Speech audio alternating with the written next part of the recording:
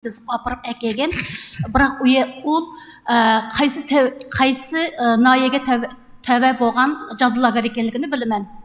I don't know the name of the camp because when I was taken there and also when I was taken out, I had black hood over my head.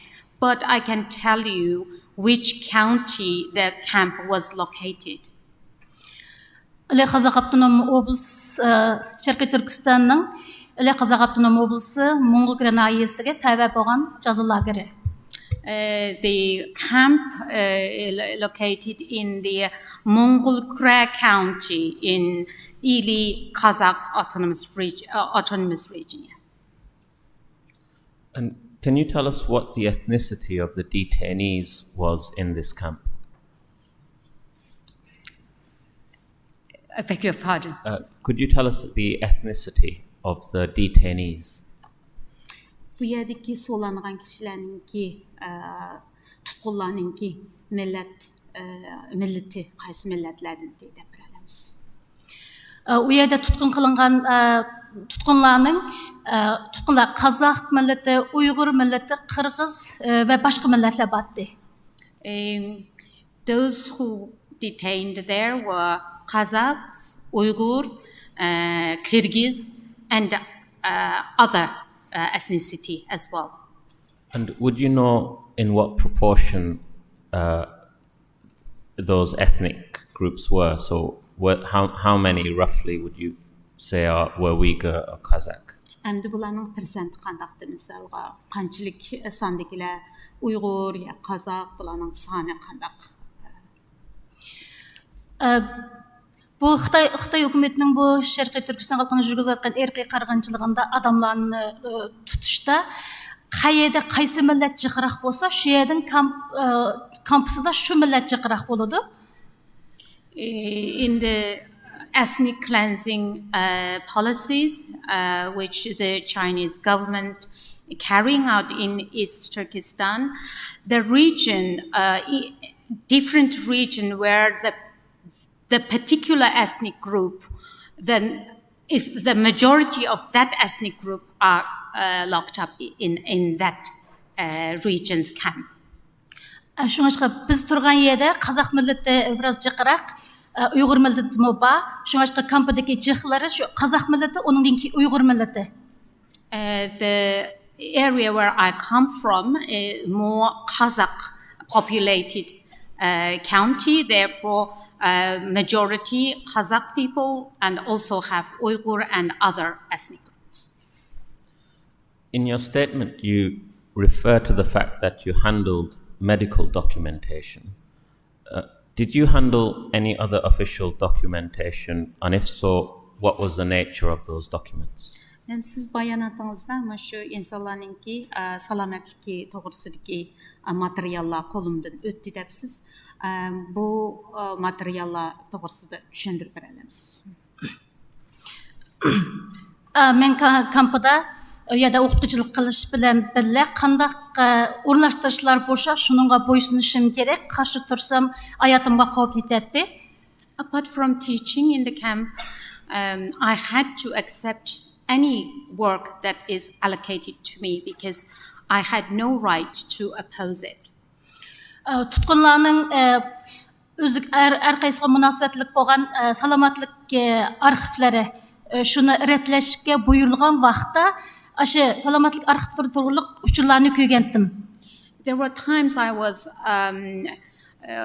asked to go to check the files of the detainees, that also health files that related to each detainees. That's when I saw their file. O salomatlik arxivida har bir odamning qan tepidan tatib, yana jigarning 5 xil tekshirishlari, har bir qimmati, anda agar ayol bo'lsa, uning qancha farzandlik ekanligi, tug'ut operatsiyasini qilmaganligi. Yeah, the medical file contained all the details of the women's health, from blood types, including the 5 different tests of liver tests, result of liver tests, including how many children they had, and whether it was a natural birth or such very detailed information. Андан o adamlarda yuqumluk kasallarning bar yo'qligi degandek sog'lomlikqa munosabatlik bo'lgan hamma uchurlar aniq qadrlangan. Including if the person has any infectious disease. So anything that relate to one's health, all information contained in that file.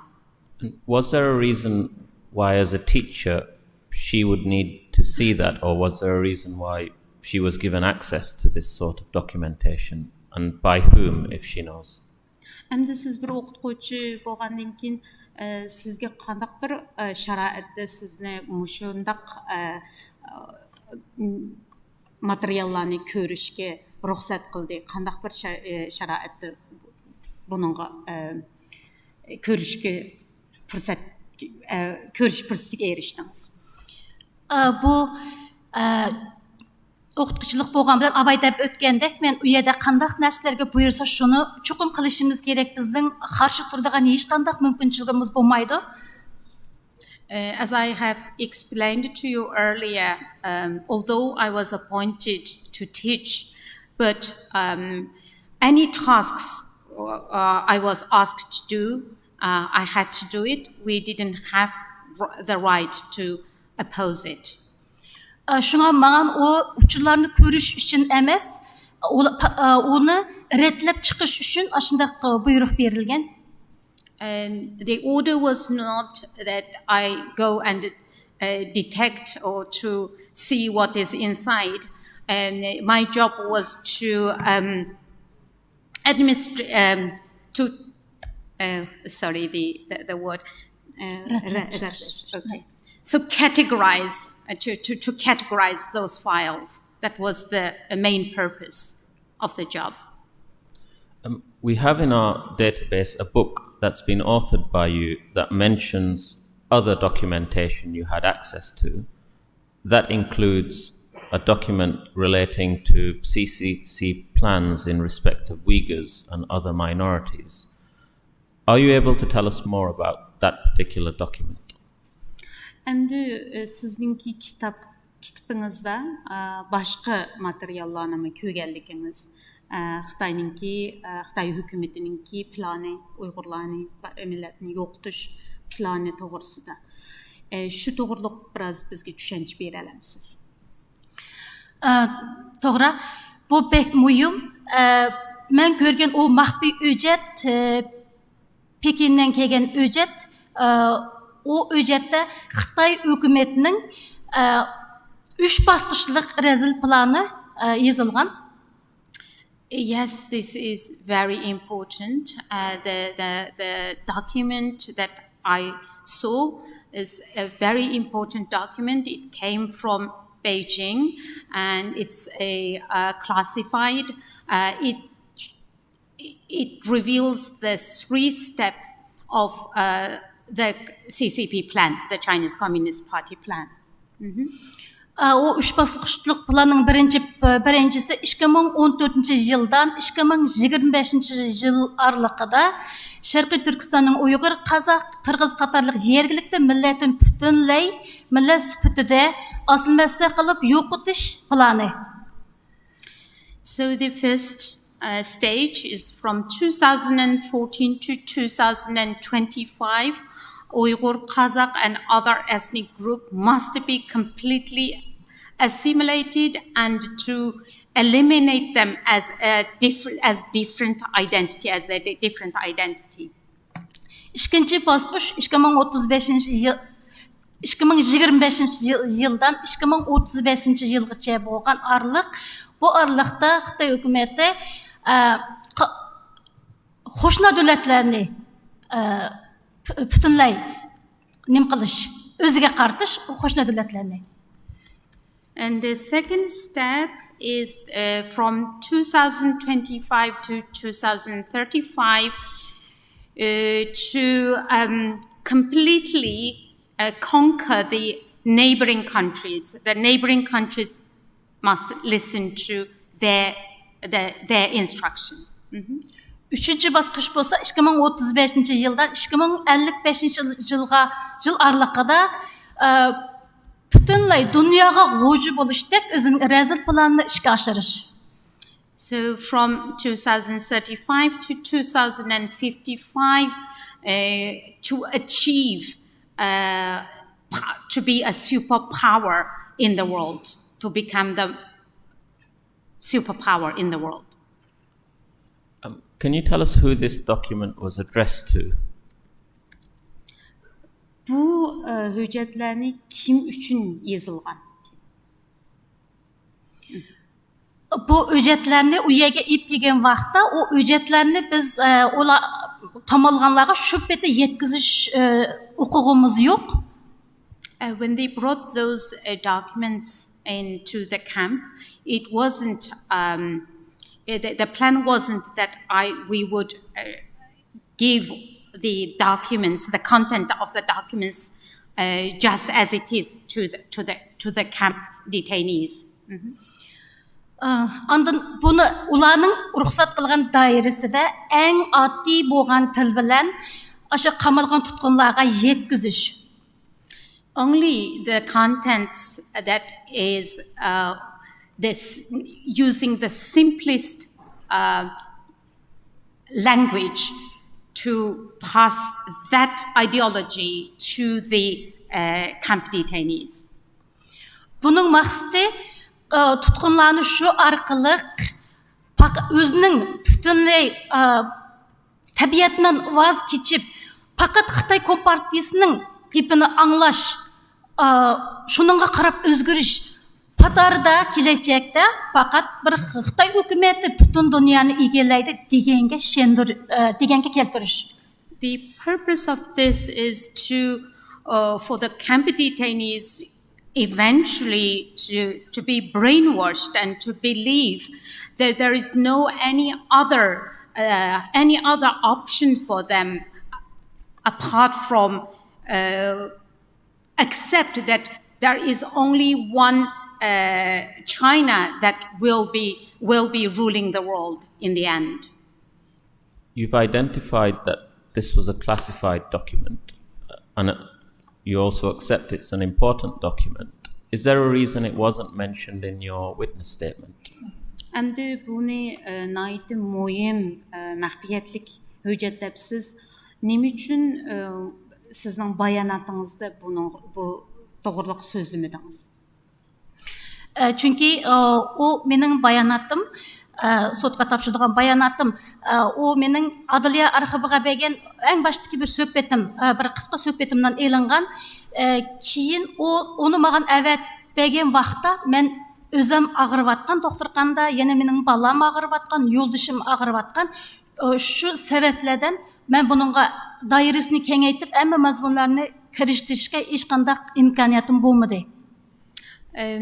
The statement that you have was sent to me. It was taken from my previous interviews, and when it was sent to me, I was in very poor health. My child was in poor health, and also my husband. And under that circumstances, I didn't have the opportunity to add anything or to make any addition to that original statement. Şu sebeplik ma tercüman kılıvatkan Rahime adam bilen alaqılışıp mening muhim mazmunlarım qeyip qalganligini dep bu kişinin nemisini sordum. Aşını deyiş fırsatım bolamdı dep. O kişi mağan qo'shimcha deydiganingiz bormi degan savol so'rildi. Shu vaqtda deysiniz bo'ladi degandan keyin men shu vaqtda so'zlayman deb umidlanib keldim. I actually contacted Rahima. I mentioned that actually there are some extra information, and then who told me that you can actually add when you are asked if you have any additional information to add, and therefore I'm here to answer that. Thank you, Ms. Southway, for answering my questions. The panel might have further questions for you. Sizga ko'p rahmat. Endi Good afternoon. I'm going to ask you questions about your statement, but also about your book, The Chief Witness, Escape from China's Modern-Day Concentration Camps, which I understand was published first in 2019. And I noticed that your statement runs parallel the details to the account in the book. Mening sualım birincisi sizinki bergen bayanatınız yana qo'shimcha o'zingizning kitobingiz 2019 yili chiqqan kitobingiz. Mening tushunishimcha sizning bayonotingiz bilan bu kitobingiz parallel o'xshash mazmunni egallagan. I'd like to start from 2017, when you recall that harassment began following your husband's leaving China for Kazakhstan. Mening sualım 2017 yıldan başlandı. Şu yoldaşınızınki Qozog'istonga ketgan şu başlanıştı. Can you report that you were taken to police stations sometimes in the middle of the night? How often did this happen? Siz deyapsizki yerim kechlarda sizni saqchixonaga apparat dedi. Bu doim qanchalik vaqtda bir qitim bo'ladi? Bu 2017 yılı birinchi aydan boshlangan ta'atmagan bo'lgan. Bu jiq vaqt doim davomlashib turdi. 2 haftada bir, ba'zi vaqtlarda bir oyda bir ashundaq. It started in January 2017 and it became frequent, sometimes once a month, sometimes once every 2 weeks. What happened at the police station? And bu shu saqchi idoraga appagan vaqtda sizga nima ish bo'ladi? Olar meni tutib aparatdi, andan ailemning Qozog'iston ekanligini bana qilib, meni tag aytdi, savol qo'yatdi, yana urib qiynaytdi. Interrogated me. Due to my family living in Kazakhstan, they questioned me repeatedly, and I was beaten up as well during that time. Yana ailemni Qozog'istondan qaytirib kelishga majburlaydi. They forced me to bring back my family from Kazakhstan. They asked you. Where did they take you? Where were the police station? Bu saqchixona qayerga apparadi sizni? Bu her türlü yer idi, o'xshamagan yerlik saqchixona mo'batdi, yana boshqa noyilik o'rinlar mo'batdi. It was different police stations, local and also county level police stations too. Do you know who ordered this taking to the police station? Who ordered this? Sizni bu saqchiga opirishni kim buyurdi? Kim buyruq tushirdi?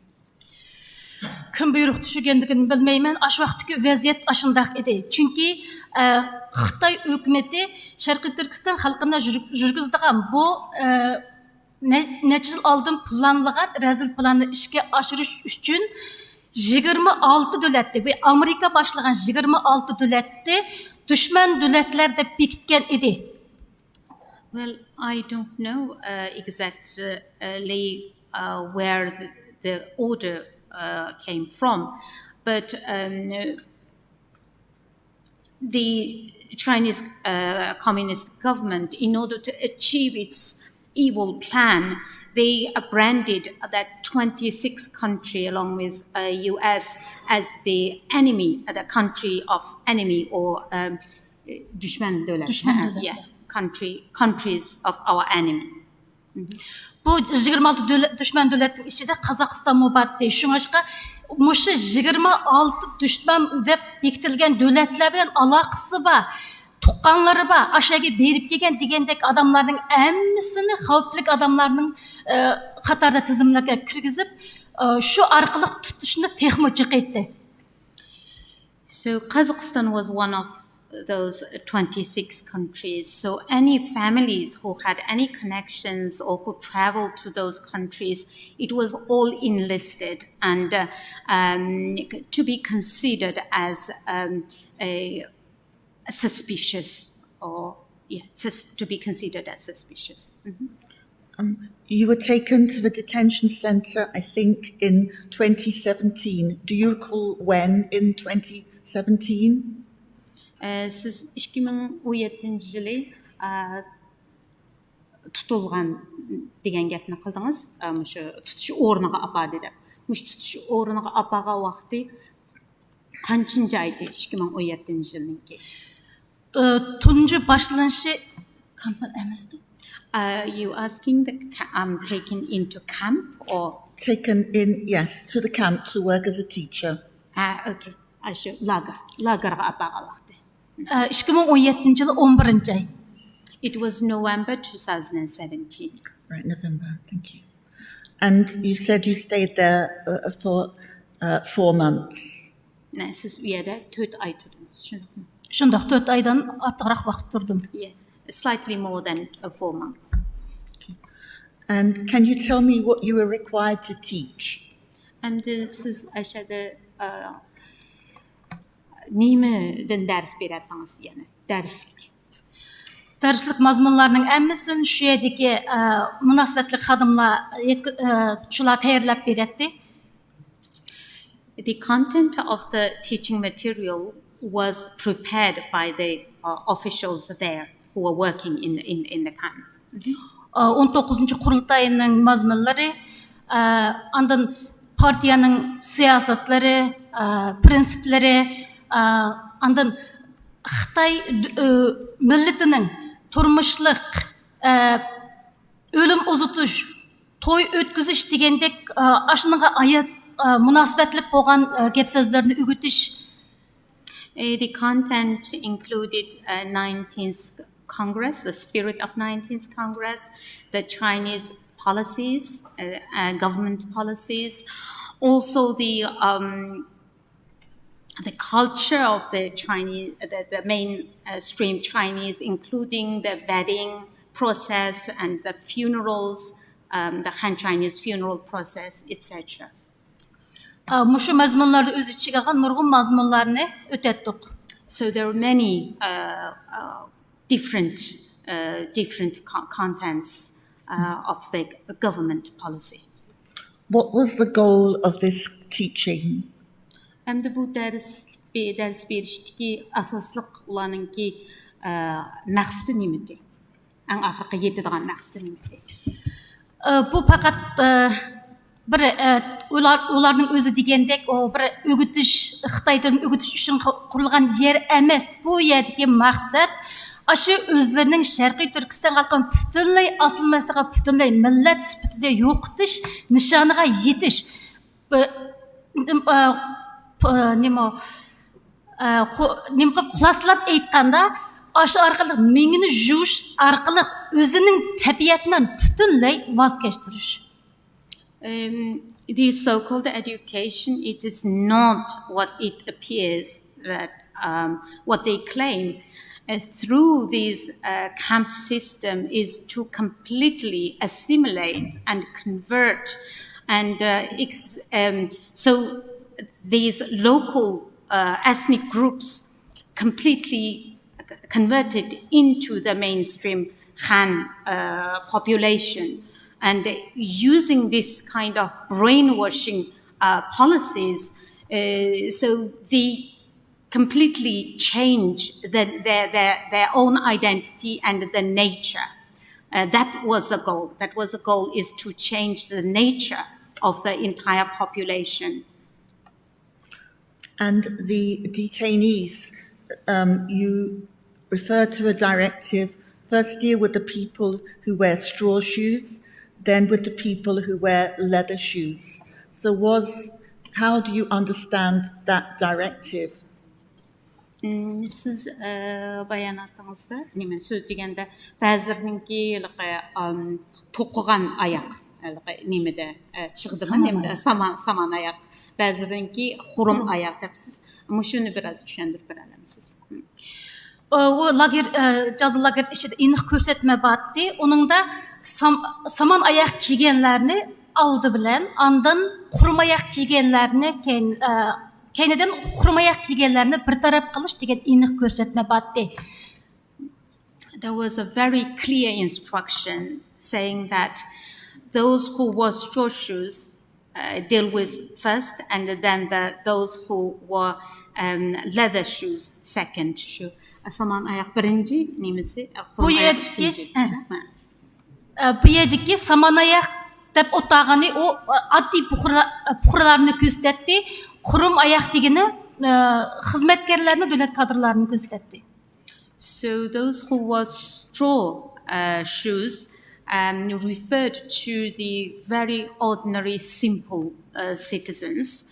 And those who wore leather shoes, they were the more intellectuals, the cadres, and the other people. So you were a teacher, and you say you were also a detainee. Can you tell us how your work affected how you were treated? Were you treated differently from other detainees? And this is o'qituvchi bo'lish suhbatingiz bilan hamda siz u yerda tutqun. Ham o'qituvchi ham tutqun. Shuning uchun siz bilan boshqa tutqunlarning farqi bormi? Ularga endi munosabat qilgan vaqtlarda siz qanday farq bormi?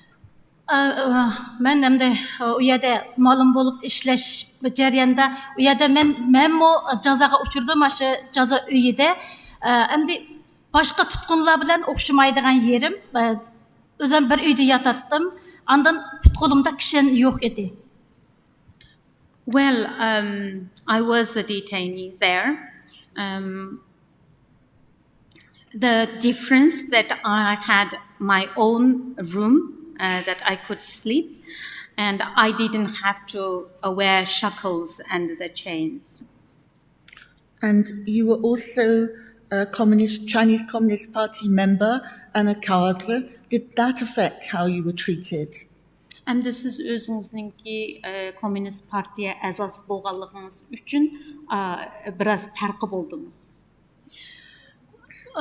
Yo'q, undaq hech qanday farqi bo'lmadi, chunki uning oldida meni mening ailemnimi xavfli aile degan nimaga turaqlantirib qo'ygan. No, because prior to that they already categorized my family as a suspicious or dangerous family. Xitoy hukumatining buyrug'i bo'yicha har bir yerdagi rayonlar o'ziga tava bo'lgan ailelarni 3 xil karakterga bo'lgan. According to the Chinese government's policy, all the local people in the one region was categorized in 3 different categories. Birincisi xavfli aile, ikincisi o'rtacha xavfli aile. First is a dangerous, and then the second is medium. So it's not the most, but yeah. Üçüncüsü xavfsiz aile. The last is a safe. Mening ailemmi Qozog'iston bilan munosabatim bo'lganligi uchun o'sha xavfli aile qatorida ondan tutadigan odamlarning odatda shu birinchisi xavfli aile, ikkinchisi o'rtacha xavfli aile deganlarni asos qiladi. So due to the reason that my family members living in Kazakhstan, so my family was also categorized as they are dangerous. And therefore, when they decided to detain people, so it's according to the family and those individuals belong to which category. That was very important. So you knew which category and what reason you were treated in that way. Did other detainees also know their reason for being there? Endi siz özünüzninki üyedikliginizninki sebebini bizge düşendirip berdiniz. Endi aşağıdaki tutqullar özünün neme üçün aşağıda tutulup turvatqanlığını biletdimi? Sebebini biletdimi? Xitoy hukumatı mushu razil planni unumli ishga oshirish uchun 70 necha turlik bo'lgan yolg'on tuhmatlarni shu gunohsiz odamlarga Sharqiy Turkiston xalqina chaplab, shu har bir odamga shunday yolg'on tuhmatlar orqali tutib kirgizilgan. In order to achieve their evil plan, the Chinese Communist government listed 70 wrongdoings or crimes, and so all the people who were detained in that facility, in the detention, was part of this listed 70 accused of one or several of this 70 type of crime or wrongdoings. And they knew why they were there. They knew which crime. And ular öz biletdimi? Neme üçün özünü eşeğe ekirgenlikini? Yani ular depegen neme üçün? Kelgandan keyin depegen namisi biladi. Yana eng ichinchiligi bu yerda shu o'zining azaldan bo'lib baxmagan Xitoy hukumati chaplagan o'sha jinoyatni turli razil vositalar bilan shularga shuni e'tirof qilishga majbur qiladi.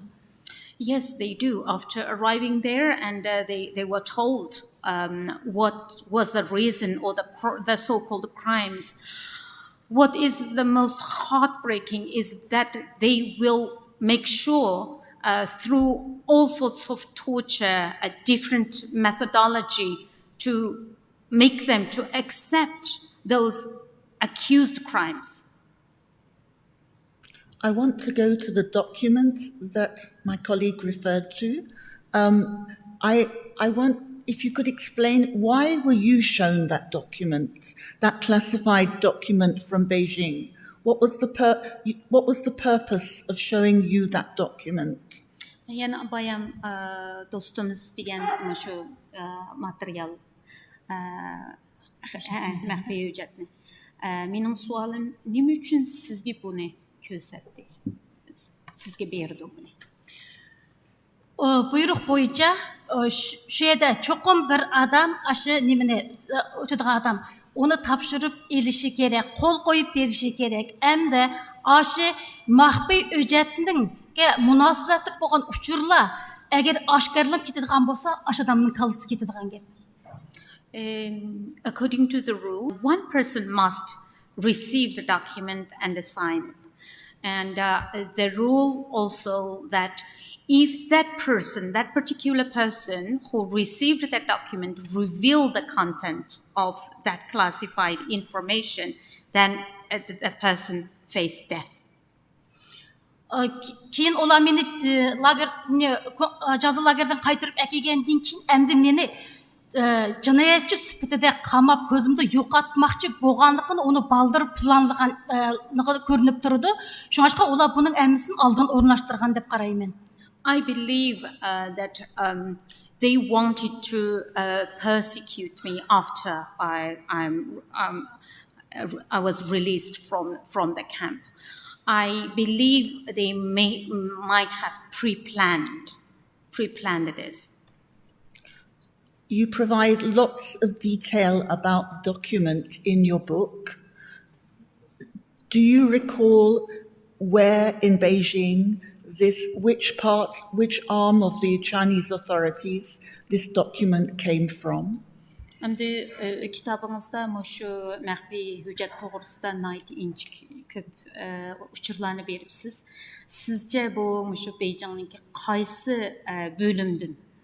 qaysi bölümüdün kelgan? U yerda markaz deb yoziliq, markazning ondan aslida nimaga maxfiy hujjat deb yoziliq, yana unda qo'l qo'yuqliq. Well, the information is the central government, and underneath is called the classified document. Then there is a signature. There was a signature. You remember the name? İsimni esinizde var mı? O ismi esimde yo'q, chunki uni bir-birlab tafsiliy ko'rib o'tirishga nim qilmaydi. Ko'rayotgan vaqtingdimi ular kuzatib turadi. I don't remember the name because they won't give you a lot of time to remember. Even when you are reading the document, they would watch you. I'd like to turn to the experience in the camp of rape of girls and women.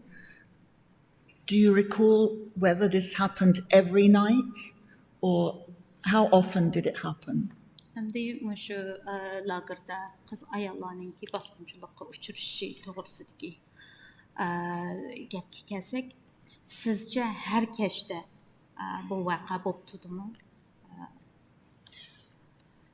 Shundoq, bu ayollarning bosqinchilikqa uchrashi, jinsiy parakandlikka, zo'ravonlikqa uchrash dafsanda qilishi bu u yerdagi doim bo'lib turadigan ish. I say yes because the woman who faced rape and sexual assault, it was a regular thing. Where did this happen? And bu qayerda bo'ldi?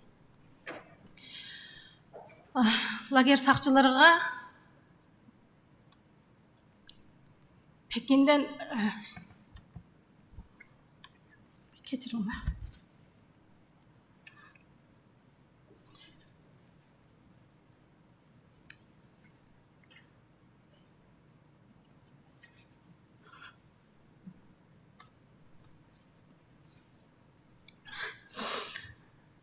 Pekin'den cheksiz huquq berilgan ularga, shunga ular xalaqanin qilalaydi. The police was given unlimited power from Beijing. Therefore, they can do whatever they want. Özleri xalaqan ko'zi tushib qolgan ayollarni tanlab aytib ketadi kechda, atsi yandırıp yeb keladi. They can pick the girls, whoever that they like, and they can take them out at night and brought them back to the next day.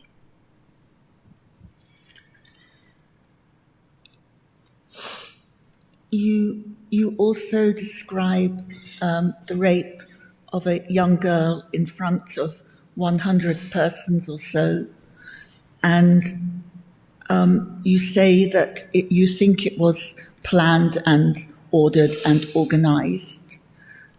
Do you know who ordered this?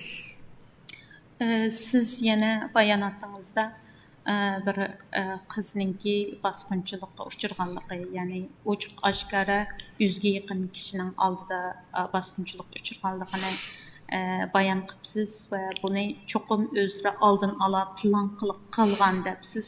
Sizce bu buyruqni kim tushirgan, kim buyruq qilgan? Kim buyruq qilganligini bilmaymiz. Bu aşağıdaki bütün jarayonga qarsak, bu cho'qim oldin o'rnashtirilgan narsa.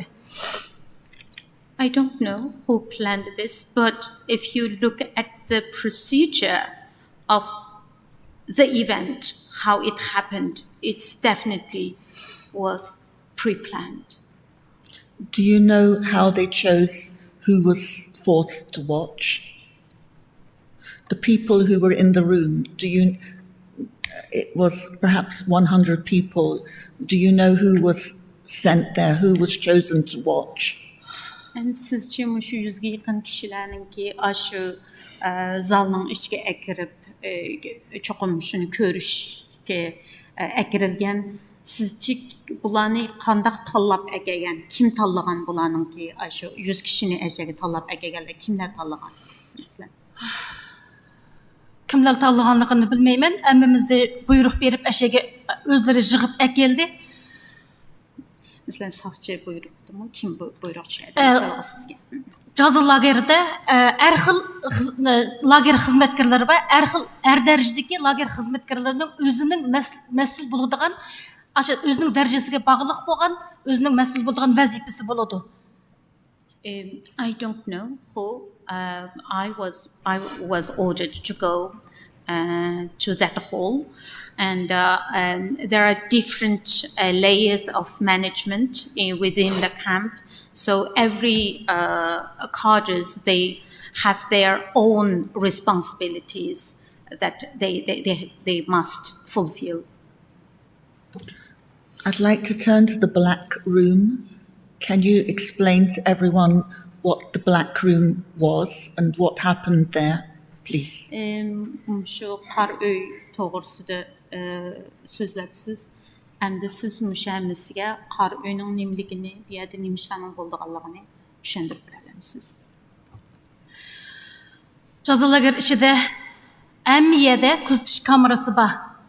Тұтқынларның bütün әрбір іс әрекеті 24 сағат күзетіште болады. In the camp, cameras everywhere. So the movement of all the detainees surveilled for 24/7. Fakat aşı qar үй деп атылыдыған үйде kamera yok, kamera ornatılmagan o үйге. Only the room that was called Black Room has no camera. Çünkü bu үй aşı qamalğanlarga türlük rezil vasıtalardan paydalanıp qıynaş, cazalaş ip bardığan үй. Because the room was designed to torture and to make the detainees suffer. That is the purpose of that room. Onun içige şunda qoqunuşluk türlük jaza kuralları koyulgan. There are many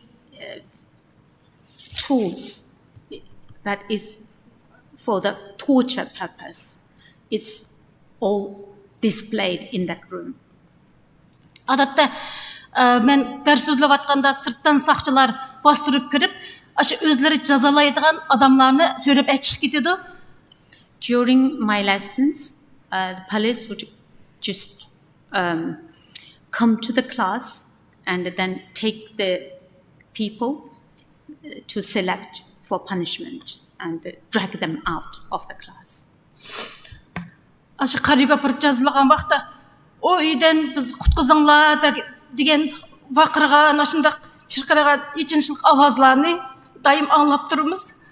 We could hear the screams and the begging for help from that room after they were taken there. Жазалашқа еп кеткен адамларның бәзілері шондақ иғыр ярланған алда қайтадан сөйлеп әкіліп ташлайды. After they receive severe injuries and they were taken out, then they were just thrown on the ground, on the floor. Bəziləri şüpheti qaytıb kelmedi. Some never returned. Mən onlarını qiynaş jarayonida ölüp qaldı deb fərəz qıla alayman. I suspect that they must have died. They might have tortured to death.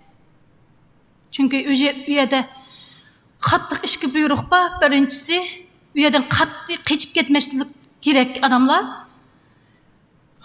Yana birisi o'lib qolgan adamlarni boshqalar qattiq ko'maslik kerak degan. The two very strict rules.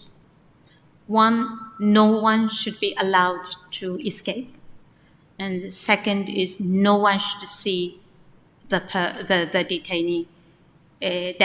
detainee's dead body.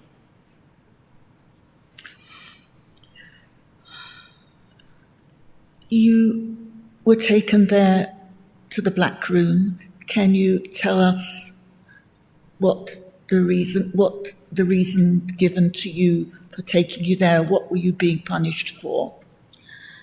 Siz mi özünüz şu qar öyge kiripsiz, sizni şu yerdə cəzalanıbsız. Nima üçün şunu səbəbini düşündürüb biləmsiz? Aşı lager, jaza lagerinin türlü qayda tüzümləri batdı. Hatta başqalar bilan sözləşiş uyaqda tursun, küdüşkümü, jığlaşqımı ruxsat qılınmaydı. There are many different rules, strict rules in the camp. You cannot even allow to smile or allow to cry, let alone speaking to others. Tutqun qılğan adamlar, ular turib yo'qab ketadi, azıyıb ketadi. detainees taken away and disappeared. The numbers gradually became smaller. Aşı azayıp ketken adamların ornaga yeniden adam tutup ekilip toluqtarattı. Then they would bring new detainees to replace those places of those disappeared. Şundaq yeniden tutup ekilip kırgızıvatkan adamlarının arlıqıda, kırgızıvatkan vaqta aşı adamların arlıqıda bir Kazak momay battı. That one occasion when they brought new detainees, and there was one elderly Kazakh lady. O kişini tağdaki üyden tutup ekegen vaqta kiyim kiyişkime ülgürtmepti. Biz Kazak momaylarımız kalaş ötüktün sırtadan kalaş giydi. O adamga kalaş giyiş pürsütümü beğenmegen. So when she was detained, they didn't even give her chance to wear her outdoor clothes. And in the we Kazakh people, normally we wear, we call kalach, after you wear boots, then you wear Galoshes. Galoshes, yeah. And she wasn't even given the chance to put that on.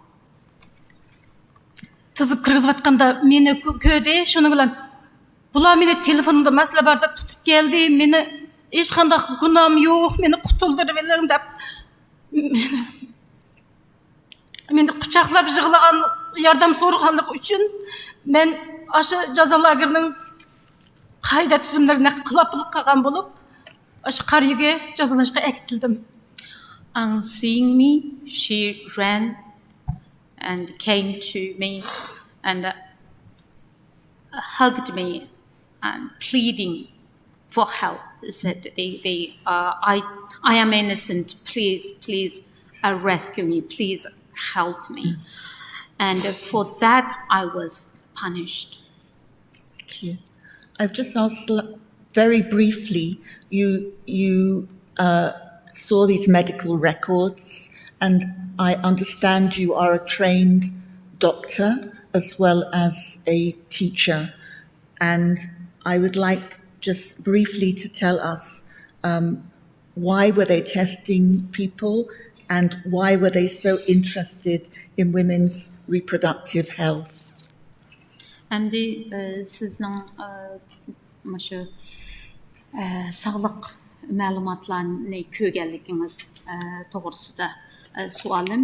Siz ham doktorlikni o'qibsizga, sizce bu tutqunlarning bu qadar ularning salomatligiga ham bo'libmi ayollarningki shu tug'ish tug'magan balliq bo'lgan mushu uchurlarga bu qadar ko'ngil bo'lishidagi maqsad nima, sabab nima? Bu yerdagi sabab mening farzimcha, bu yerda ikki sabab bor. Birinchisi, aşı ayollarning aşı butunlay tug'ut masalasiga qatorliq bo'lgan uchurlarning shunday aniq yezilishining o'zi aşı ayollarning aşı butunlay tug'mas qildiganga chora ib borish uchun tayyorlangan. I believe there are two reasons, in my view, two purposes. First is to, when it comes to women's reproductive information, the aim was to make sure that all the women become infertile. İkinci sebep, hech qanday salomatligi yaxshi bo'lgan, hech qanday yuqumli kasalliklari yo'q, sağlam adamlarni mecburi emgak bilan ishki og'za savdosining manbasi deb qarash uchun tayyorlangan deb hisoblayman.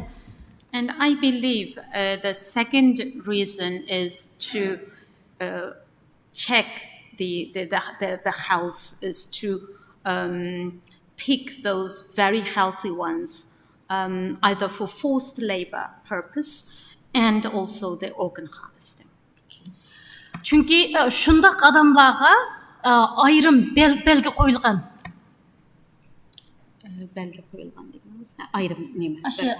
Aşındaq sağlam, aşındaq yaşlılar, yuqumluq kesillikte yo'q adamlarga ayrim nima belgi qo'yib qo'ygan. Okay. Because those who were very healthy ones had the ticks in that box. Finally, you left the camp. Please tell us how you left and where you went, very briefly. And this is şu lagerdan chiqibsiz. Lager qandaq chiqdingiz? Qandaq you left the country. Is that? How did you leave the camp? Were you dismissed? Okay. Şu lagerdan chiqqan vaqtda sizni bo'ldi ishing tugadi degan vaqtida qandaqa chiqib qo'ydi sizni? Özleri meni qandaq appagan bolsa şundaq beşim qarqalta kiygizib uyimga akeldi. Ondan davamlıq özümün xizmetimde davamlaştırışımda etdi. Exactly the same way how I was taken there. Black hood over my head, and then they brought me back to my home, and I was told I must continue my previous job to do previous. Thank you very much. Thank you. Two questions, if I may. One is that the role of teacher inside the camp was clearly an important one, regarded as an important one. And yet your family was designated as dangerous. Why do you think they chose you, coming from a dangerous family, to fulfill this role in the camp? Endi bu lagerda ders o'tish degan intayin muhim bir rol. Endi sizningki ailengizni Habab ailesi deb bekitgan ailengizningki sababidan qandaqlarcha sizni uyaga ders berishga tanladi? Misalga siz bir Habablik ailedan bo'lganligingiz. Sağolыңызга рахмет. Bunun sebebi men Xitoy tilini shundoq yaxshi o'rgangan, ondan Uyg'ur tilini bilaman, o'zimning tilimda yaxshi so'zlay olmayman. Mushu sabab bor.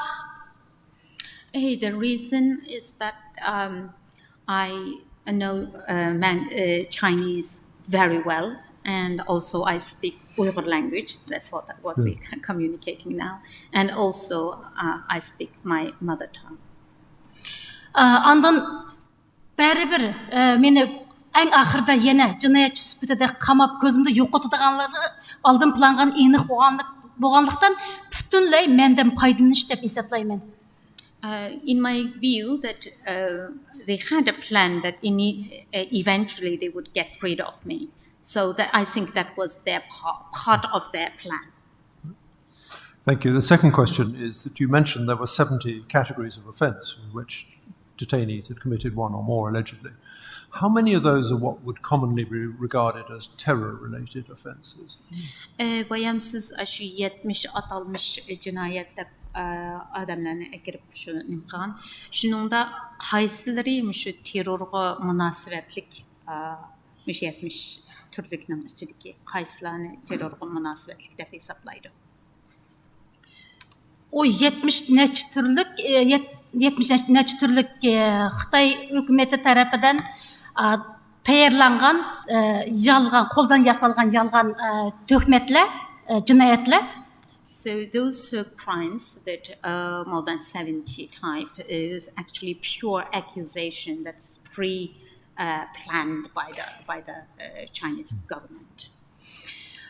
Bu yerda terrorizmga bog'liq bo'lganlari islom diniga munosabatlik bo'lgan, islom diniga munosabatlik dars olganlar, saqal qo'yganlar, namoz o'qiganlar, meşitke bağanlar, ballarını, tuqqanlarını namaz o'qishga, islom dinining qoidasini bilishga, aşınınğa kushkirtganlar. So the terror-related ones are the religious, who practiced Islam, who wore beard, who wore beard and prayed, been to mosque. Also encouraged their children to practice religion. Ondan bir vaqtlarda Xitoy hukumatı o'zi yol koyup meşitlerini sağan vaqtda şu vaqtda özleri bu adamlarını meşitke yardım kılışqa özleri ruhsat bergen. Azır muşu tutulganlarning yana şu terrorizm deb qaragan bir türkün adamlar şu vaqtki meşit sağan vaqtda meşitke yanı qilganlar. In the past, when they built mosques, actually Chinese government encouraged people to help to build the community mosques.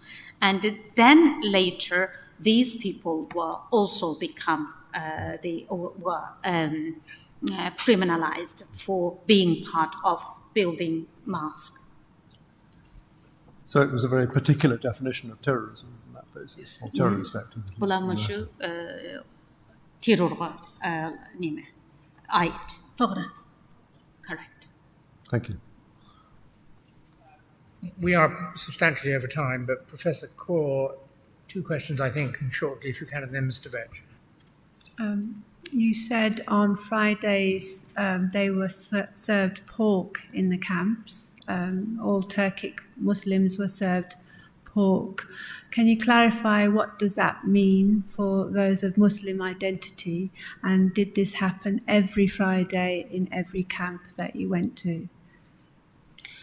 Siz cümə günləri çocuk göç berət edəbsiz. Bunu hər cümə günü üçün dəxmətdi. Ananınkın bir musulman üçün məşinaq çocuk göçünü məcburlaş, qandaq bir məşini bir düşəndir bir ələmsiz. O yerda nurg'unlagan aş adamlarning o'zining tabiatidan voz kechgan kechmaganligini sinoq qiladigan turli razil sinoqlar bordi. Cho'chqa go'shtiga majburlash ash sinoqning biri. There are many different tests carried out to check whether they were reformed, whether these people gave up their own identity. So forcing to eat pork and to see whether they eat pork or not, that is one of the tests.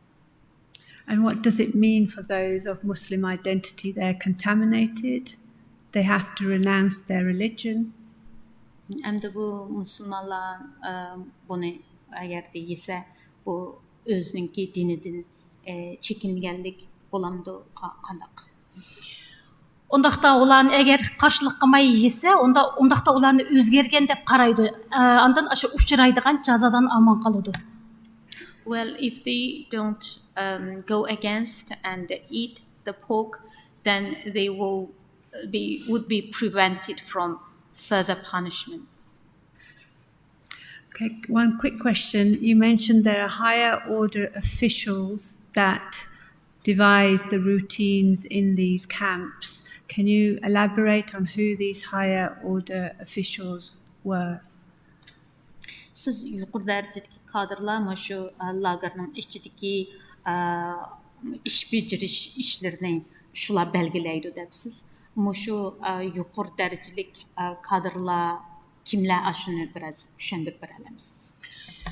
U yerda turli xizmatlarga mas'ul, yana o'zining xizmat doirasiga, xizmat darajasiga munosabatlik ishlarni bajaradigan har xil xodimlar bor.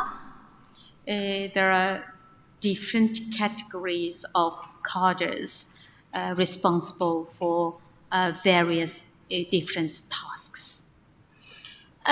Yuqori darajali xodimlar, uningdan keyin turadiganlar, yana ishni ishga oshirish uchun ishni ishga oshirishga moslashadigan lager saqchilari, yana yordamchi saqchilar degandek. The highest level officials who give order, then the lower level, and then those police that implement those, enforce those rules, and so that they all come in a different level.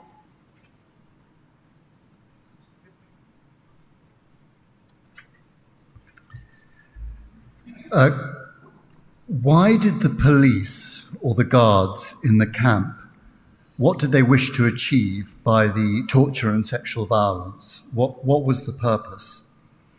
Hem de şu lagerdeki sakçılar Bu insanlarni bunda qiyin qistab qilib, tan jazosi berib, hamda ayollarni bosqinchilik qilib, bularninki maqsadi nima? Nimaga erishmoqchi?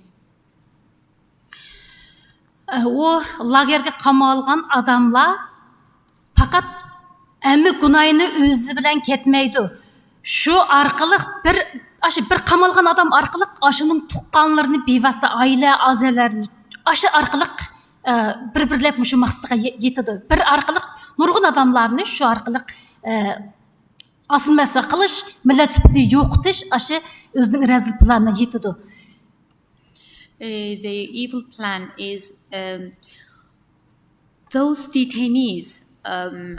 They are not detaining that person from the family is not the final goal. The final goal is to bring more people inside the camp, especially the relatives and the people related to them. Mm-hmm.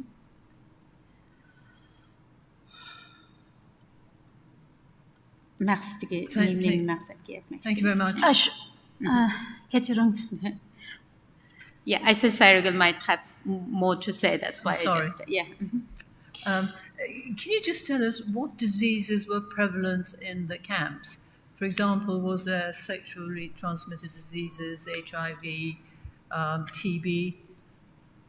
Endi bu lagerlarda qandaq bir kasallar bulungan, mesela yuqumluq kasallar, mesela jinsiy yuqumluq kasallar yoki tuberkuloz degandek yoki HIV ashunaq kasallar angladingizmi, bilamisiz?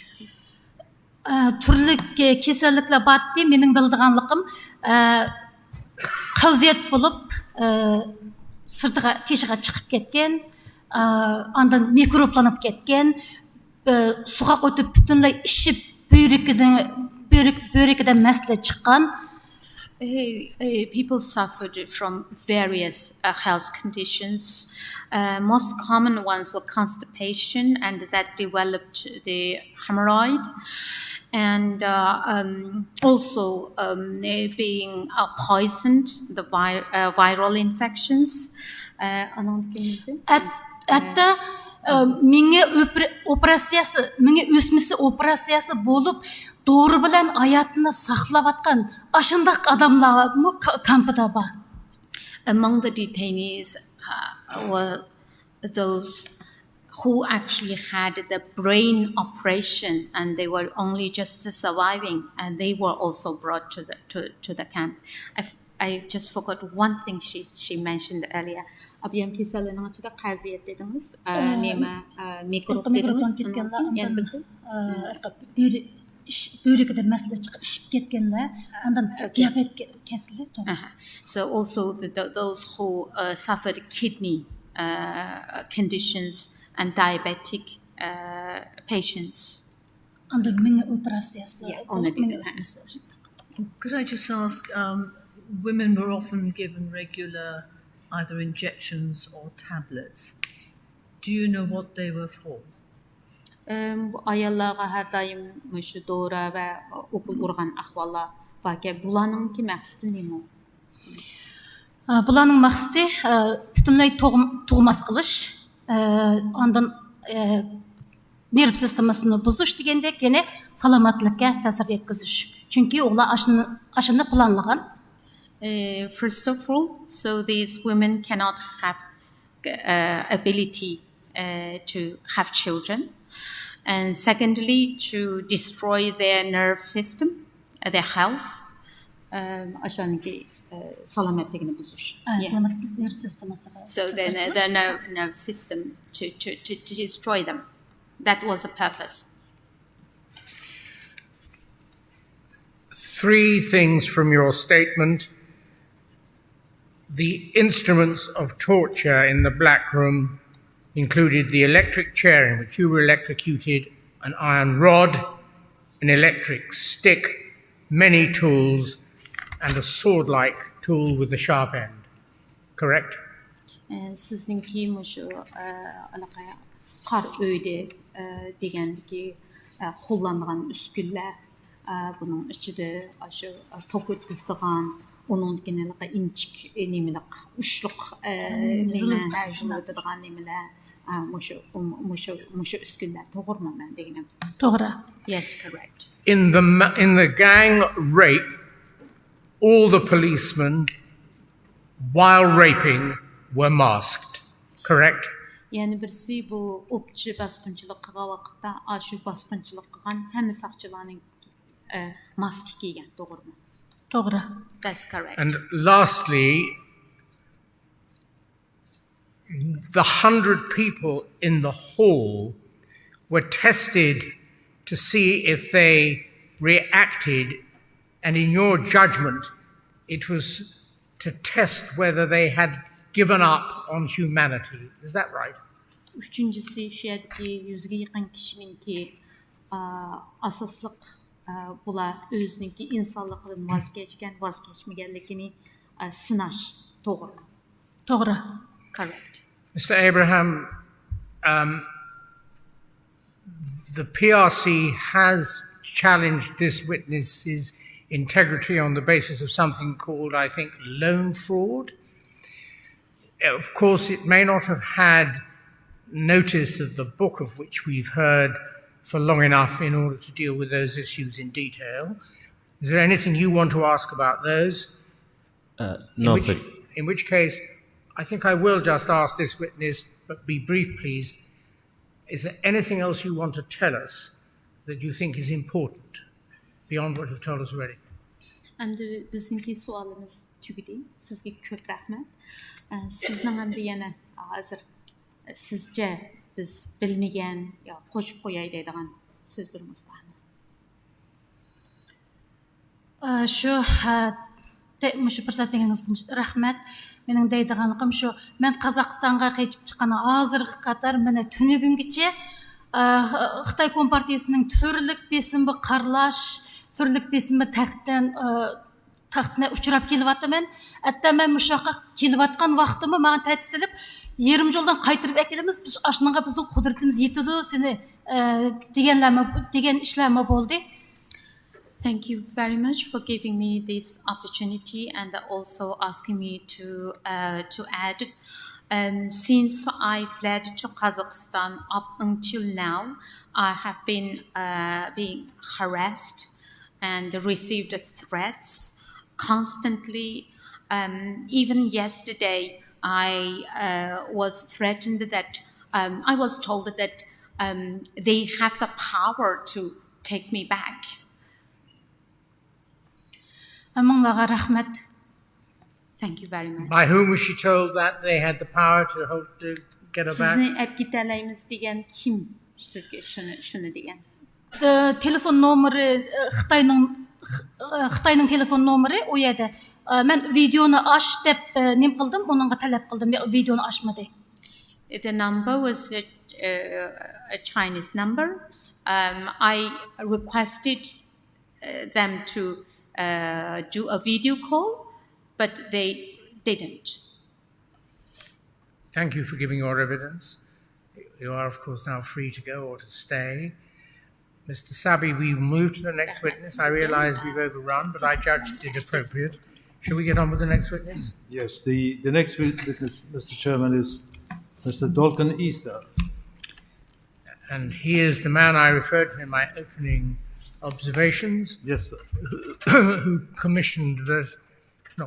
asked us to form this tribunal.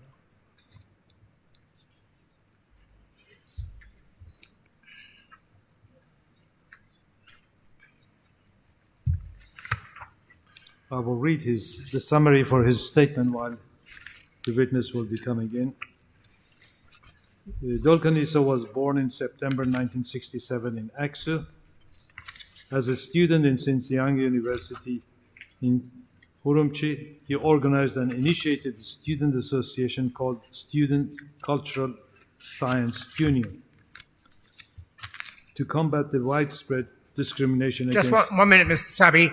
There's been problems with the sound. I'm going to really check that you are hearing us, and indeed when there was an interpreter. People at the back, can you hear? Nod or shake? Okay. nod or shake your heads. Okay, thanks. Sorry, Mr. Sabi. In June 1988, this association organized a gathering of students. On the day before the demonstration, they were called in and invited to the headquarters of Deputy Secretary General of the CCP in the region. However, the discussion became fruitless, and they decided to move ahead with the demonstrations. Mr. Isa and his colleagues were made subject to house arrest orders, but the demonstration did go ahead and was very successful. And it followed by disturbances. In September of that year, Mr. Dolkan and one of his colleagues were struck out of the university, and he could not finish his studies. Mr. Isa then went to Beijing and opened a restaurant in Beijing. Again, he became under the focus of the police in Beijing, and he had to leave China, where he resided in Turkey. Eventually, he moved to Germany in June 1996, where he was given an asylum. He participated in establishing a World Uyghur Youth Congress, which he was elected as chairman. Later on, he joined the East Turkestan National Congress and merged them eventually to become World Uyghur Congress, of which he is the president. Since then, Mr. Isa has been frequently targeted and harassed by the PRC. The Chinese authorities had issued international warrant of arrest against him, accusing him of criminal conduct and murder.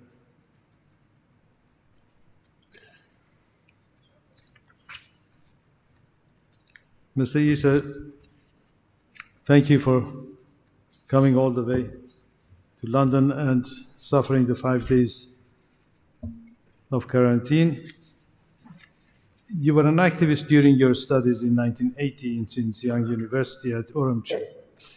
Would you briefly explain to the tribunal your student activities until 1988? Sure. If it is possible, can I use my mother tongue? Can I use the translator? Sure. But is it being translated? Yes, please go on. Thank you.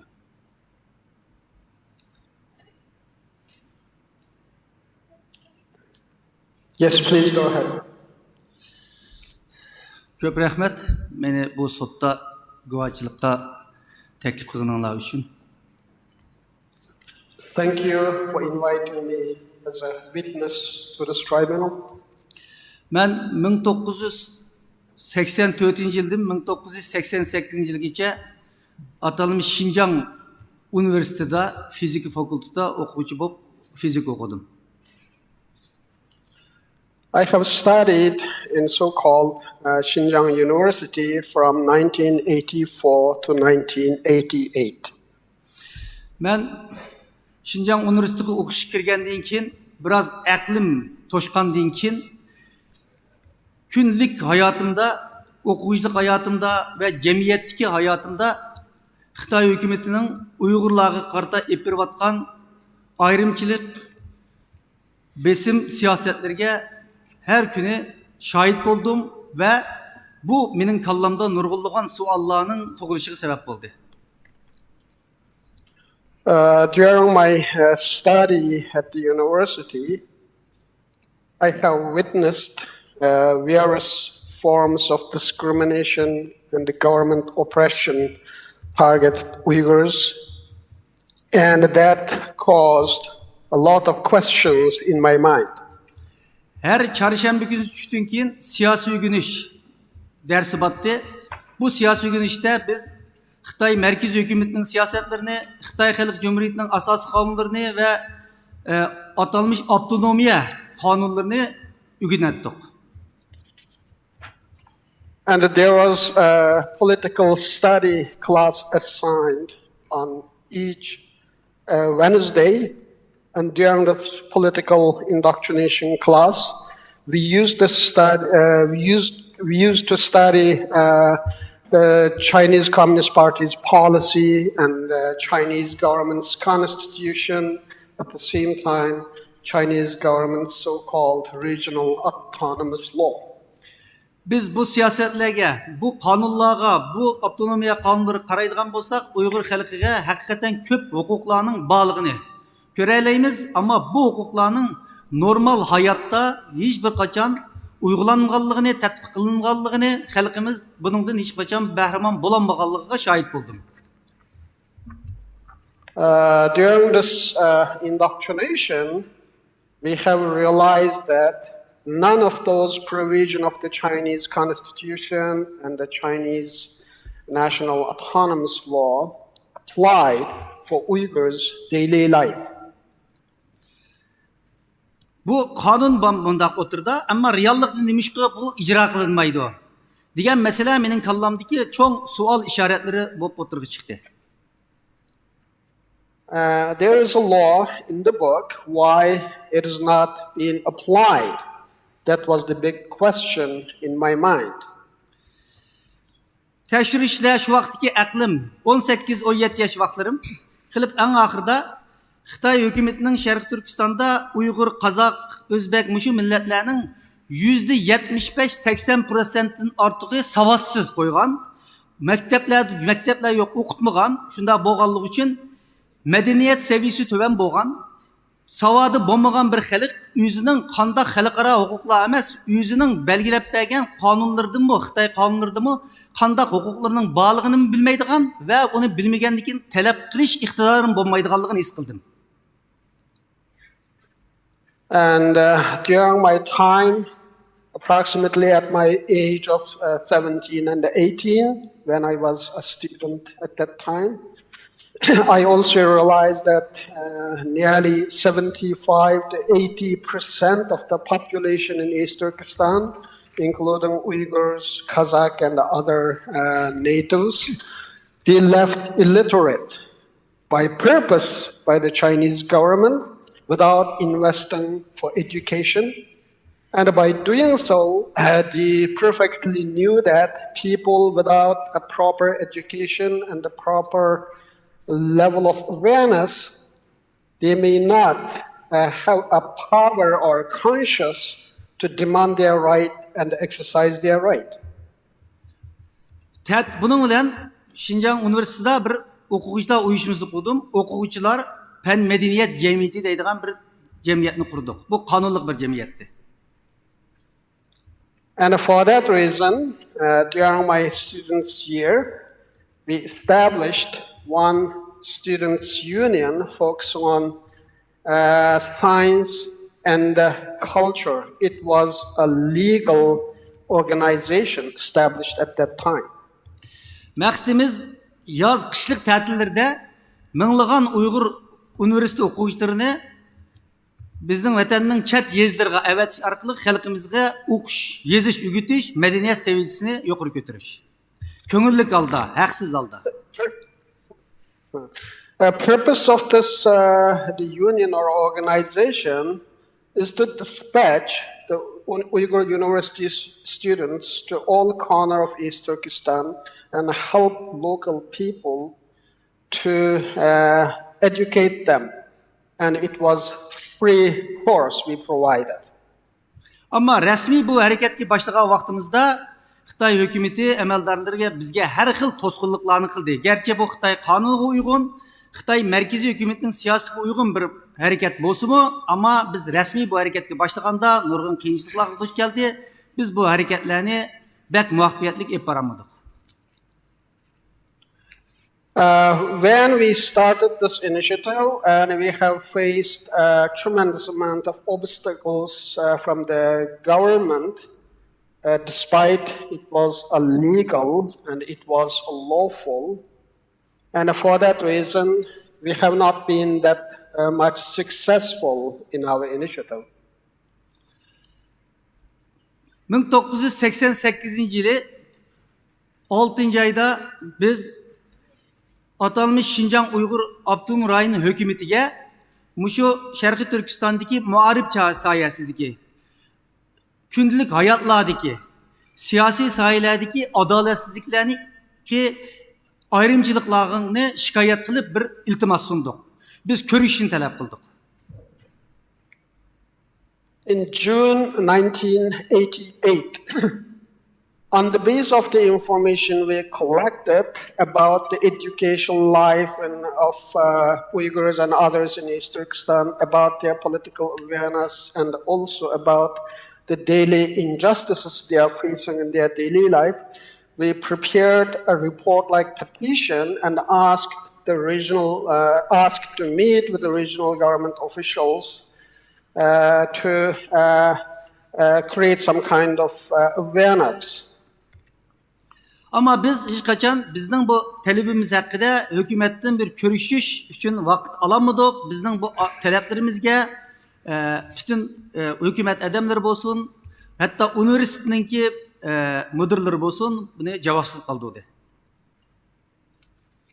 And our repeated demand to meet with the government officials, even including the school high-level officials, left unanswered, and we could not able to deliver our message to neither to government officials nor the school administrations.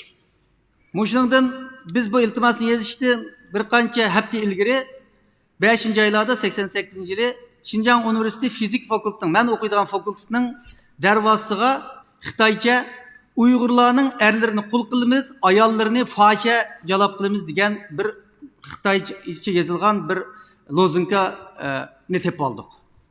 Yozildi yani.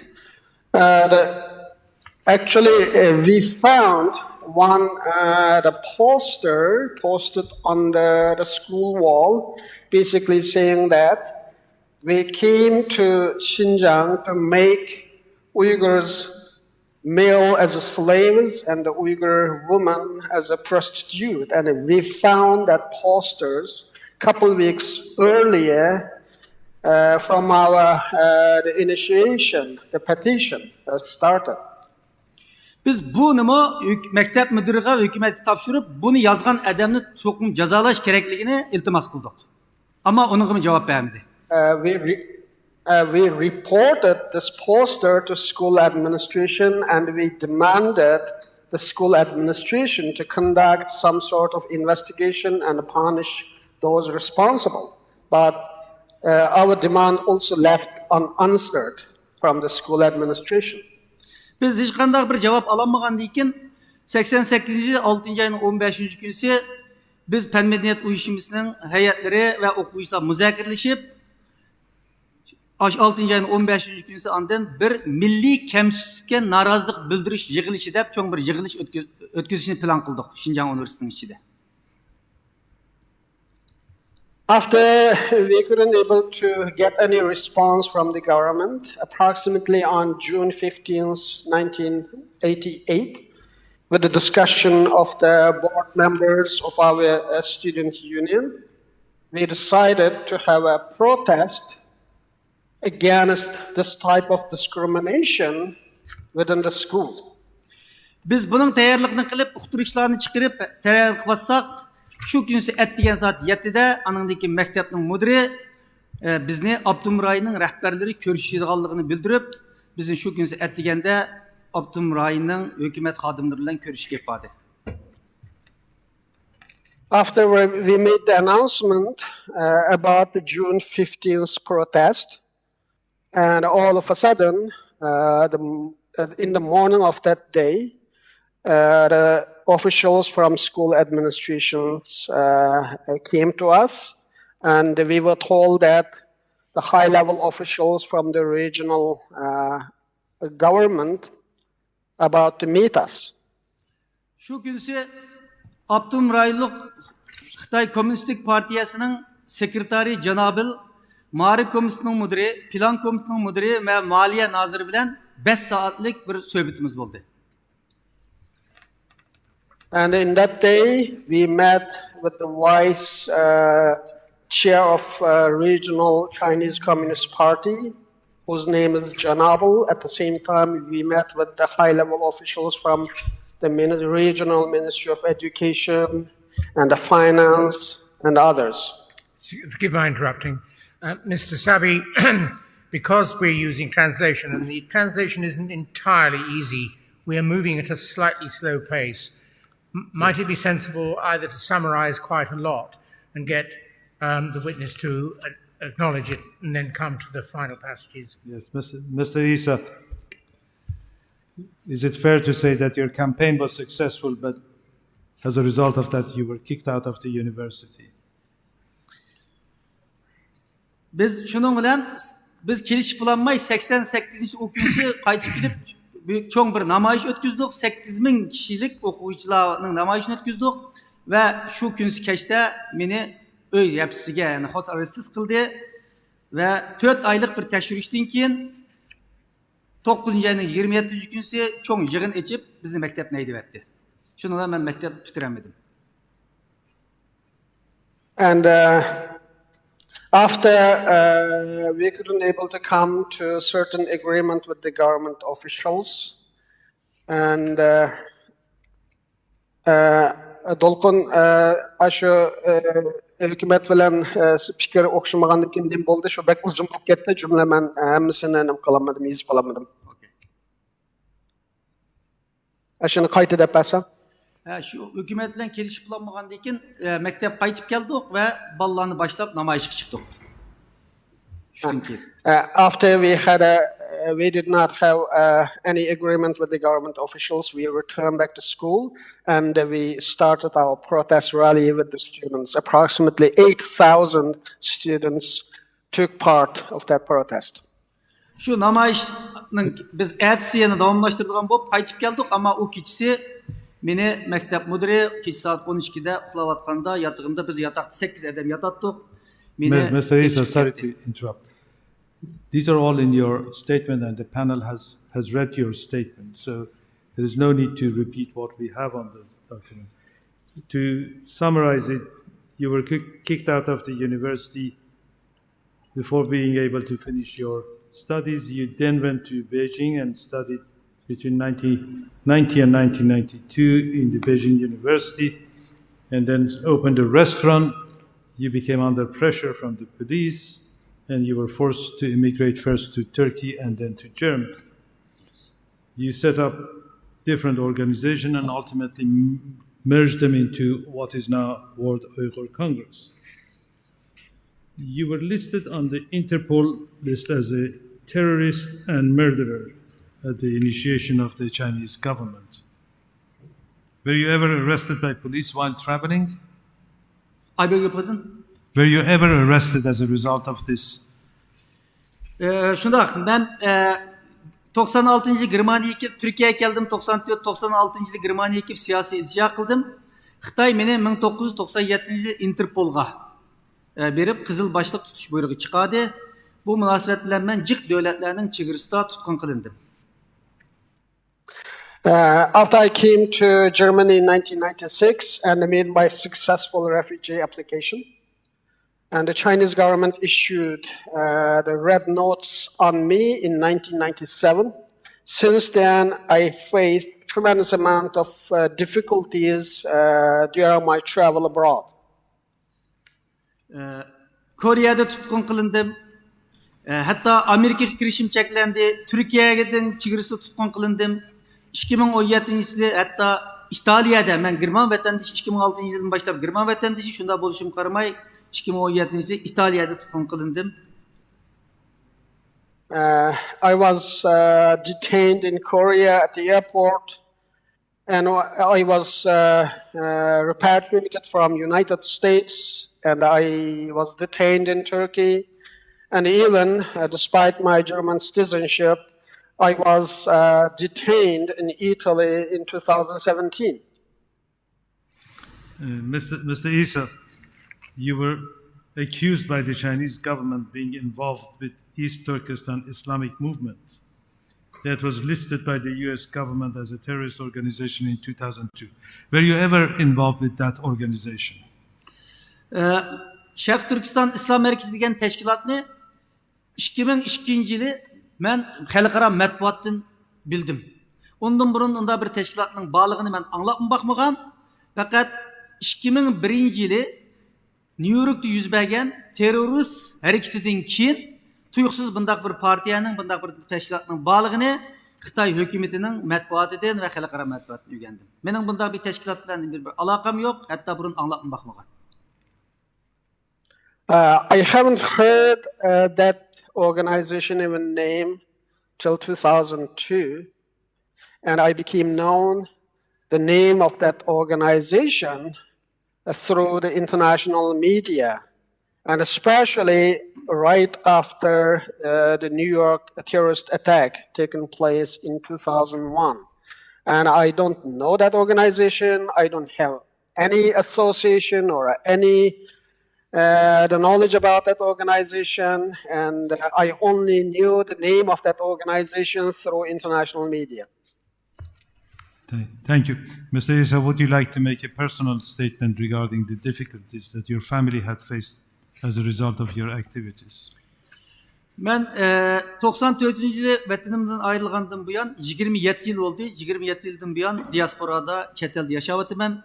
Bu jarayanda ben ata-anamni, urug' tuqqanlarimni, do'st birodarlarimni bir qatimni ko'rib baxmadim. I left my home country in 1994, and it is 27 years now. And since then, I'm living in exile. Since I left in 1994, I did not have a chance to meet with my parents or relatives even a single time.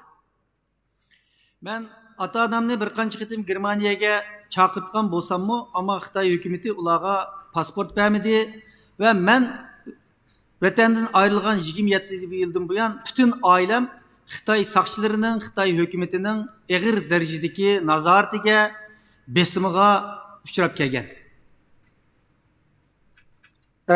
I have invited my parents to come and join me in Germany several times, but Chinese government repeatedly refused to issue a passport to my parents and relatives. And for that reason, because of my activities abroad, my whole families faced monitoring and harassment by Chinese government all the time. 2017 yılının 5-ci boğarlıqda hiç bo'lmasa haftada 2 haftada bir qatim ailem bilan telefonda nayt qisqa qandarak avaling deb nayt oddiy salomlashish ishlarini olib bora olaydim. Çünkü benim bütün telefonlarımni Xitoy hukumati anglaydi. Onun için ular bilan boshqa gap deyishim mumkin emas, boshqa gap yo'q. Ama 2017 yılı 4. aydan başlap alaqam tamamen üzülgen. Up till April 2017, at least I had a chance to talk with my parents and relatives sometimes once a month or sometimes twice a month through a phone call.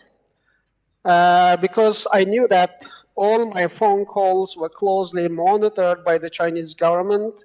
It was impossible to talk anything else except just a simple greetings. Since April 2017, all my communication with my parents and other relatives are cut off completely, so I don't have any means of communication with them. 2017 yıl 4. aydan başlap alaqam üzüldü ama 2018 yılda aradan bir yıldan köp vaqt ötkende apamның vafat bo'lganlik, o'lganlik xabarini angladim.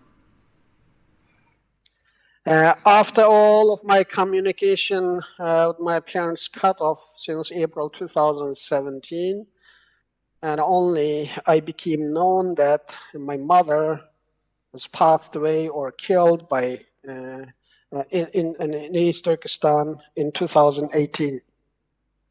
Ben bu xabarni anglagandan keyin ailem bilan qaytadan aloqa qilishga tirishgan bo'lsam-mu, ta hozirgacha bir aloqa o'rnatolmadim.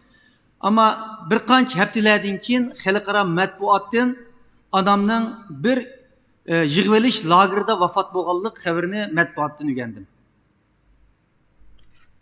And when I heard this news, I tried to contact with my family members a number of times, but I couldn't able to communicate with them.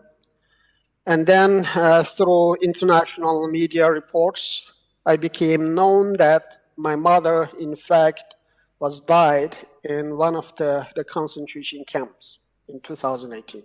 2020 yılı 1. ayda Xitayning Global Times yer şari gezitinden dadamning o'lganligi xabarini bildim. And in January 2020, through the report from the Chinese official media, which is Global Times, I became known that my father also passed away. 5. ayning 28. günü, yani buningdan bir hafta ilgari inimning Xitoy hukumat tarafidan muddatsiz qamoq jazosi hukm qilinganligini matbuotdan o'rgandim. Also, a week earlier, on May 28th, I became known that my brother was sentenced for life imprisonment through the media reporting. Xitoy hukumati 2020 yılı 1. ayda mening achamni majburiy so'ziltib bir videoda menga qarshi so'zlatgan bir videoni e'lon qildi.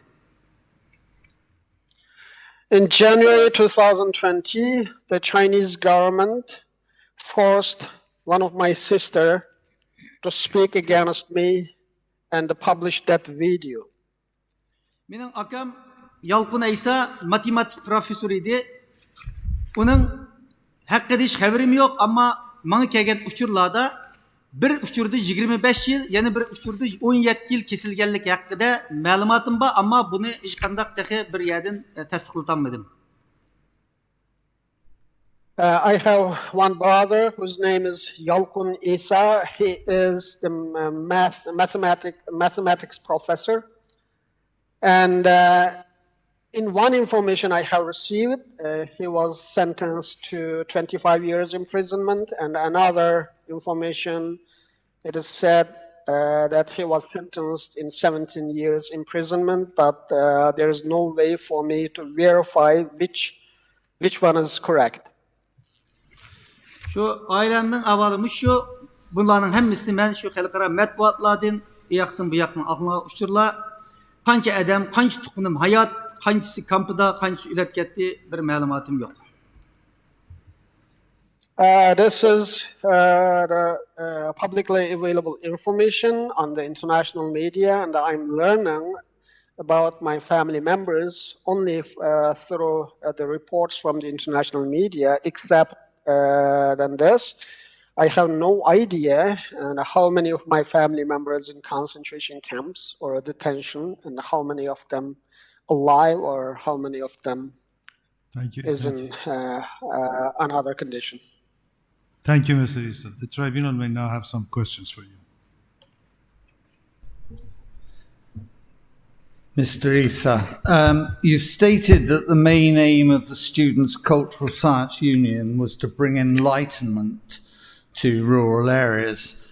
And could you tell me whether enlightenment included direct attempts to raise political awareness, inspire political activity, and whether you tried to expound a separatist ideology? Men u to'g'riliq biroz ilgari deb o'tdim. Bizning bu o'quvchi yoshlar harakatimiz, fan madaniyat jamiyatimizning maqsadi o'qish, yozma bilmagan insonlarga o'qish, alfabe o'rgatish. Deganigidek 75%, 80% adam maktab yuz ko'rmagan bo'lganligi uchun ularga o'qitish, o'rgatish, buni o'z vaqtida Xitoy markaziy hukumatimi o'xshashda butun Xitoy bo'yicha mushni safarbarlik qilgan bir harakatdir. The basic purpose of the student union was to help illiterate people to gain the skill of literacy. And that is also at that time highly highly promoted by the central government as part of their official policy. Bu hareketning hech qanday bir siyosiy maqsadi va yoki bölgünçilik maqsadi va yoki har qanday bir maqsad yo'q, faqat bir medeniyet büyütüş, insanlarımızga o'qish yoki o'qitishdan iborat normal bir ammiy hareketti. It was a civil movement aiming to educate people and get rid of illiteracy. And there was no any secret agenda of political or separatism or any kind, because at that time that was what the 70–80% people needed for further education, and the government did not provide, and that was the aim. Thank you. At the time you were organizing the process at Xinjiang University, did this interfere with your academic attainment? Tercüme kıyıda düşünmedim.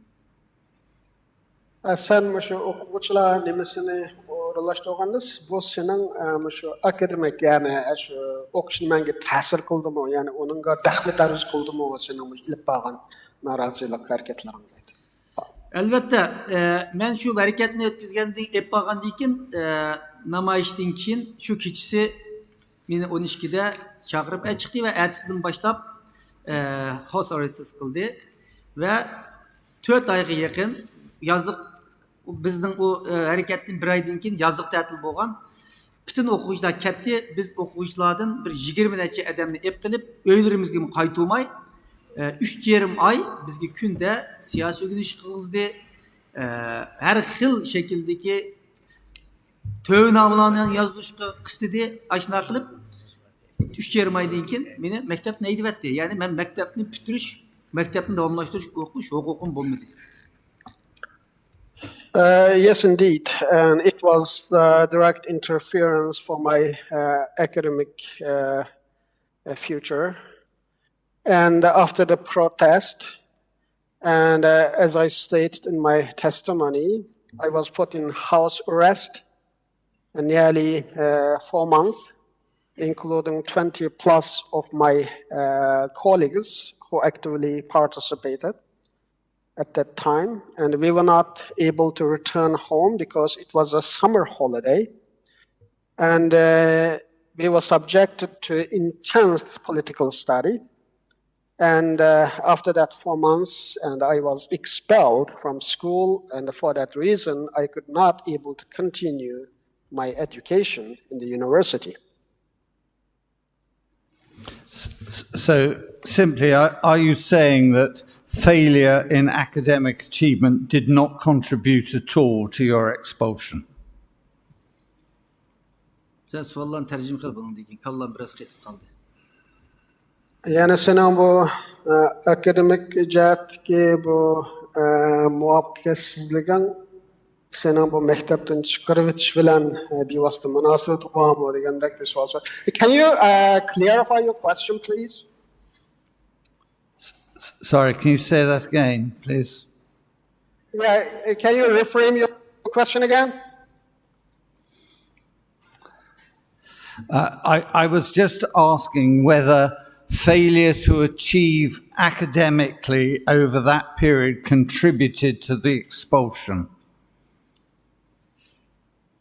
Yani senin şu mektepteki muvaffaqiyatsizliging seni maktabdan chiqarib o'tishga sabab bo'lganmi degandek ma'lum savolim. Mening o'qish jihatdagi muvaffaqiyatsizligim emas, faqat mening shu namoyishlarni tashkillaganligim uchun Xitoy hukumati meni shu sababdan bo'lguncha deb qaralab maktabdan chiqaribdi. Bu mening albatta davomli o'qish, akademik tadqiqot faoliyatlar bilan shug'ullanishimga ta'sir ko'rsatdi.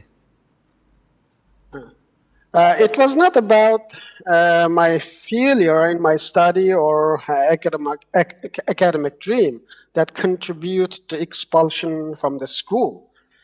It was my activism at the school that contributed or became the primary reason for my expulsion from the school. As I was expelled from the school, I could not able to continue my study, and I could not able to continue my future academic dream. Thank you. Were the protests going on at Xinjiang University supported by other student protests throughout China? Tushundingmi? Yani Xinjiang Üniversitedagi bo'lgan noroziliklar Xitoyning boshqa yerdagi o'quvchilar tarafidan qo'llandimi, ya'ni himoyaga erishdimi dedi. Bu namoyish Ürümçi'de bo'ldi. Onundan keyin bizning vatanning Sharq Turkistonning boshqa viloyatlaridan bo'ldi. Qashqa, Xotan, o'xshash shaharlarda va Ishkirda Xitoyning o'lkalaridagi Shanxay, Xi'an, Beijing qatorliq shaharlarda o'qiyotgan Uyg'ur o'quvchilarmi bu namoyishlarni qo'lladi. Qo'llab namoyish qildi. Ammo Xitoy o'quvchilaridan buni qo'llagan avvalda ko'rmadik. Partially, yes. And our protest rallies have taken place not only in Urumqi and the other parts of other cities of East Turkestan as well, such as Kashgar, Hotan. At the same time, Uyghur students who were studying at that time in Shanghai and Xi'an and Beijing, they also participated and supported our protest. But I don't have any knowledge if there were any ethnic Han Chinese that supported or rallied to support our protest. I don't have knowledge about that. Thank you. Why did you set up a restaurant in Beijing in 1992? Çünkü ben Nimada Beijing'de aşxana açtım? 90-yılı Beijing'ga çünkü ben 88-yılı meni mektep neydi etkenliğin keyin ben üzemnin yurti Aksu qaytib berip iyada bir til kursu açmakçı oldum. İngilizce, Rusça, Türkçe, Uygurca, çetel tili kursu açmakçı oldum. Dastlabda iltimos sunsam hukumat buningga bak qarshi chiqmaydigandek bir havo botdi, ama takriban 6 oydan ortiq buni ichish uchun pensiyaga chiqqan o'qituvchilar bilan ko'rishdim, til o'qituvchilari bilan. Ürümçilerge berip kitaplarını ekeldim. Ticaretçiler bilan görüşüp maddi yardım ilişkitiriştim. İşlerimiz xeldim bulup bu iş buluş harpısıga bargan çağda Aksu hükümeti mening bu mektepni içişime ruhsat qilmadi. Şunun bilan men 90-yılı Beijing'e ketgan. After my expulsion from the university in 1988, I immediately returned my hometown called Aksu. At that time, my initial plan was to open the language class to teach English, Russian, and other foreign languages. And at the beginning, the government gave me the impression that it is okay. There is no any obstacle to open up such a language class in Aksu. And so I tried all venues and the preparation and prepared all logistic needs, just like procuring the class materials and books, and even I spoke with the businessmen to have a certain amount of investment to this. When we came to the end, the government office in Aksu, they said that it is not permitted to open up such a language school. And so when I could not see any hope to do any business or anything in my hometown, so I went to Beijing.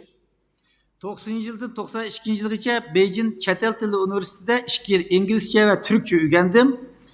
Ama mektepni tugitib qilgandan keyin mening siyosiy jihatdan xatolashgan adam degan rekordim bo'lganligi uchun men u yoqda ish topolmadim va u vaqtlarda men ayolim Beijingda ishlaydi, to'y qildim va hayotligim uchun ish topolmagandan keyin bir oshxona ichishni uyg'un ko'rib oshxona ochdim. And from 1990 to 1992, I studied English and Turkish in foreign language university in Beijing. And because I had I was marked by the government as a politically troubling person, and that there was no possibility for me to gain employment in Beijing. And at that time, my wife was living in Beijing, and I ended up having a marriage with my wife. And so in order to sustain my life, I decided to open up a restaurant in Beijing. Okay, thank you. Can you tell me what were the aims of the East Turkestan Students' Youth Association that you founded in Turkey? Ben Türkiye'ye çıkkandan keyin 94-yilda Türkiye'de o'qiyotgan 60-70 ga yaqin o'quvchilar bor, Uyg'ur o'quvchilar. Bularning ko'p qismi shu 85-yil, 88-yildagi universitetlarda o'qigan, bizning maktabdoshlar va yoki shu harakatlarga qatnashganlar bo'lib, men chiqqandan keyin bularni to'plab bu tashkilotni qurdik. Bu tashkilotning maqsadi shu Uyg'urlarga bo'layotgan zulmlarni Türkiye'de anlatish, konferanslar o'tkazish ve her xil namoyishlarni o'tkazish, seminarlarni o'tkazishni maqsad qilgan bir tashkilotdir. When I came to Turkey in 1994, there were approximately 60 to 70 Uyghur students in various Turkish universities. Most of those students were at the same time the active participant of the students' movement in 1985 and 1988. At the same time, they were my schoolmates from so-called Xinjiang universities.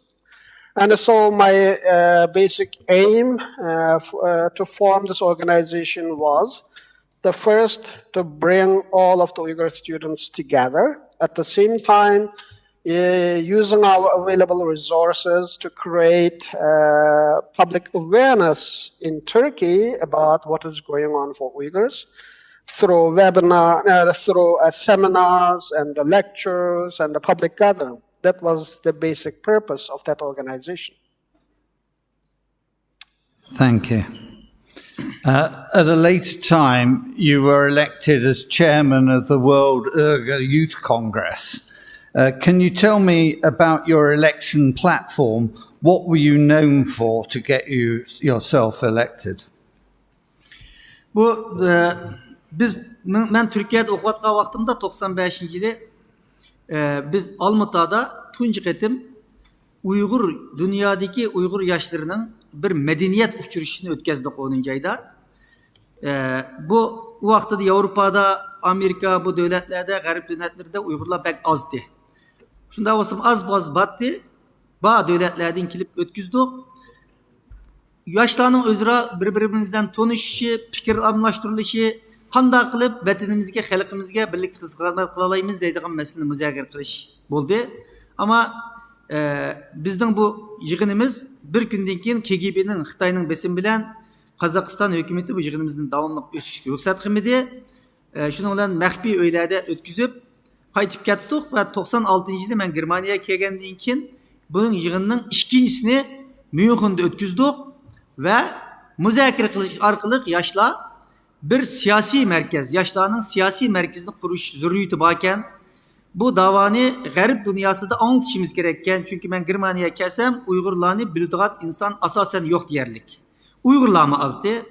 Muşnun olan 96-yılda Muşu Yaşlar Kurultayı'nı bütün o vaktimizde bir 8'dek devlette Uygurlar battı. Şu 8'dek devletten kelgen Uygur yaşlarının patlışı bilen bu Uygur yaşlarımız şu devletlerdeki yaşlar tarafından sayılınıp kililgen Uygur yaşlardı.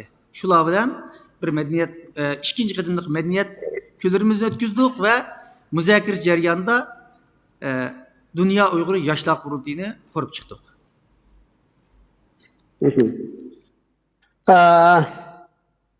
Before establishing that Uyghur Youth Congress, actually in 1995, when I was in Turkey, I went to Almaty, Kazakhstan, to have the first Uyghur Cultural Day. Because at that time there were no sizable Uyghurs in Europe. There are few Uyghurs in the US, and almost there were not any active Uyghurs in Uyghur youth among the very few Uyghurs in Europe and the US. And for that reason, we deeply felt that there is a strong need for Uyghur youth to have a platform for cultural and other exchanges. So that was the basic purpose of the cultural the event we organized in Almaty, to inviting the Uyghurs from a number of countries. At that time, Uyghurs from 8 countries participated in our cultural event in Kazakhstan. But after the first day of the event, Kazakh police, under the influence of China, they interfered our cultural event. And for that reason, we could not have too much discussion in the Almaty at that time. And so in 1996, I came to Munich. And when I came to Munich, I also realized that there was no any awareness about the situation of Uyghurs in Germany as well. And so in 1996, by using our very limited resources, I invited the representative of Uyghur youth from nearly 8 countries to come together in Munich, Germany, first to have a discussion and what we could do. And after the discussion, we decided to form the Uyghur Youth Congress. And during that deliberation and during that discussion, this became the second major event for Uyghur youth, and I was elected as a chair of the World Uyghur Youth Congress at that time. Thank you. And why was this organization then designated as a terrorist organization in 2003? Biz Dünya Uyghur Yaşları Kurultayını kurgandan keyin Uyghur meselesini Avrupa'nı merkez kılgan asasda bir Uyghur yaşlarının merkezi teşkilatı bulu süptimiz bilen Birleşken Devletler Teşkilatı'da Avrupa'nın her kaysi devletlerinde her kaysi sivil kuruluş örgütleri bilen teşkilatları bilen birlikte ammi teşkilatlar bilen Uyghur meselesini anlatıştırıştık. Birleşken Devletler Teşkilatı'nın aldığı dünyanın Avrupa'nın yani gücümüz yetken, kadimimiz yetken yerlerde namayışlarını orlaştırdık. Meselemizi bildiriştiriştik. Xitay hükümeti bundan nahayet rahatsız oldu. Çünkü Uygur meselesinin Birleşken Devletler Teşkilatı'da veya ki başka halkara sorunlarda bilinip kılınışını Xitay halamaydı.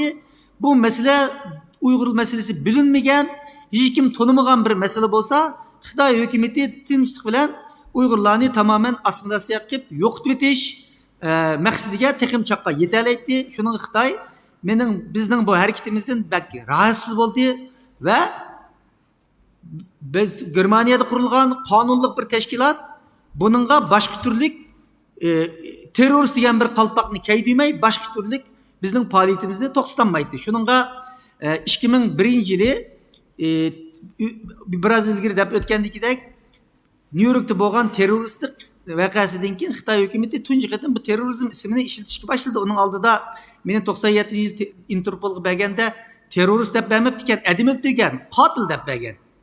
Keyin 2003 yili andan keyin bu bizni bir nima e'lon qilib 4 Uyg'ur tashkilotini 11 adamni undan keyin 2001 yildan boshlab asta-asta Xitoy Uyg'urlarga bu terrorist so'zini kelimesini ishlatishga boshladi. Muşu sebepten 2003 yılı Dünya Uygur Yaşları Kurultayını terörist teşkilat deb atadı.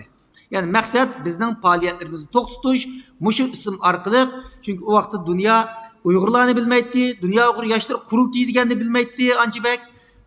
Muşu isim bilan bizning faaliyetlerimizni to'xtatish, bizning kreditimizni, obro'yimizni yo'q qilish maqsadida. And In 2003, yes, the Chinese government accused the World Uyghur Youth Congress as a terrorist organization. And as I said, after the establishment of this organization, by effective use of all of our limited resources, and we try to create awareness about the situation of the Uyghurs, and in front of the UN headquarters in Geneva, and in front of the European Parliament, and we collaborated with NGOs in Europe, and we organized protests and public gathering. So Chinese government strongly felt discomfort about our gradual our campaign that gradually took hold in Europe. And the Chinese government did not want the atrocities taking place in East Turkestan to be known by outside world. And the World Uyghur Youth Congress became an effective organization to unmask the Chinese atrocities, to create awareness. And for that reason, the Chinese government used this terrorist label to stop us. And the Chinese government never accused me or other Uyghur organization with the terrorist label before the New York, September 11th New York attack in 2001. After that New York terrorist attack happened in 2001, Chinese government immediately started to use the terrorism to label the Uyghur organizations. And that included the World Uyghur Youth Congress as well. And if you look at my Interpol red notes issued by the Chinese government in 1997, the Chinese government never accused me with the terrorism at that time. Instead, I was accused of murdering someone. And so basically, Chinese government found perfect environment after the 2001 and labeling the effective Uyghur organizations and effective prominent Uyghur activists like me with the terrorist designation or accusation to stop us and to scare other countries to take measures against us. Thank you. Two final quick questions. Firstly, how can you be sure that the denouncement of yourself by your sister and sister-in-law and the refusal of your mother to speak to you were all due to duress from the Chinese authorities? Çünkü birinci, ben açamını yaxşı bilemen. İkinci, bu yerde dikkat kıldığım bolsak videonu açam Xitay sözlegen.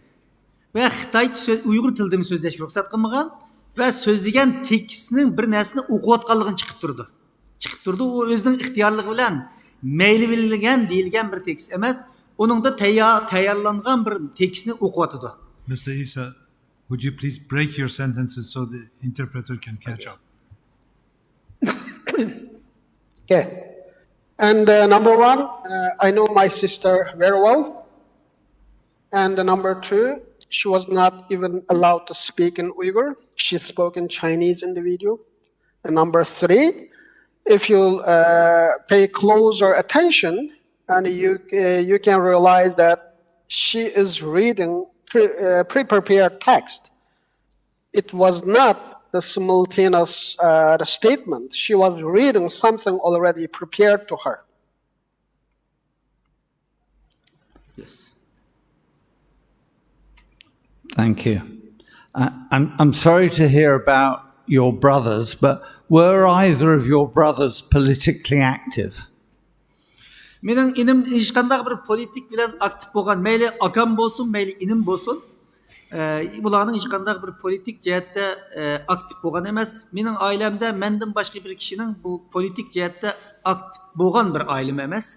Undaq buluş imkaniyetim yok. Çünkü men 94-nji ayrılgandan keyin bütün bizning bir aile gözetim astida bolgan, küzütüşüde bolgan, hatta bizning uyga kirib chiqqanlarni davomliq nima uchun yo'qlaysan deb hatta boshqalarmi bizning uyga kirishdimi qo'rqaydigan hatta bizning uyda mana butun endi Xitoy texnologiyada shunda taraqqiy qilgan men 27 yildan buyon bir qatim bir videoda bir chatda ko'rib baqanim yo'q faqat telefonda so'zlashayolatdim demak ularda biraz men o'xshaydigandek bir siyosiy faoliyatchilik nimasimi yo'qdi birinchidan ikkinchidan unda bir siyosiy narsaga qatnashish imkoniyatim yo'qdi zaten mening tuqqanlarim bo'lganligi sababidan 20 necha yildan buyon ular besim ostida har harakati qilgan hatto inim shiyani bitirib kelib xizmatmi bermagan xizmatmi topolmagan yalnız mening inim emas mening achamning boshqa tuqqanlarimning bolalarimi anglasam xizmatni topolmay qiyin kunlarni kechiribdi ekan.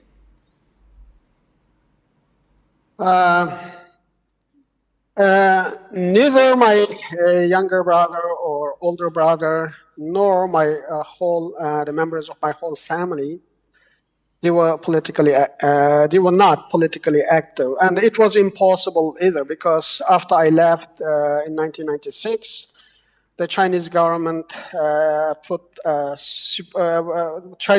kept whole of my family members under supervision. They were not free to go any place. They were not free to do whatever they want. And even people would not dare to visit our families because of my political activism outside, and the people afraid if we visit the Dolkun's family, we could end up in trouble. And so in the circumstances of 24/7 surveillance, it was not possible for any of my family members to do anything political. And we were so, it was so sensitive, and even I couldn't dare, or it was not allowed for me and for my relatives to have a video call. And all my communication, before the communication blackout, was through a phone call.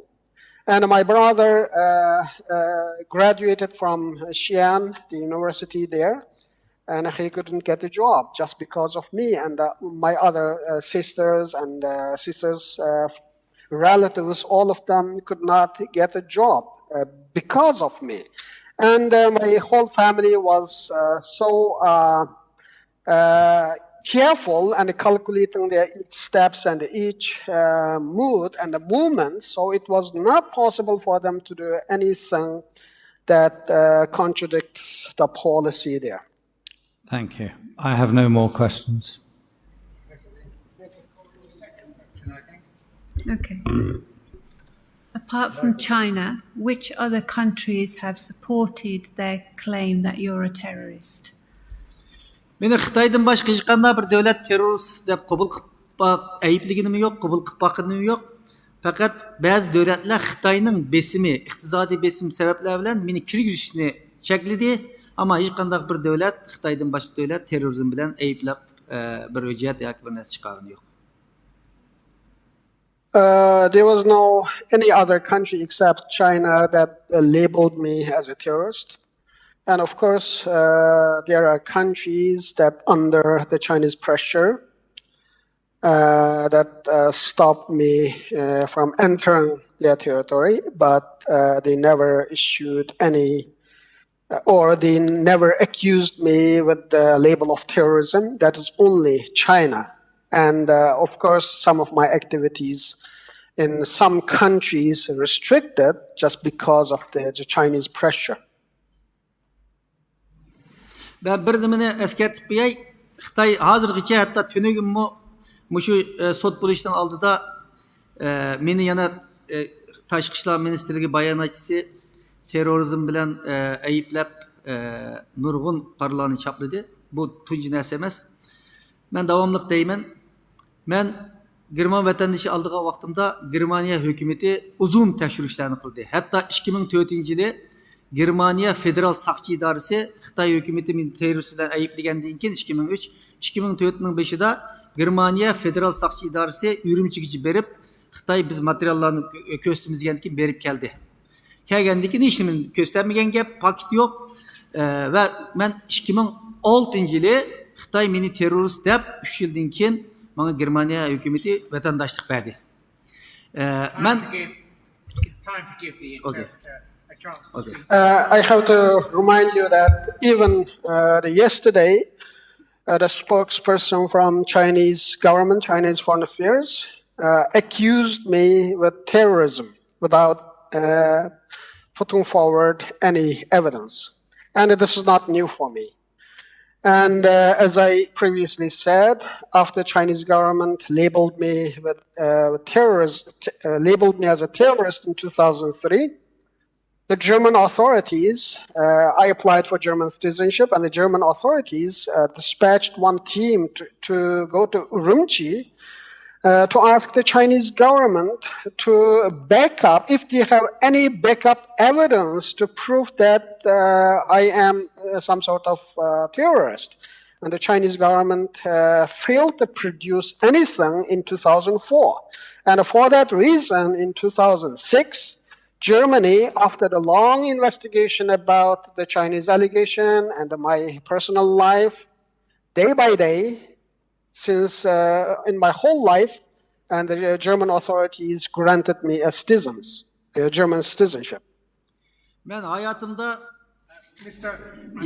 Mr. Issa, we are an hour over. I'm going to ask Mr. Vetch to ask the last question. Sure. If there's additional material you feel you must say, you can put it in writing, Mr. Vetch. Sure. Mr. Issa, this will be a very short answer, I suspect. Can the tribunal assume that when you were detained under the Interpol Red Notice in Switzerland, South Korea, Italy, and the US, that you were released promptly on the grounds that there were no reason to detain you further? Ahırdaki cümlenin düşendim tercüme edildi. Cip devletler Shu sarıdan çıkarılgan şu Red Notice'ten keyin seni tutkan yoki seni tutkan devletler içinde Amerika, Kore, İtalya, Katarlık şu devletlerini sanalamdık deydi. Anadan keyin bu devletlerini seni koyup bir şeydi bu. Senin terörizmga münasebetli hiç qanday narsaning yo'qligi haqida bir qanoat kelgandan keyin qo'yib berganmi deyapti. Elbette. Meni o devletler çigirden qaytırıp etdi. Çünkü Xitay terörist o bu dep qilgan lekin u vaqtlarda mening vazifamni bilmagan ekan, shular ishinib gumon qaytırıp etgan bo'ldi, ammo solab qo'ygan bo'lmadi. Necha soatlik solashlar bo'ldi, barmoq izlarimni oldi. Ammo keyin mesela men Amerikaga 2006-yilda qaytırıp etildim. 2012-yilda 10 yillik viza berdi. Men bu yerden demokratiya ve kişilik hukuk 2 qatim mukofot aldım Amerikan Kongresidan, Nancy Pelosi'nin qo'lidan mesela. Demek bularning hammasi bular tekshirgandan keyin buni Xitoyning bir siyosiy qaralimi ekanligiga qanoat hosil qilgandan keyin meni qo'yib berdi. Va 2018-yil 2-oyda qizil bultanmi o'chirildi buni deb qo'yay.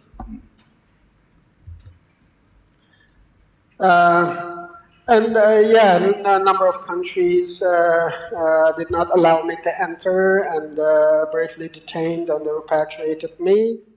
Just because after the red notice, they were under suspicion. And they didn't know the whole situation because there was an Interpol red notice issued against me.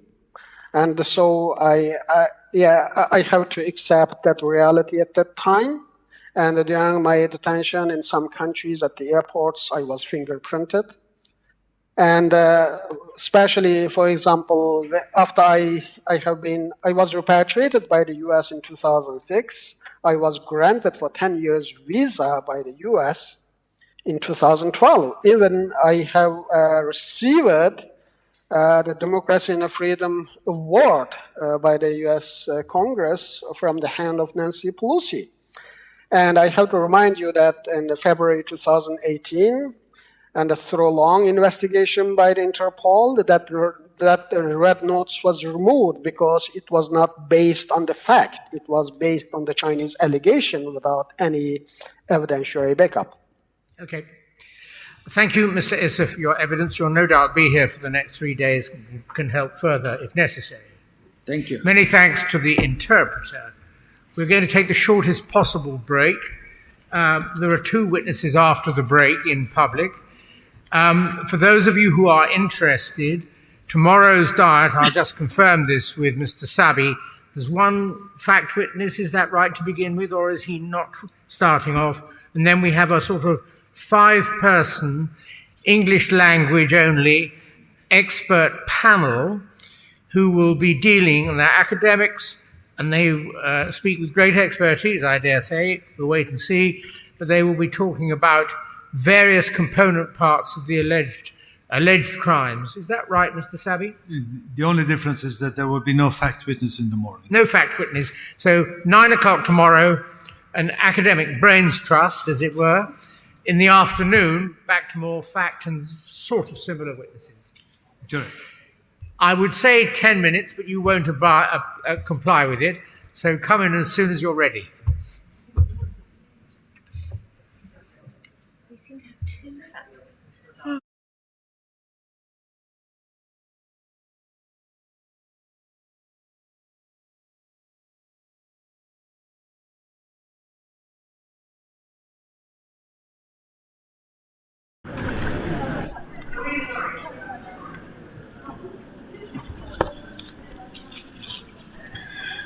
Assalamu alaikum.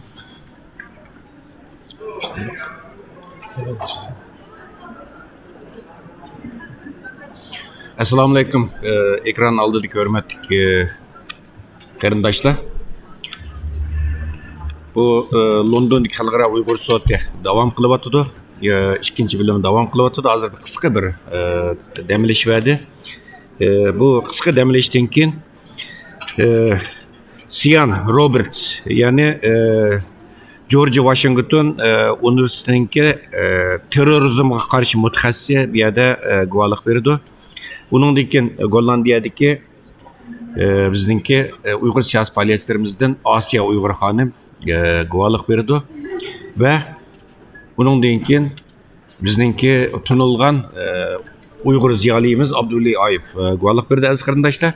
Shu qisqa damlash fursatidan foydalanib baya biz bu qatimki sot qatnashishini ataytın Amerikadan Londonga yetib kelgan Dünya Qurultayınınki baş taftishi ve yaqinda kuchli bir inkas qo'zg'agan ve Xitoyninki Uyg'urlarga yurgizayotgan irqiy qirg'inchiligi tafsili bayon qilingan Qizil qiyomat nomli kitobninki avtori Abdukim İdris efendim bilan baya demlish orlig'ida bir suhbat boshlaylik deb to'g'an. Afsuski sot boshlanib ketib bu suhbatimiz yerim qolgan.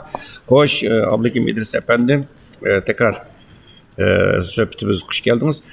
Bayma deb o'tdim endi shu Xitoyning shunda qattiq besimiga, ta'ditlariga, hujumlariga, chalvaqashlarga qaramay bu sot muvaffaqiyat kechildi. Yani London'da derdi. Siz bu sotning ahamiyatiga, bu sotning muvaffaqiyatli ichilishiga qanday qaraysiz, qanday baholaysiz qisqacha? Başta assalomu alaykum. Bütün qarindoshlarimga qizg'in salom yo'llayman. Ben bu sotda o'tirib bir qancha bir o'zimniki shaxsiy bir hissiyotimni ko'ramanlar bilan bir paylaşgim kelyapti. Xo'sh. Bo'libmi bu sotda men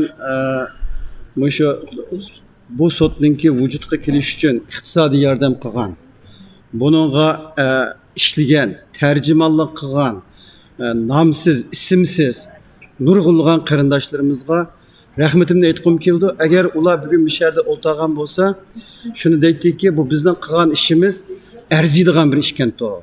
Texi biz buningdan mijaq kuch qilgan bo'lsak, texi mukammal qilgan bo'lsak degan bir hissiyatda bo'lganligiga ishonchim komil bo'ldi. Va jumladan bu bizning dushmanimiz chegara tunimaydigan, hech qanday insoniyat qalbida bo'lmaydigan, insoniyat qalbida tinch ketgan bir dushman bo'lganligi uchun nurg'unlagan xalqimizning urug' tuqqanlarini tutib olgan. Agar ular bu sotga kelib, bu yerda guvohlik bersa, ularningki ota-onalarini, qarindoshlarini vayron qilib o'tishdan ansirab, bu sotga şahitlik beremagan nurg'un qarindoshlarimiz bor. Ammo shuningga qaramay, bu kadar bir rezil dushmanga taqobil turib, o'zininki jinini, melini, urug' tuqqanlarini bir tarafda qo'yib turib, shu zindonlarda yotgan qarindoshlarimizningki dardini bu yerda isbotlash uchun guvohlik bergan 200 dan 300 gacha bo'lgan bu qarindoshlarimizga alohida ehtiromimni bildiraman. ve şundakla körümellerninki bu sotninki galibilik içilişi için dua kılayotganlarga işençem kamil. Ve ben bugün şunu gördüm ki biz Şarkı Türkistanlık Uygurlar dünya siyasetinde, dünya sahnesinde xuddi bir deyimiz bir devlettek bir rolünü oynayalaydiganligimizda. Bunun bir alaka Dünya Uygur Kurultayının rehberligi ve bunun yardımlaşıvatkan teşkilat ve ziyalilarınki bir talantını gördüm ben bugün. Yani biz bir devletni istiqlalimizni qaytırıp elip devlet kurup ve bu devletimizni garip standartları bulamda dünya sahnesi bulamda başkuralaydigan bir seviyeye yetken bir milletninki azimetlerini bu sorunda gördüm. Rahmet, hakikaten siz degandek, çünkü bu sotning namı Uygur Sot. Bu bütün Şarkı Türkistan halkının, cümleden Uygur halkının ortak bir sotu. Şunun için bugün bu sot işlagandaki ben kıskısa özüm nayet kızık hayacanlandım. Bulup bu ceza lagır şahitlerinin guvalıkları nayet yürgümüzü hem içtudi. Gözlerimiz yaş geldi. Bizimle emas hatta bir yerdeki dikkat kıldık. Bir yerde nayet köp çetel muhbirleri var. Bugün nayet köp. En az 20'den artık ajanslarınki çetel akbarat organlarınki muhbirleri var. Bularning kimi nayetde ta'sirlanganligini hatta ba'zininki ko'zlariga yosh kelganligini mana yenimizda turdi muxbirlar. Buni mu es qildik. Nayet hakikaten ta'sirlik yani bo'ldi. Chunki sotchilarning so'ragan savollaridan bu sotninki Xitoydan bayon qilganidek bu qurultayli til biriktirib olgan bir sot emas, aksincha qonunlarni asos qilgan dalil isbotlarni va tayinishni asos qilgan tarafsiz bir sot bo'lganligini sotchilarninki bağlash hayitininki 9 kishilik bularninki guvohlardan so'ragan savollardan ko'rib turibmiz bu yerda. Bu nima? Endi bu yerda haqiqatan bu Sharq Turkiston xalqi uchun tarixiy bir kun, tarixiy bir hodisa. Bu sotning qurilishiga moddiy va ma'naviy jihatdan yordam bergan bütün qarindoshlarimizdan Alloh rozi bo'lsin deymiz. Haqiqatan ularninki bu fidokorligi mushu sotning qurilishi uchun qilgan yordamlari bu tarixninki oltin bettirdan bu o'rin oladi deb o'ylayman. Yana boshqa sizningki esqigan taraflarınız bormi? Albatta, men bu xuddi 100 mingdan jiq diasporada muhojiratda yashayotgan Uyg'urlarninkiga o'xshash anam bilan, dadam bilan, urug' tuqqanlarim bilan 4 yildan ko'p vaqt bo'ldi aloqalashamayapman. Bo'libmi anamning, dadamning hayotmi, emasmi ekanligidan xabarim yo'q. Ba'zi arzu qilaman, agar bir hayotligini bilsam albatta xo'sh bo'lardim. Agar navoda Allohninki dargohiga, rahmatiga erishgan bo'lsa, balki bir qancha kun ichim pushab o'g'itdi.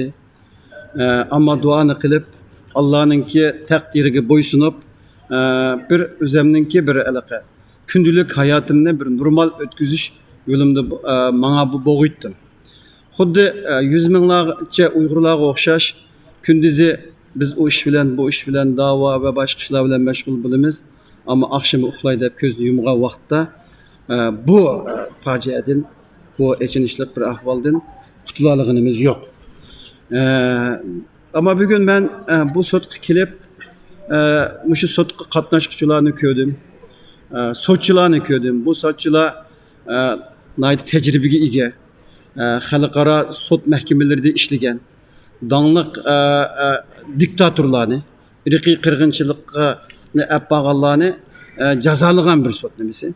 Ben bu sotunu görüp bugün şu təsəvvürümə geldi. Biz pat yakında istiqlaliyetimizden qaytırıp elip, bu bizden xalqimizni meyli nükleer irqi qırğınçılıq bilen ötegen bolsun. Meyli ularınki kesel, bu sebeplerden ötegen bolsun.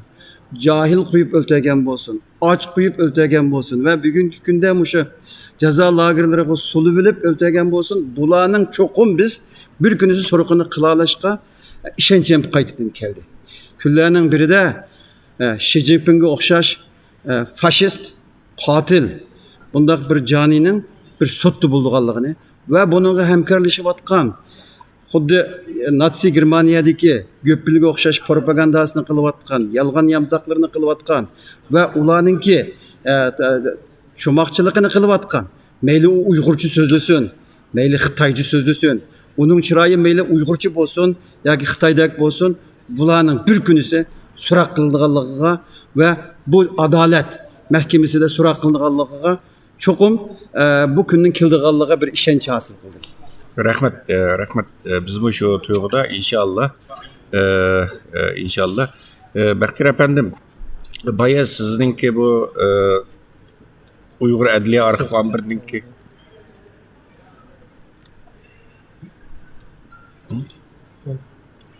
İnternet yürüyenlere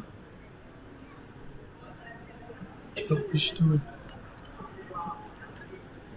YouTube ne iş bakın?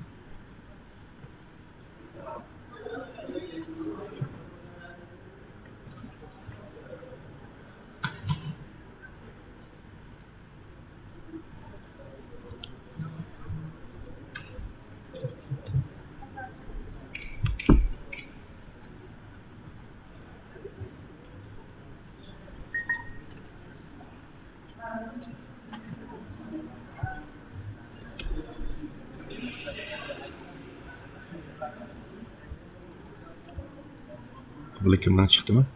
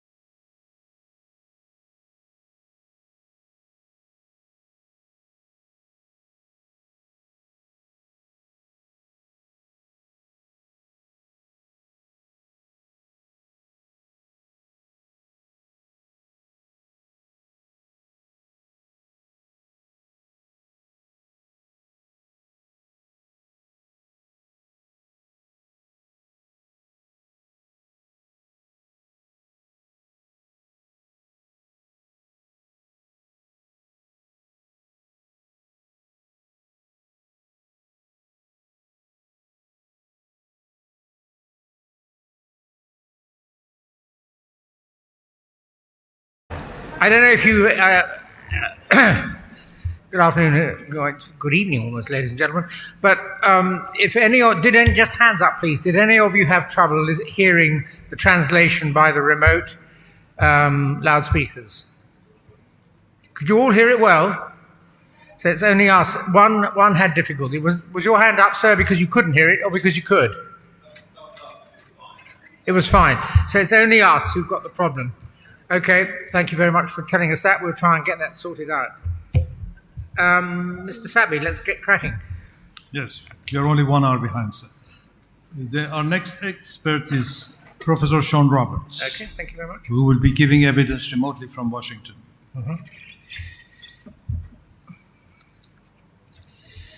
Shall I begin? Mr. Roberts? Yes? Oh, you can hear us. Oh, Shall I begin? Thank you. Thank you for arriving. Professor Sean Roberts is Director and Associate Professor of the International Development Studies Program at George Washington University. He is a cultural anthropologist with extensive applied experience in international development work. His latest book, The War Against Uyghurs, is an important contribution to the general knowledge of this issue. Professor Roberts, would you please give an overview of your statement at this tribunal? Thank you very much. I very much appreciate that being invited to testify at the Uyghur Tribunal, and I apologize for not being able to be in London. I'm aware that the panel has received a copy of my recently published book, and I will make some comments that I think are particularly germane from my research that went into the book today. If we can have the next slide, please. I wanted to start by citing Raphael Lemkin's original articulation of the term genocide from his book Access Rule in Occupied Europe, published in 1944. He writes, "By genocide, we mean the destruction of a nation or of an ethnic group.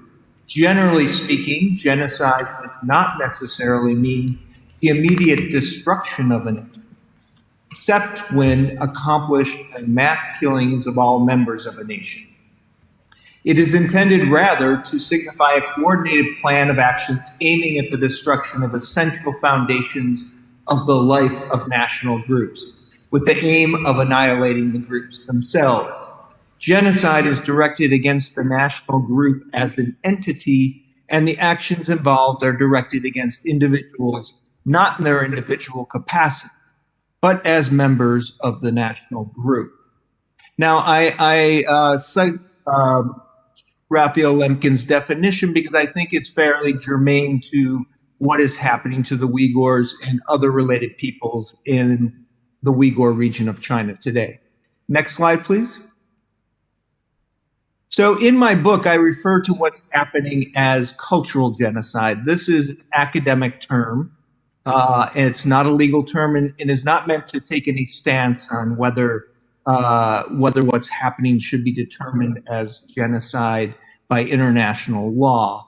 I adopted this term primarily to highlight the similarities between the situation of Uyghurs and the fate of indigenous peoples elsewhere in the face of settler colonialism historically, because this term cultural genocide is often used in that context, and I think that context is the most appropriate one to understand the Uyghur situation.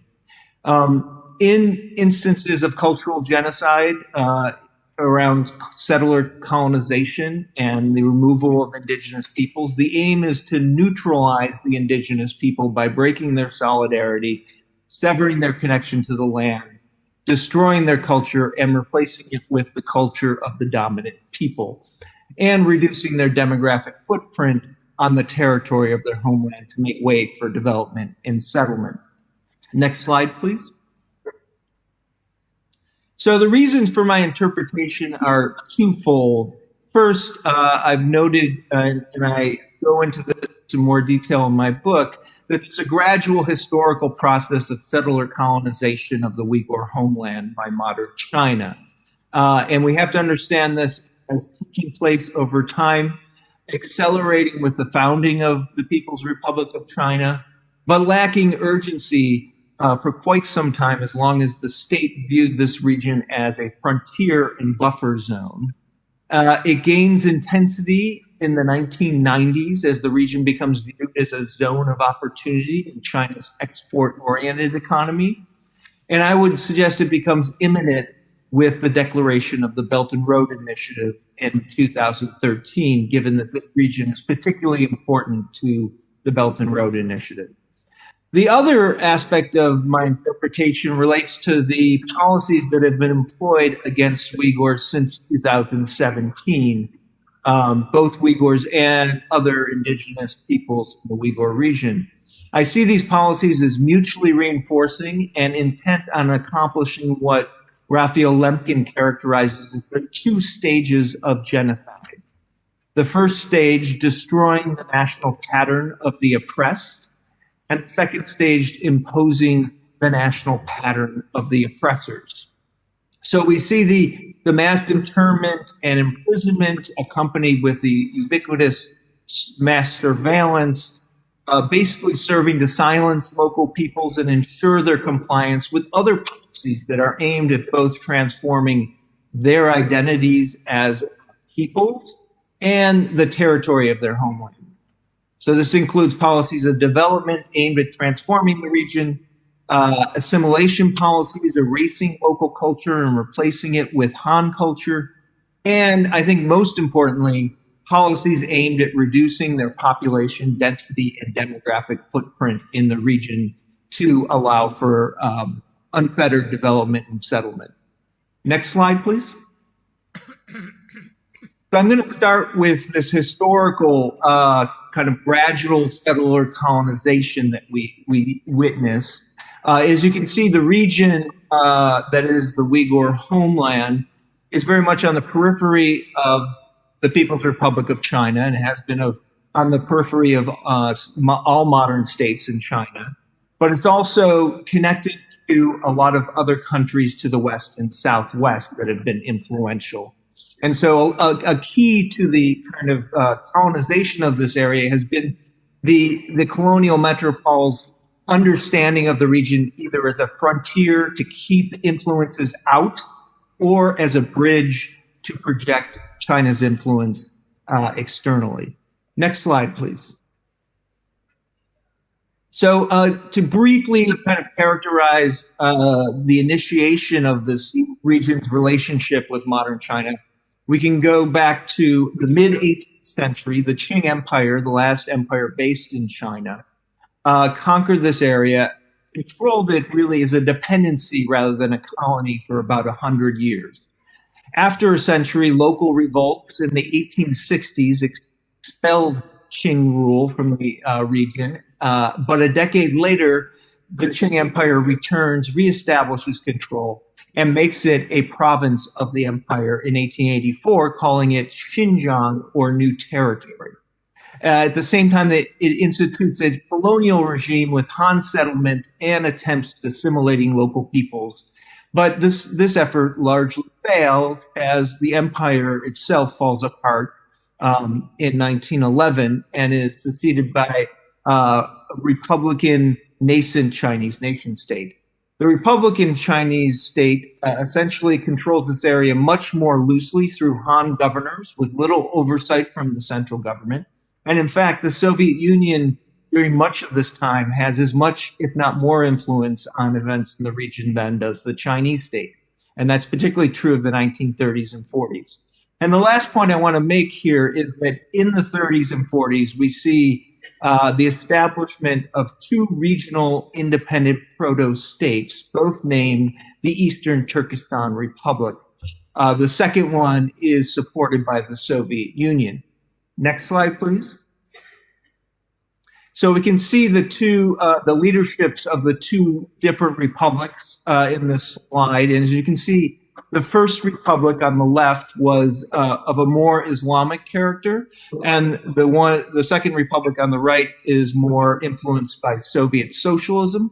But it's important to note that both of these republics very much were based on an anti-colonial ideology and the idea that this was a region where the Uyghurs and other indigenous Turkic Muslims, it was their homeland. And it was occupied by China. Next slide, please. So talking about the first 40 years of communist rule, I think there was a missed opportunity for decolonization of the relationship between China and this region. And at the same time, there's failed attempts at assimilating the region and integrating it. So first of all, initially, the PRC showed some promise for decolonizing this relationship. Of course, they create the Xinjiang Uyghur Autonomous Region, although they stopped short of giving it any allowance for secession or any real political autonomy based on the majority ethnic group. And at the same time, by the late 1950s into the 60s and 70s, you see a lot of attempts at assimilation, particularly during the Cultural Revolution. And that includes settlement, development, and assimilation attempts. And there's some successes in terms of major demographic changes. By 1980s, almost 40% of the region's population is Han. But they're mostly isolated in the northern region and do not penetrate the Uyghur majority south. And I think that also the persistent view of this region as a frontier and buffer zone limited the impact of assimilation measures.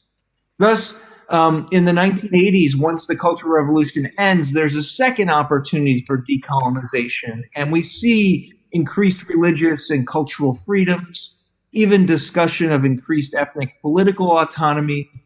But this is cut short by two tendencies that become important in subsequent years, and that's the importance of developing this region for the benefit of the Chinese economy writ large and increased fears of ethnic autonomy. Next slide. So that brings us to the reform period, which really is the precursor to where we sit today. Economic reforms in China changed the utility of this region from a frontier and buffer zone to a location for economic growth and international trade, creating an impetus for settlement and development. But that happens at the same time that by the early 1990s, when the Soviet Union fell, the government becomes increasingly concerned that China may face a similar fate and dissolve into separate independent nation states, particularly in the Uyghur region and in Tibet. So we see in the 1980s into the first decade of the 2000s, two complementary processes in the region. One is efforts at development, settlement, and the other is exerting control over the Uyghur population by suppressing any expression that hints at a desire for more self-determination. And this first is branded as separatism and later as terrorism. In short, this situation initiates increased settler colonization of the Uyghur homeland that intensifies through the 1990s and the first decade of the 2000s. Next slide. And I think there's a major turning point in 2009 when ethnic riots break out in the capital of the region, Urumqi. I view these riots as emerging from the tensions of state-led development and migration, the in-migration of Han to the region. But this ends up really changing the view both of Uyghurs towards the state and the state towards Uyghurs in many ways. And that happens just prior to the rise of Xi Jinping to power and the announcement of the Belt and Road Initiative. And that essentially ushers in a period where there's less tolerance for any resistance to state policies or any contrary views to state policies and more urgency for development and settlement. This process finally intensifies in the declaration of a people's war on terror through extensive suppression of religion and increased securitization. And that really serves as the precursor to the period we see since 2017, which I view as aiming to destroy the Uyghur and related indigenous nations of the region. Next slide. So, since 2017, we see mutually reinforcing policies put in place that appear aimed at facilitating the region's development and settlement by sidelining the indigenous people of the region, ensuring they cannot resist these developments, pacifying them, destroying their social capital and culture, displacing them, and essentially marginalizing them. The intent, I believe, is to destroy their collective identity and solidarity and to reduce their demographic footprint to allow for unfettered transformation and settler colonization of the region. So while I think the motivations have more to do with state plans for this region, the result is the destruction of indigenous nations and cultures. Next slide. So that brings me to the complex of policies. I think it's important to understand that what's happened since 2017, it can look like a lot of separate atrocities, but in fact, they're very much mutually reinforcing and have very, very targeted results. Next slide.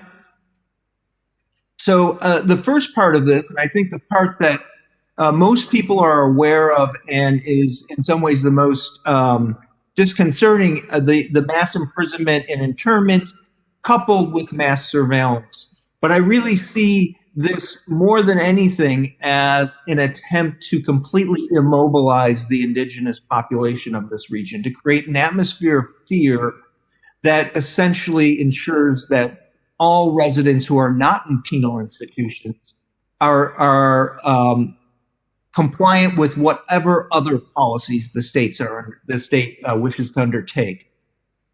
Next slide.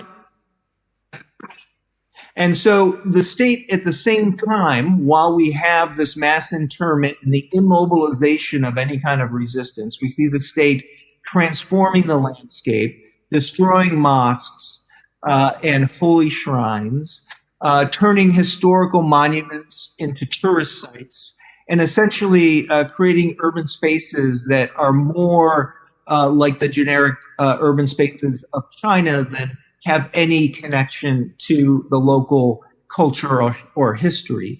And this serves to sever, I think, the connection between the indigenous peoples and this region and essentially erase their legacy. Next slide.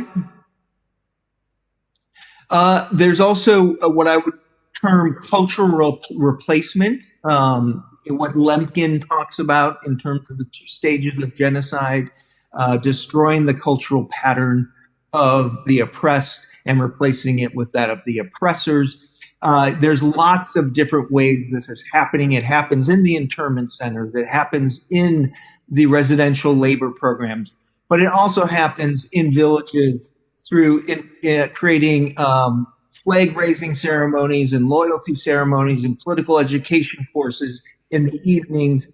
And it happens through projects like a program encouraging interethnic marriage, which essentially encourages Han men to come to the region and marry Uyghur or other indigenous women.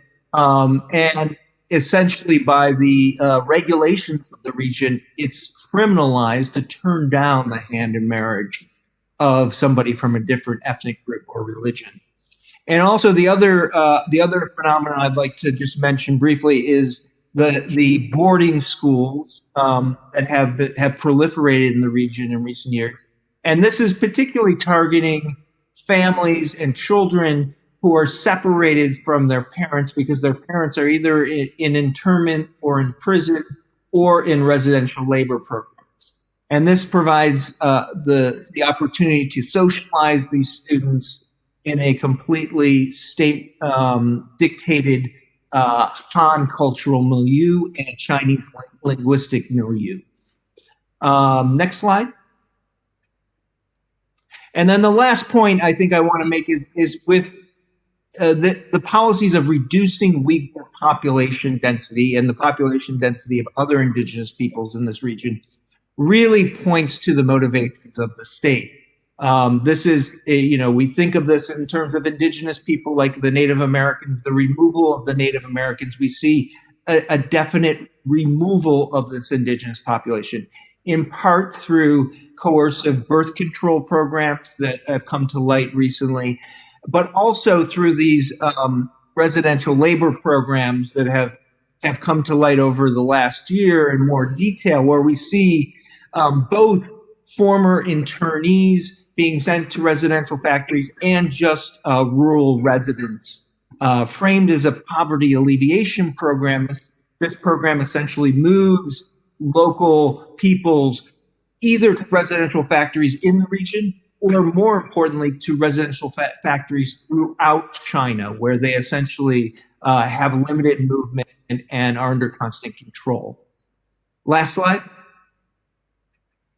So I think the impact of these policies, when we look at them taken together as mutually reinforcing, their intent to me appears very clear. It's to dismantle the collective identity and potential action of indigenous peoples, to transform their homeland and erase their historical connection to it, to destroy core elements of their social capital and cultural expressions while replacing them with those of the dominant Han, and to reduce their demographic footprint in the region through large-scale labor transfers to residential factories and forced sterilization and birth control.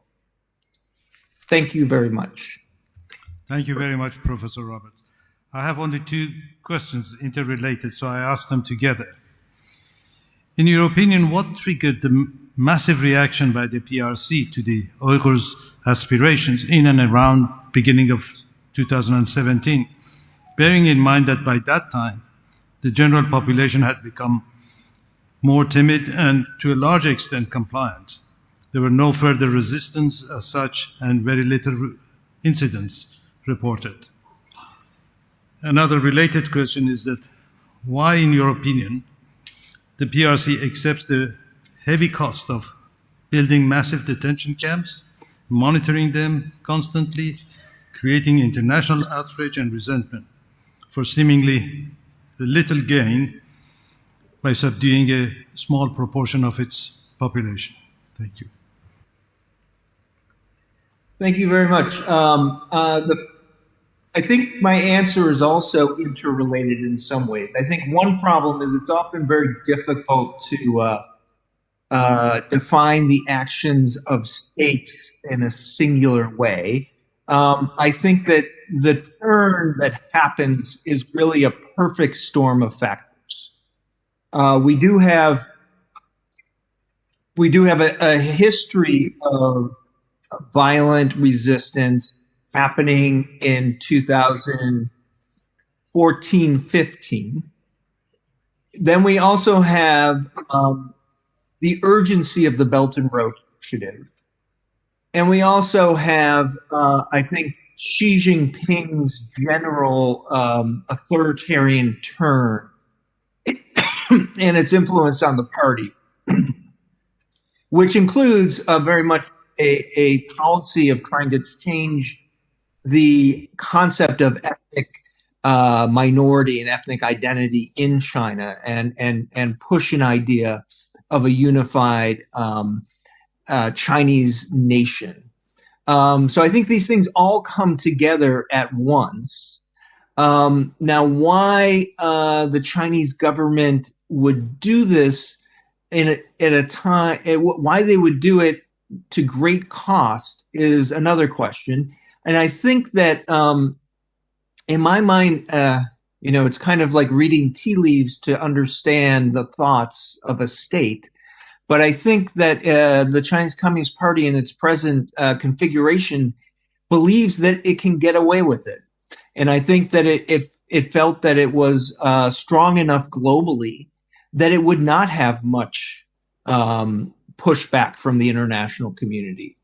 And I think the jury's still out as to whether they were right or not. Thank you. Now, the panel members may have some questions for you.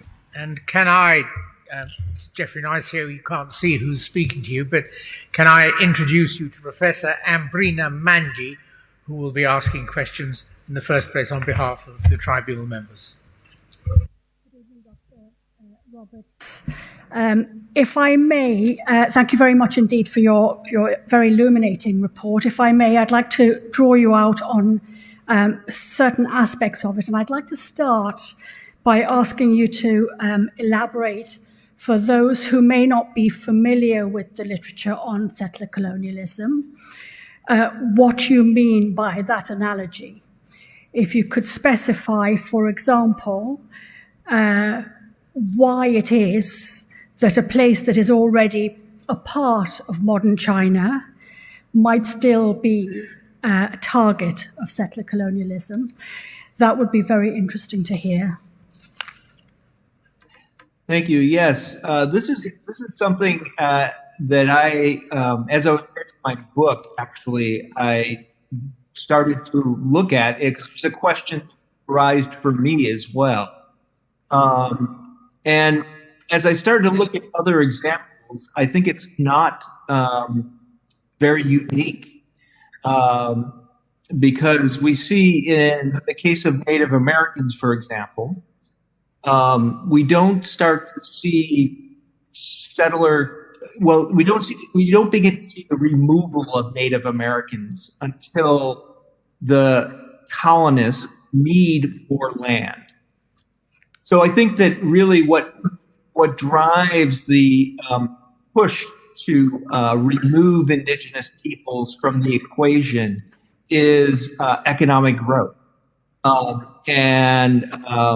it's something that we saw in the 19th century, maybe the early 20th century, and I think it's a question that faces the international community now: is that kind of behavior still acceptable in the 21st century?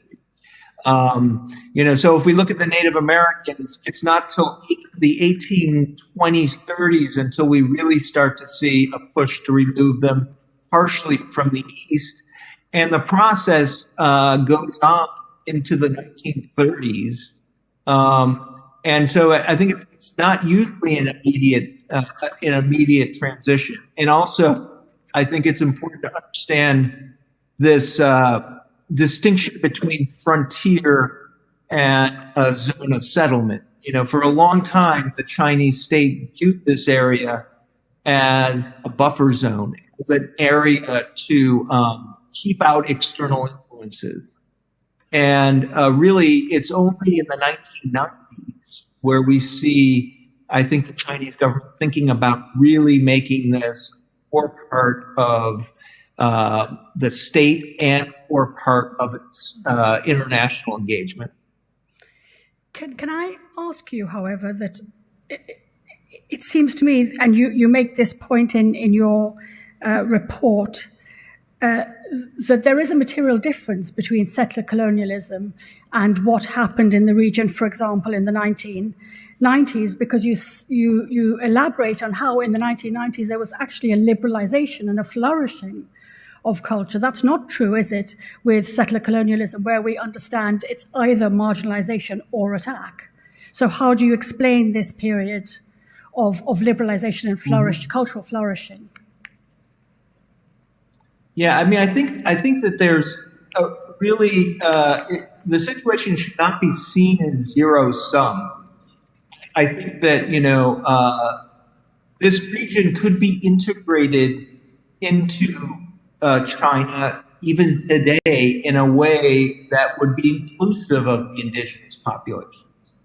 And I think that the issue really gets down to the degree to which the Chinese government has given up on trying to integrate the indigenous people on their own terms. So indeed, most of the 1990s, it really up to almost 2017, state strategy in the region was, I kind of call it a carrot and stick.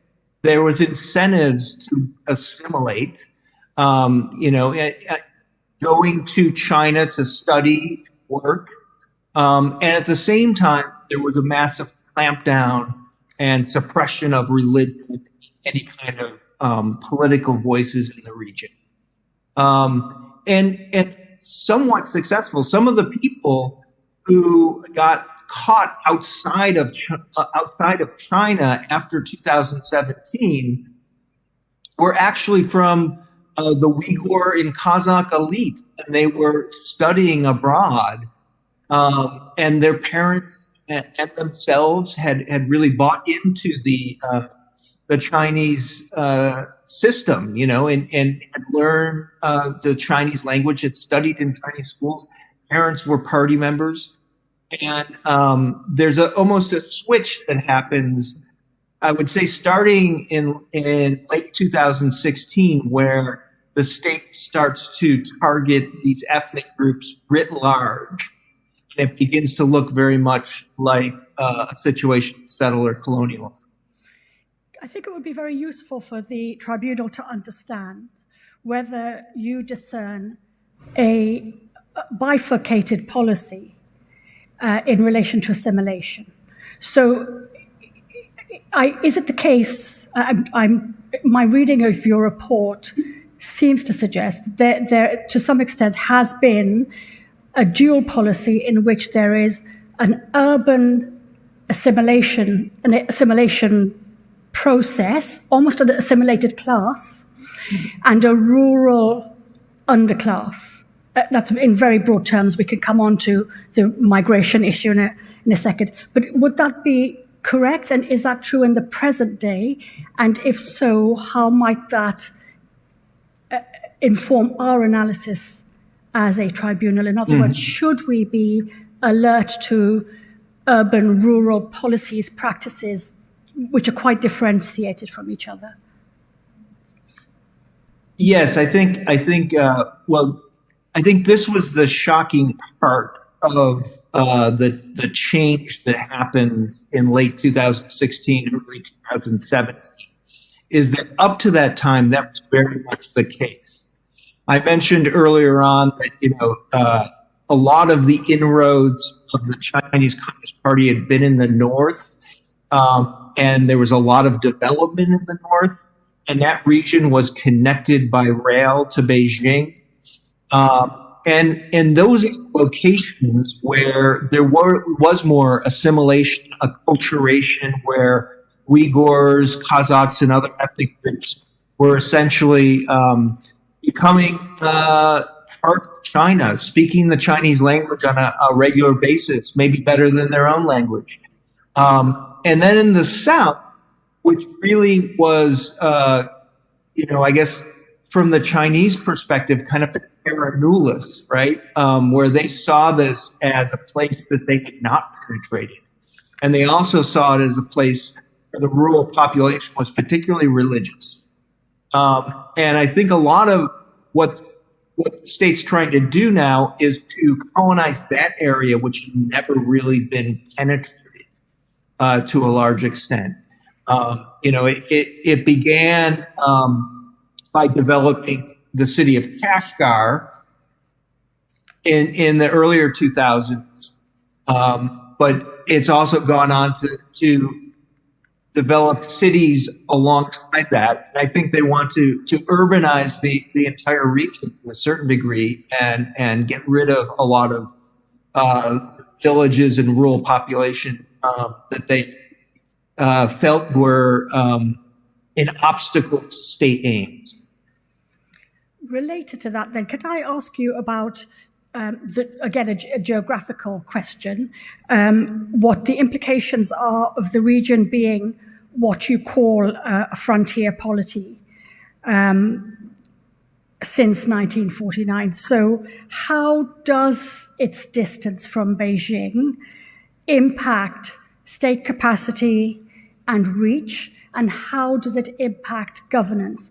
What I'm wanting us to understand is, to what extent is there a certain amount of tolerated impunity, and to what extent is there a direct, strong governance line that can be shown and demonstrated?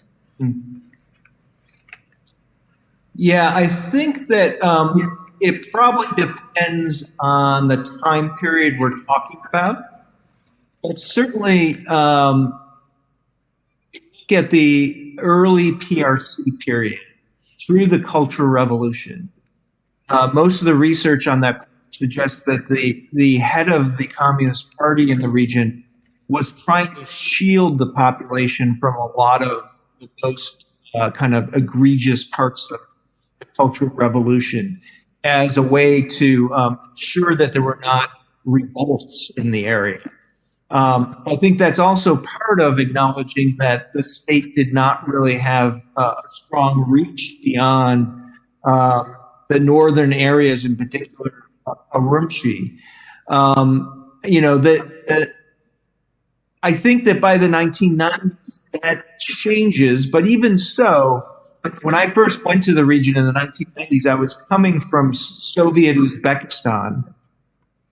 And I was shocked at how much more cultural conservation had existed on the other side of the border. Uzbeks and Uyghurs have very similar cultures and languages, and there had been much less assimilation, acculturation on the Chinese side in 1990, the first time I went there, than there was on the Soviets. And so I think that continues even into the early 2000s. There's an attempt in the 1990s for the Chinese state is just starting to begin to capitalize on its export-oriented economy. It's pushing development everywhere, but studies show that development in the West still lagged behind what was happening in the East, even though the government wanted to catch up.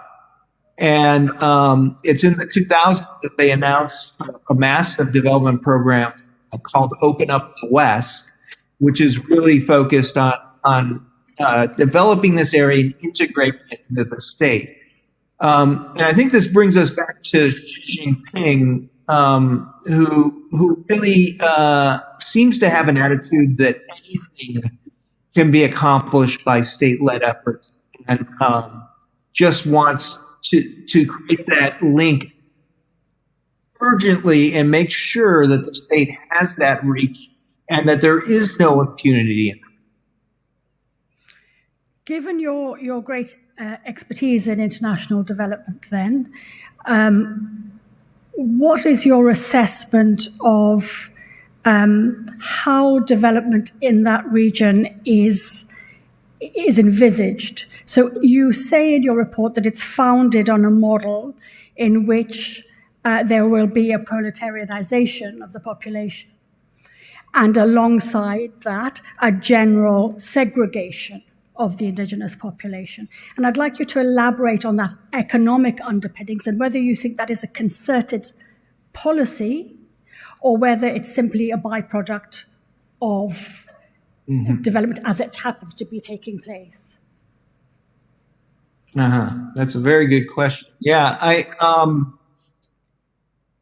think that the labor programs in many ways are more about population transfer.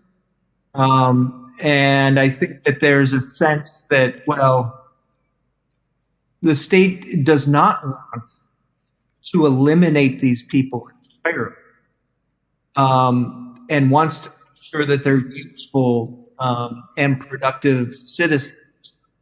And so we see this very deliberate attempt. And again, this is really only, you see hints of it earlier on in the 2000s, but we really see it click in with the programs that start around 2016, 17 in terms of creating factory workers from peasants, from rural farmers.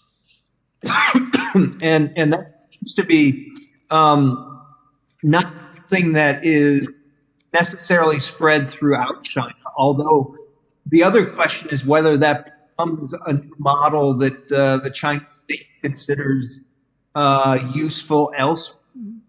But, you know, I think that it's important to note that the Chinese models of development are very much stuck in kind of a retro idea of modernization as far as development studies goes. I mean, it's about top-down infrastructure, industrialization, and all of that will lead to development.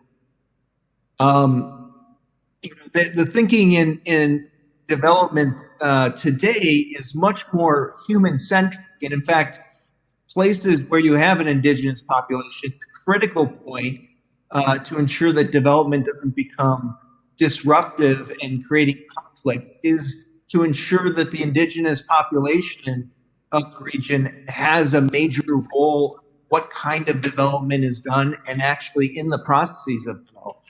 And that's been, I think, the key thing lacking from what the Chinese state has been doing in the region since the early 2000s. Thank you. I have two further questions which are related to institutions. So they're related to each other in some senses. And the first question is, you describe in your report how since 2014 there's been a concerted attempt to disrupt social capital and to break collective solidarity and break people's sense of collective identity. And you link this very clearly with an increase since the war on terror, that it's framed in the language of the war on terror, has been. What I'd like to ask you from the point of view of institutions is this concerted attempt to disrupt social solidarities being played out, in your professional assessment, being played out through the institution of the family? And does that account for how much we're seeing, in particular,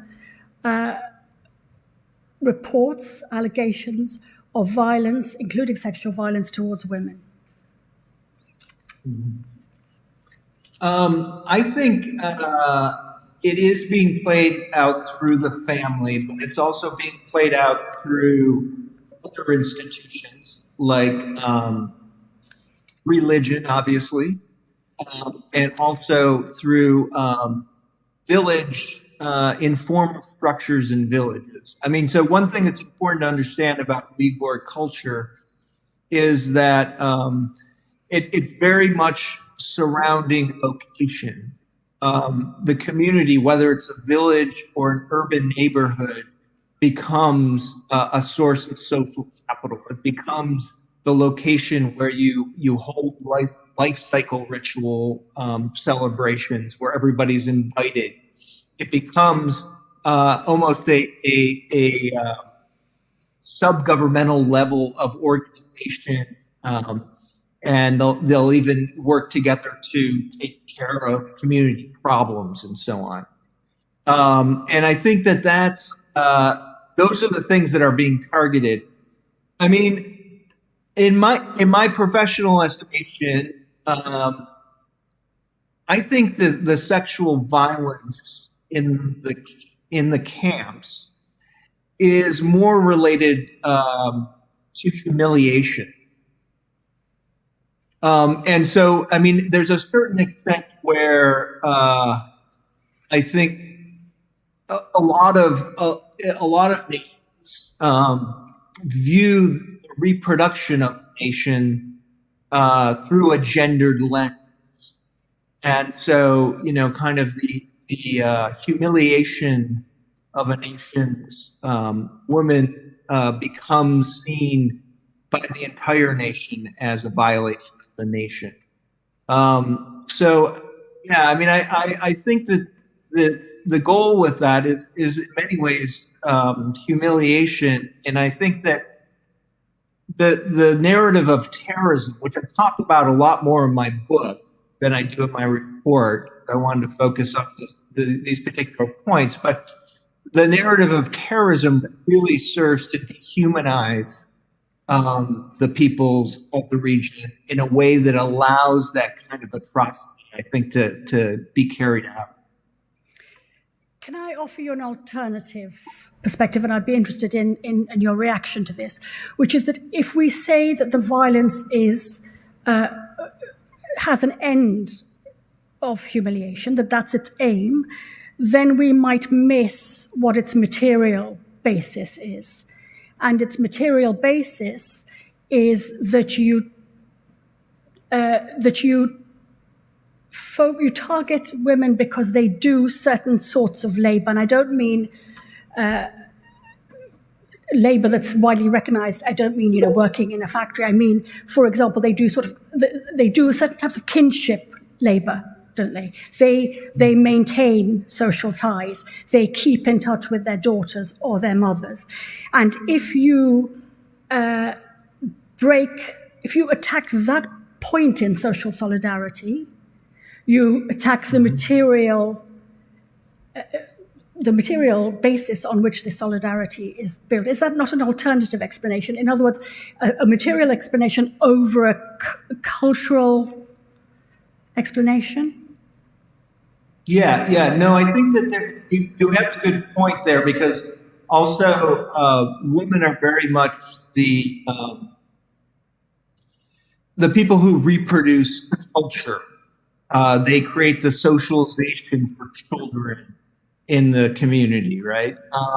And I think that we've seen, one of the labor programs that's connected to the programs that take people to residential factories are daytime factories that are meant for stay-at-home mothers. And they're essentially have daycare attached to them. And it seems that there's a concerted effort to separate parents from children so that the children can be socialized in the state institution, and through Chinese language rather than at home, and reproducing kind of Uyghur cultural norms and Uyghur language, which is also a carrier of culture itself. So I think that it is a potentially a part of why women are being targeted in different ways through these complex of policies. Thank you very much. My final question, before I'm sure my colleagues have questions that they would like to put to you as well. My final question is really about what you see as the relationship, the nexus between inside the penal institutions and outside the penal institutions. And the reason I ask that question is I think we would like to understand as a tribunal the way in which some of our witnesses are expressing we are imprisoned even when we're free. We are out, even when we are out, we are in fear and we are unfree. So what is the connection between the penal and the non-penal in that landscape?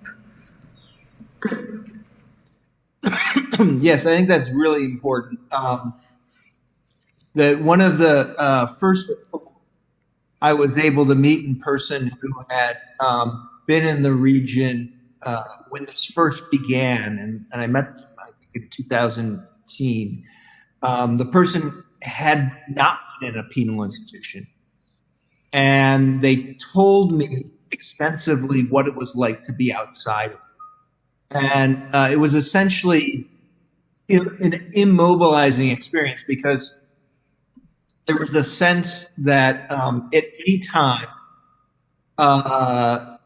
authorities could come knocking on your door and take you away, which is very reminiscent, I think, the Stalinist purges in the Soviet Union, where people would have a suitcase ready. This person said they had a suitcase ready in case.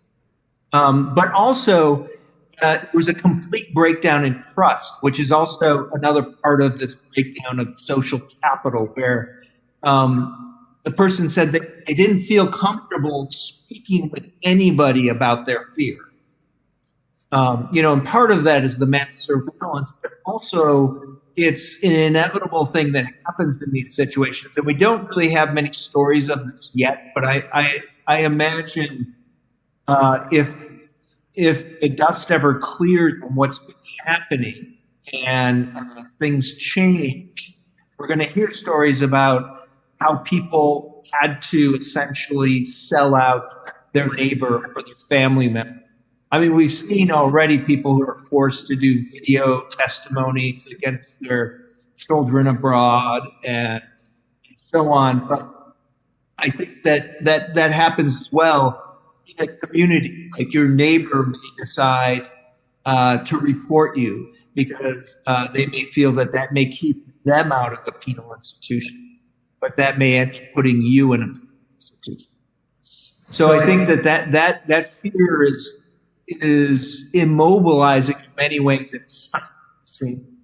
Nobody wants to talk about it. One of my colleagues who went to the region in 2018 told me a story where, basically she would meet with friends and informants she'd known for a long time, and they would be absolutely terrified to talk about anything except, the weather and sports or something like that. But they had to leave the city in order to have a discussion about anything else. So there's this incredible fear that I think is immobilizing, silencing, and it basically pacifies everybody in this ethnic group or this nation. Thank you very much, Dr. Roberts. Very illuminating. Thank you. Professor Raminder Kaur, please. 3 questions, I think. Good afternoon, Dr. Roberts. Policies don't have intentions. The people have intentions. So who are the people or bodies behind these policies that emerged or crystallized in 2017? That's a difficult thing to pin down completely. My feeling is that to a large degree, it comes out of the center of the Communist Party in Beijing, because we see already. First, Beijing calls these 2 successive Xinjiang work committee meetings that happened after the 2009 riots and then again in 2014.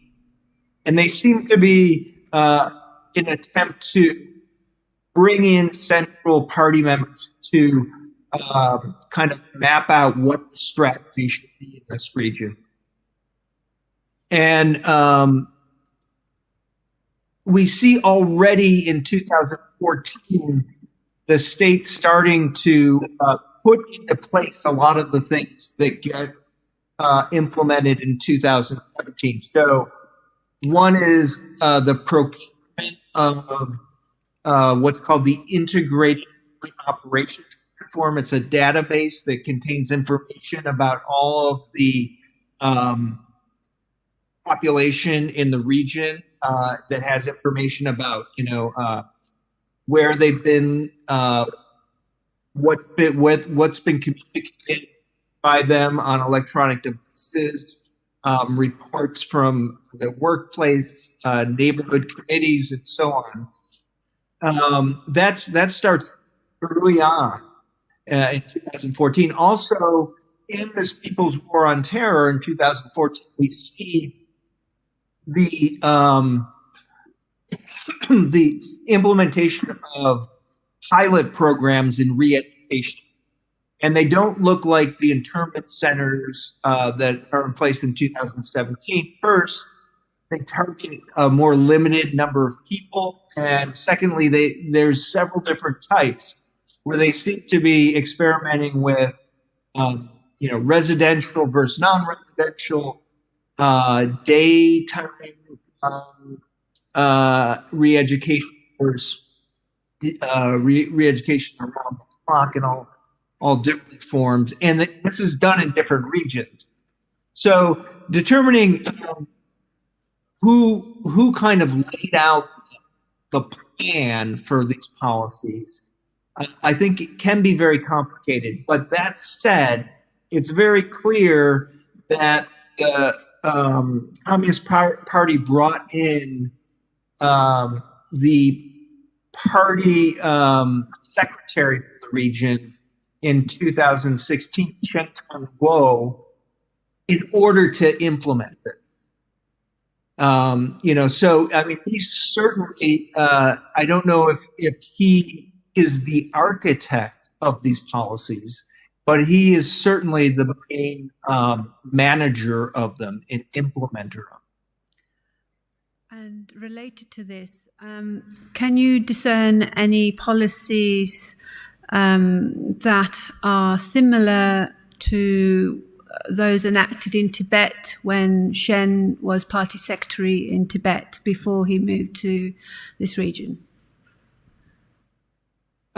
Yes, certainly. The main one is immediately on his arrival to Xinjiang, he implements this kind of they called convenience police stations, which is points of police stations around urban spaces, every 300 yards or so, that are able to do policing,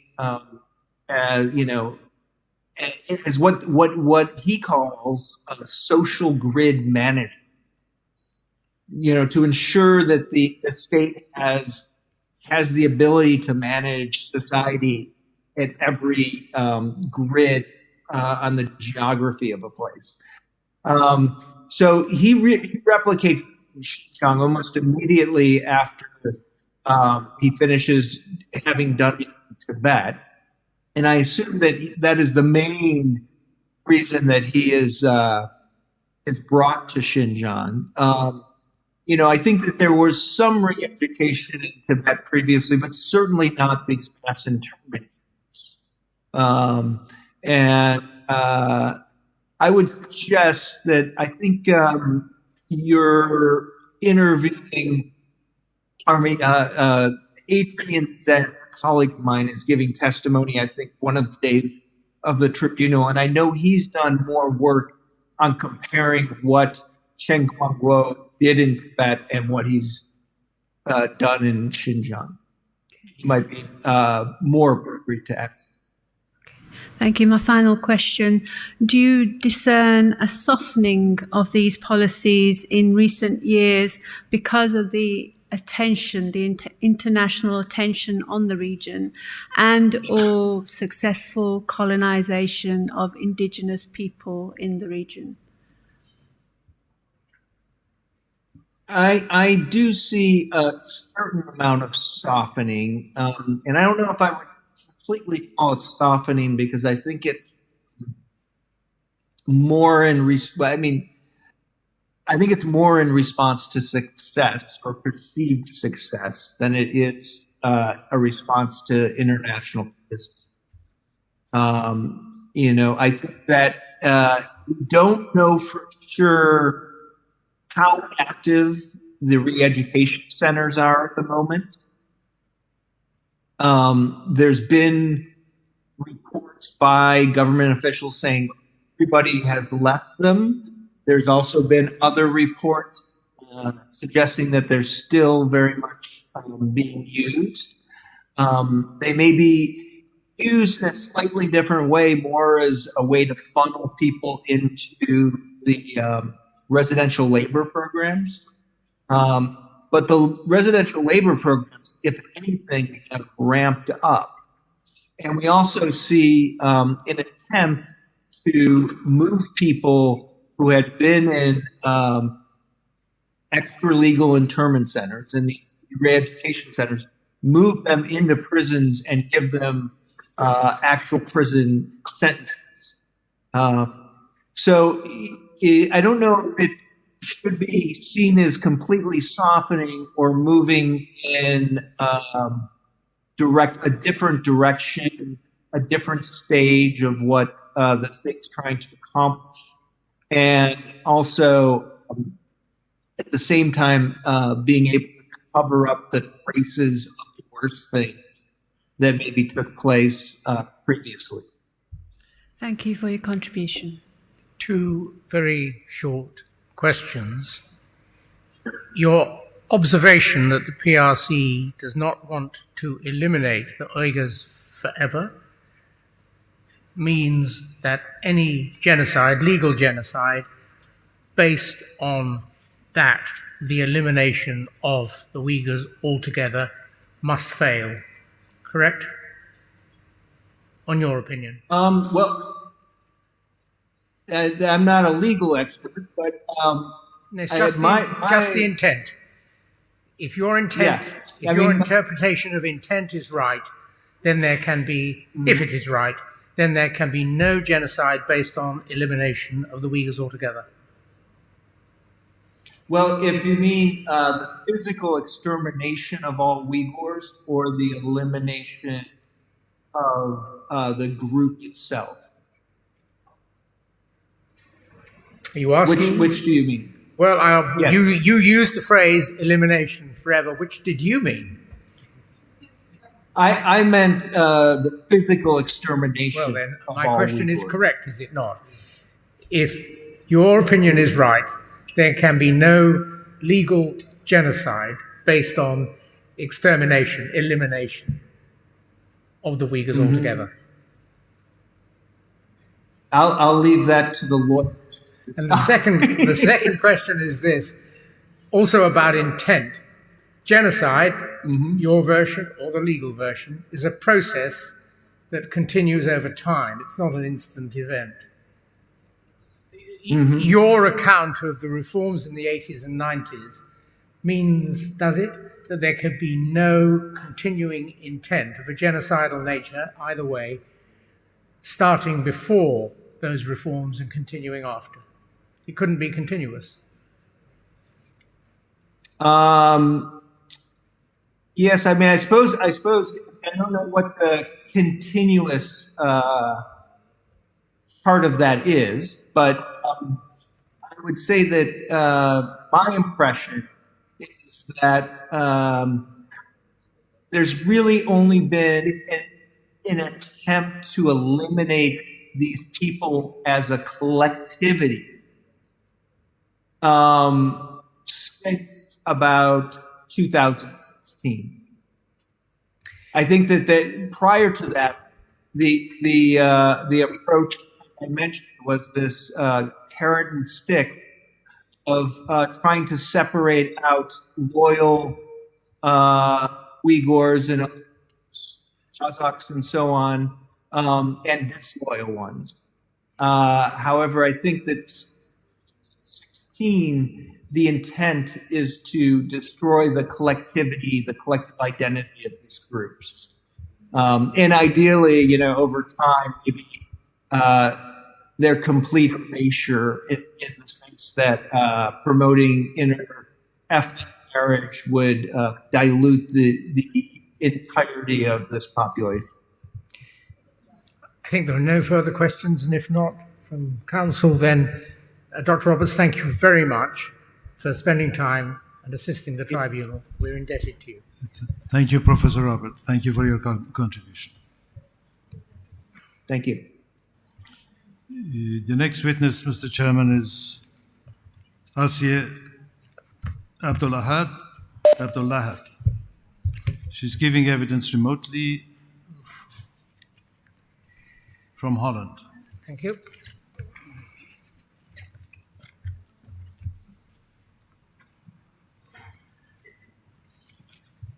Can we have Asiye online?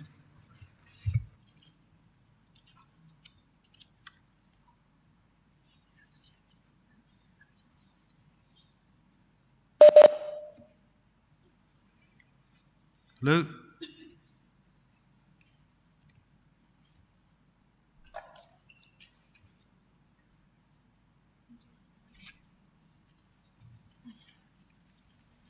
Asiye, please. Thank you.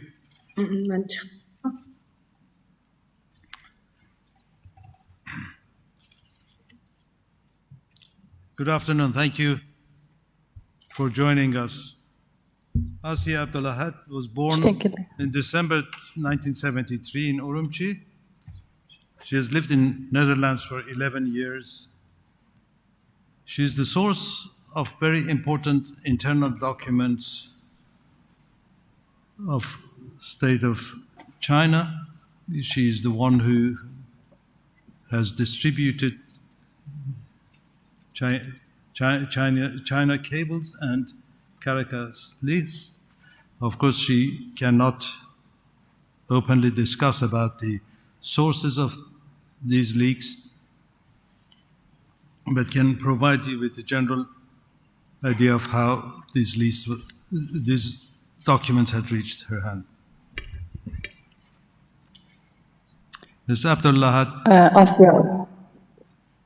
Asya, can you please give the tribunal a brief... Assalamu alaikum. Sorry, you speak in English or... Uyghur.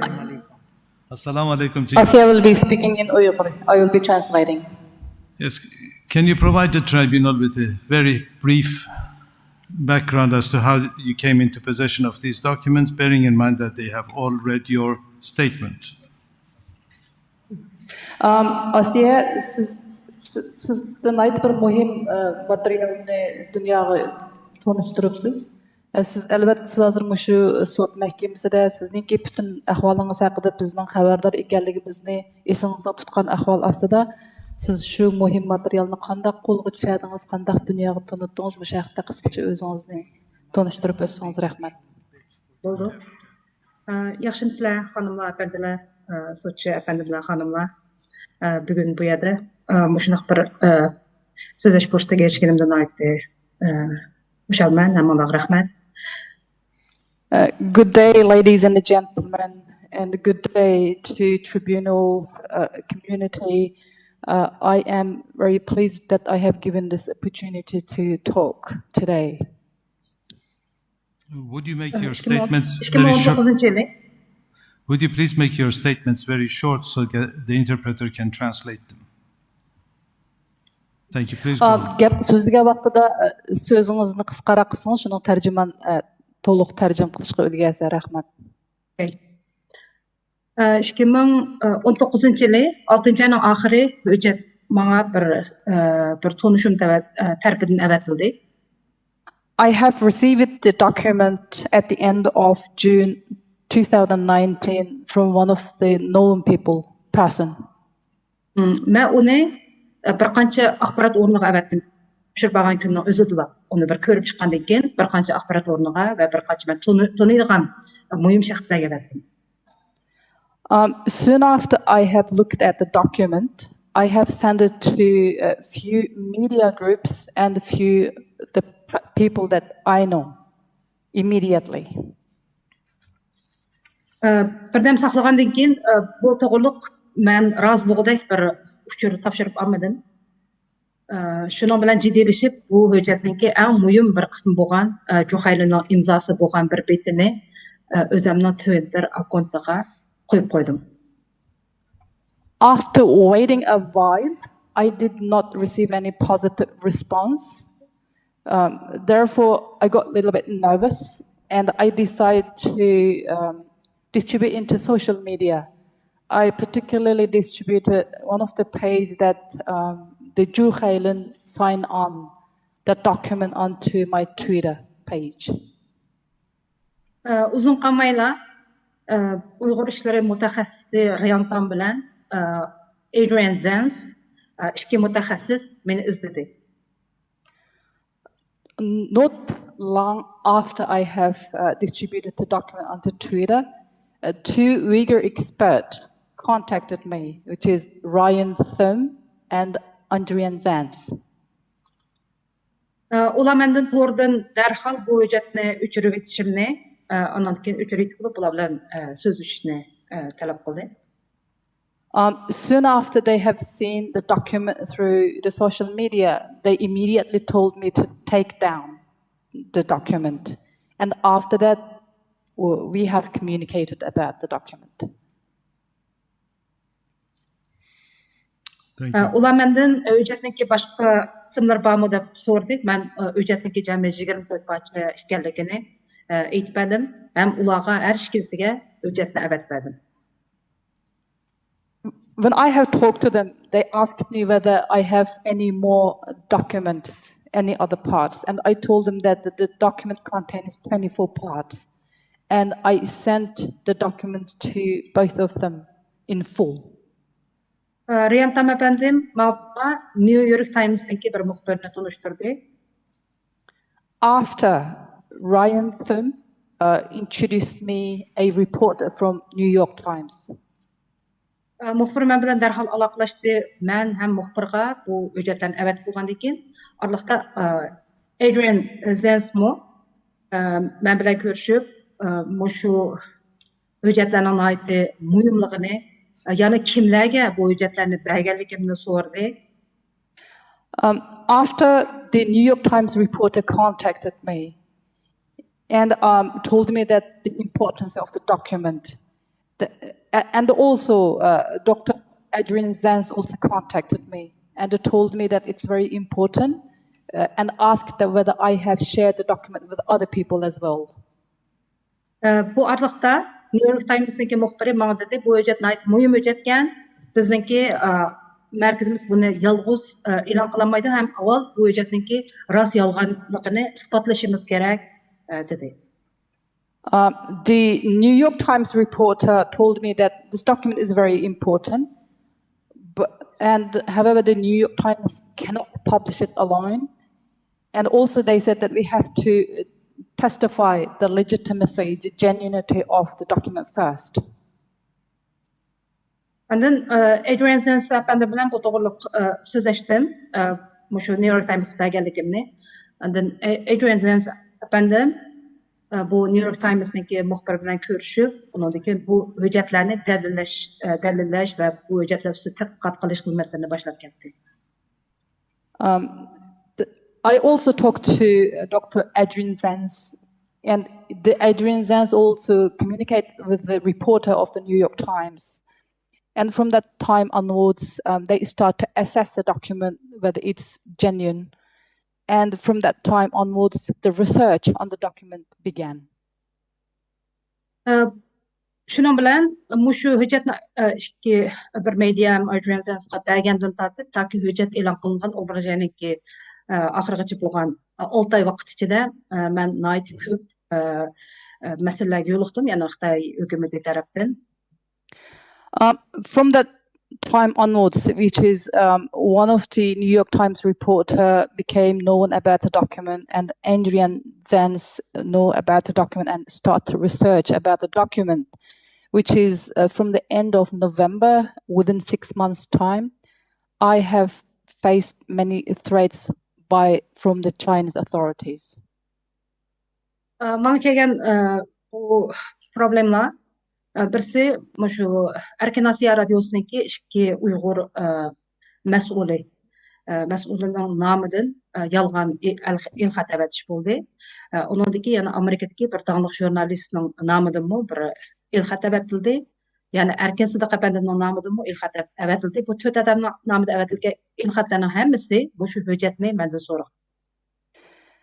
And that problems is they are the one is two Radio Free Asia reporter responsible people contacted me. I mean, with the name of the reporters from the Radio Free Asia, and also one very famous journalist with the name of that very famous journalist, and also another person called Dr. Erkin Sıdık. Yeah. They were all just fake these people and contacted me. And the question was whether it's okay for me to share the document with them. Bu xatlarning ichidagi dastlabkiga men diqqat qilmaylam javob qaytarib ekanman. Keyingi xatlardagi grammatikalik xatoliklarni payqab qoldim. Shuning bilan bularni surishtirdim. Surishtirgandan keyin Erkin Asiyadan avatilgan xatlar ham Erkin Sıdık Efendi'mdan avatilgan xatlarning hammasi yolg'on bo'lib chiqdi. At the beginning, I was a bit careless. I didn't really care. I just directly replied to the emails. But later I have realized that especially the email came from Radio Free Asia reporter there are many spelling mistakes and the mistakes. And then from that, I kind of realized that may not be a genuine email. And the same applied to the email that came from Erkin Sıdık as well. Kendim mening kompüterim, elxat adresim ve barliq sosial aloqa bastırımның hammasi o'g'irlandi, hacker hujum uchirdi, bir kompüterim buzildi, bir telefonim buzildi. And afterwards, my computer, my email account, and my phone are all attacked by the hackers. So one of my computer broken, telephone is broken. So I faced attacks. Men Facebook akkauntimni asli keltira oldim, lekin elxat adresimni o'g'irlanib taki 2 oygacha asli keltiramadim. 2 oydan keyin uni asli keltirdim. I was able to recover my Facebook account. However, it was very difficult for me to recover my email account for about 2 months. After 2 months, I was able to recover my email account. Facebook akkauntimda undan keyin bir tahdid xati topshirib oldim. Bu tuyuqsizlar menga telefon uribdi. Vaqtida men normalda Facebook'niki Messenger degan appni ishlatmayman. Men kompüter chiqqan chaqda ko'rman uni. Shu Messengerda menga telefon uribdi. Shu alamaqanligi uchun menga xat qoldiribdi. Uni bizniki Konyeziq, Uygur Konyeziqida yozibdi. Agar qo'lingda qilayotgan ishlarni to'xtatmasang, seni o'ltirib jastig'ni eshiging oldidagi qora ranglik konteyner, ya'ni axlat chirikiga tashlab etamiz. Sizlar sening pajlangan jastig'ni shu qora ranglik konteynerdan topalaydi deb shunday xat yozibdi. The first threat I got was from through the Facebook. Since I don't really use Facebook Messenger, I normally just access my Facebook account through computer. So since I don't use my Messenger, the first will ring. Since I didn't reply, I didn't answer, the person left a text message. And the text message was written in Uyghur, Arabic script. And in the text message, they written that if you don't stop whatever you have been doing right now, we are going to kill you, and your dead body can be found from the black trash bin in front of your door. Ondan keyin 9 ay mezgilde meniki sabiq yo'ldoshimga vatandagi aloqasi uzilib qolganiga 3 yildan oshgan bir yaqin do'sti tuyuqsiz telefon qildi. Telefon qilib uni Dubayga taklif qildi. And another one is, it was on September. Suddenly, my ex-husband's friend, who has not been communicated for 3 years, contacted with him and invited him to come to Dubai. Meniki sabiq yo'ldoshim shu orliqcha meniki kompüterimni hacker uchirgan yoki qo'limga o'tishgan hech qanday ishlarni. Sorry, can I interrupt you, Ms. Abdullah? The story about your husband's visit to Dubai is fully reflected in your statement that the tribunal has received it. Just to save time, can we move ahead? I have 2 questions for you. First of all, the Chinese government claims that the Caracas list is false and is generated by Adrian Sense. What is your answer to that? Kechiring Asiya xonim, vaqtning e'tibori bilan bizning sizningki yo'ldoshingiz, burunqi yo'ldoshingizdagi ahvollari haqida butun narsalarning hammasi sizning yozma topshirgan materialingizda bor. Shunda bo'lganligi uchun sizning ahvolingiz haqida faqatla savolga o'taylik. Shuning 2 savol. Birinchi savol bo'lsa, Qaraqash listi, ya'ni Qaraqash dokumentini Xitoy hukumati bularning hammasi yolg'on, bu dokument, bu material yolg'on, uni faqat Adrian Zenz o'zi yasab chiqqan shunday bir material deydi. Mushu qarashga siz qanday qaraysiz mushu so'zga? Bu qanday mumkin bo'lsin? Chunki Qaraqash listda 137 betlik hujjat u. Onun ichidagi odamlarning soni 3000 dak Uyg'urniki oilasiga münasibetlik uçurlar bağlamında hem her bir adamdaki kimlik numara, uyning adresi, isim, familiyasi, urug' tuqqanlargacha bular her birisi türlerge ayrılıp, kulum qo'shnilardan tortib, kimning qanday qo'shnisi bor, qo'shnisi ismi nima, do'stlar kim, urug' tuqqanlar kim, bularning madaniyat saviyasi, uyniki adresi degandek mushta tafsiliy uchurlar hammasi yozig'liq. Buni Adrian Zenz apandi bundaq bir cho'ng bir hujjatni Adrian Zenz emas, bir Uyg'urlarmi yasab chiqolmaydi. Shu buni yolg'on deyish aqlga sig'maydi. It is impossible. It is just absolute false because that document is contained 137 pages. Approximately it listed approximately 3,000 people's detailed information. The information contains every person's ID number, address, relatives, and also even the neighborhood, neighbors' information. It's such a detailed information that it is just impossible and it's just unthinkable that not let alone Adrian Zenz create such a document. Even a Uyghur or anyone, it's just impossible to create such a detailed information and compile such a huge document. Thank you. You also mentioned that you have compiled and you're about to publish a new report on the intent of the PRC from 1949 based on the internal documents. When do you expect that book to be published, and would you give the tribunal a copy of the book once it's published? Siz yana depsiz, siz bir yeni doklad tayyorlabsiz. Yani şu Xitoy Xalq Cumhuriyetining siyosatlari haqida, yani bu materiallar taki 1949-yildan mobaynida yuz berayotgan shu chaqda bor materiallarning hammasini o'z ichiga olgan depsiz.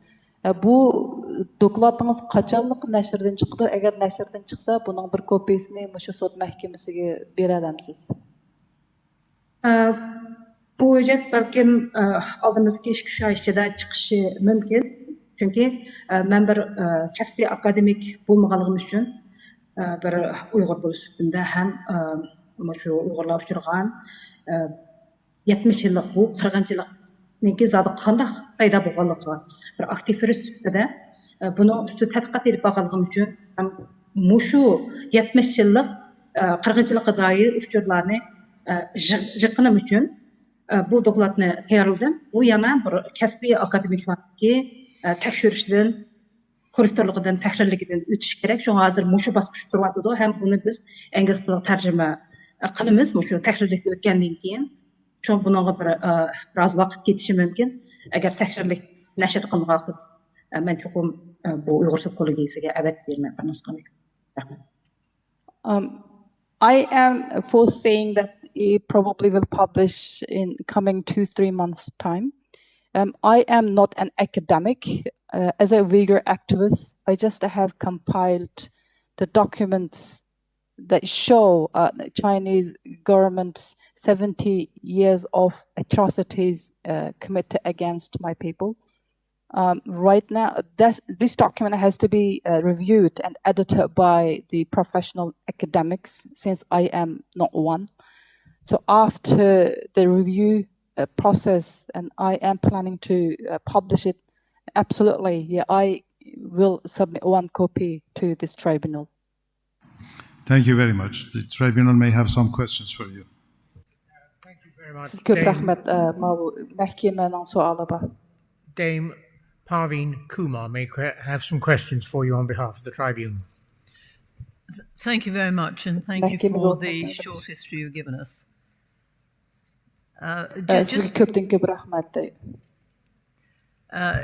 Can I just ask, what was your occupation when you were at home, and what's your occupation now?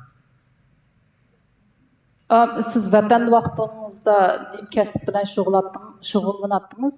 Hozir nima ish bilan, hozirgi kasbingiz nima?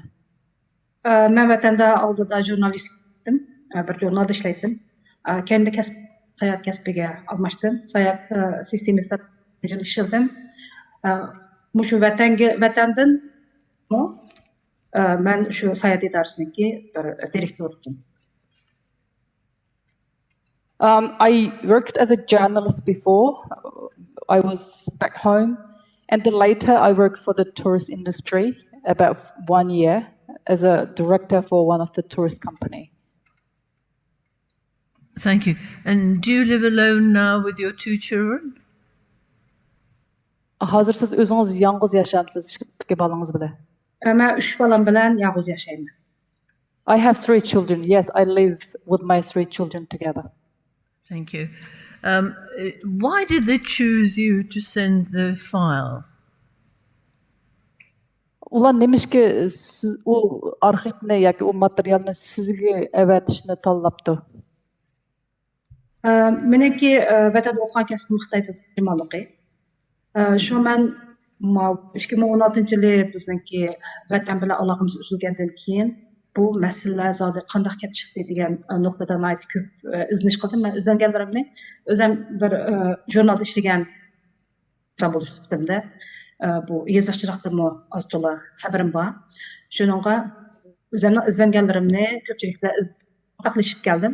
Shunga meni sosyal medyalardan ko'plab Uyg'urlar taniydi. Meniki xazi tilimning yaxshiligini dastlabki yezishchiligimniki Xitoy tilidagi materiallarni tarjima qilish bilan boshlanganligini hammadan bildi. Shuningga menga hujjatni avatkichimi meni shu hujjat Xitoycha bo'lganligi uchun buni tushunadi, joyiga yetkazoladi deb ishonch qilib avatgan. While I was back home, I studied translation and translation from Chinese into other languages. Since I came out from my home country, especially since 2016, our communication with our homeland completely cut off. After these incidents happened, I started to observe the situation as a journalist, as a writer as well. And I have good writing and translating skills. Since I have those skills, I shared whatever I thought, my thoughts as well as my research and observations through social media. People who follows me on social media, they knew clearly that I am deeply involved in the writing and also translation. Another thing is definitely people would know that my Chinese is very good. And definitely they understood that I am able to understand the document because the document is in Chinese language, and it is I am able to deliver the document into the right place. I believe that they truly believe in those skills. Thank you. Do you know which department these documents might have originated from? Do you think they came from the central government? Sizce mushu materiallar qaysi o'rindan chiqqan? Sizce markaziy hukumatdan kelgan yoki markaziy hukumat asosli kelish manbai bo'lgan dokumentlarmi? Markaziy hukumatdan kelgan bir tutash hujjatlar bo'lishi kerak. Ham bu Uyg'ur avtonom rayonidan chiqarilgan, tasdiqlangan degandek mana hujjat qarsak bo'ldi. Chunki uningda Ruhaylimniki ham boshqa rahbarlarniki imzosi bor, hukumat tamg'asi bor degandek. I believe it's been originated from the central government.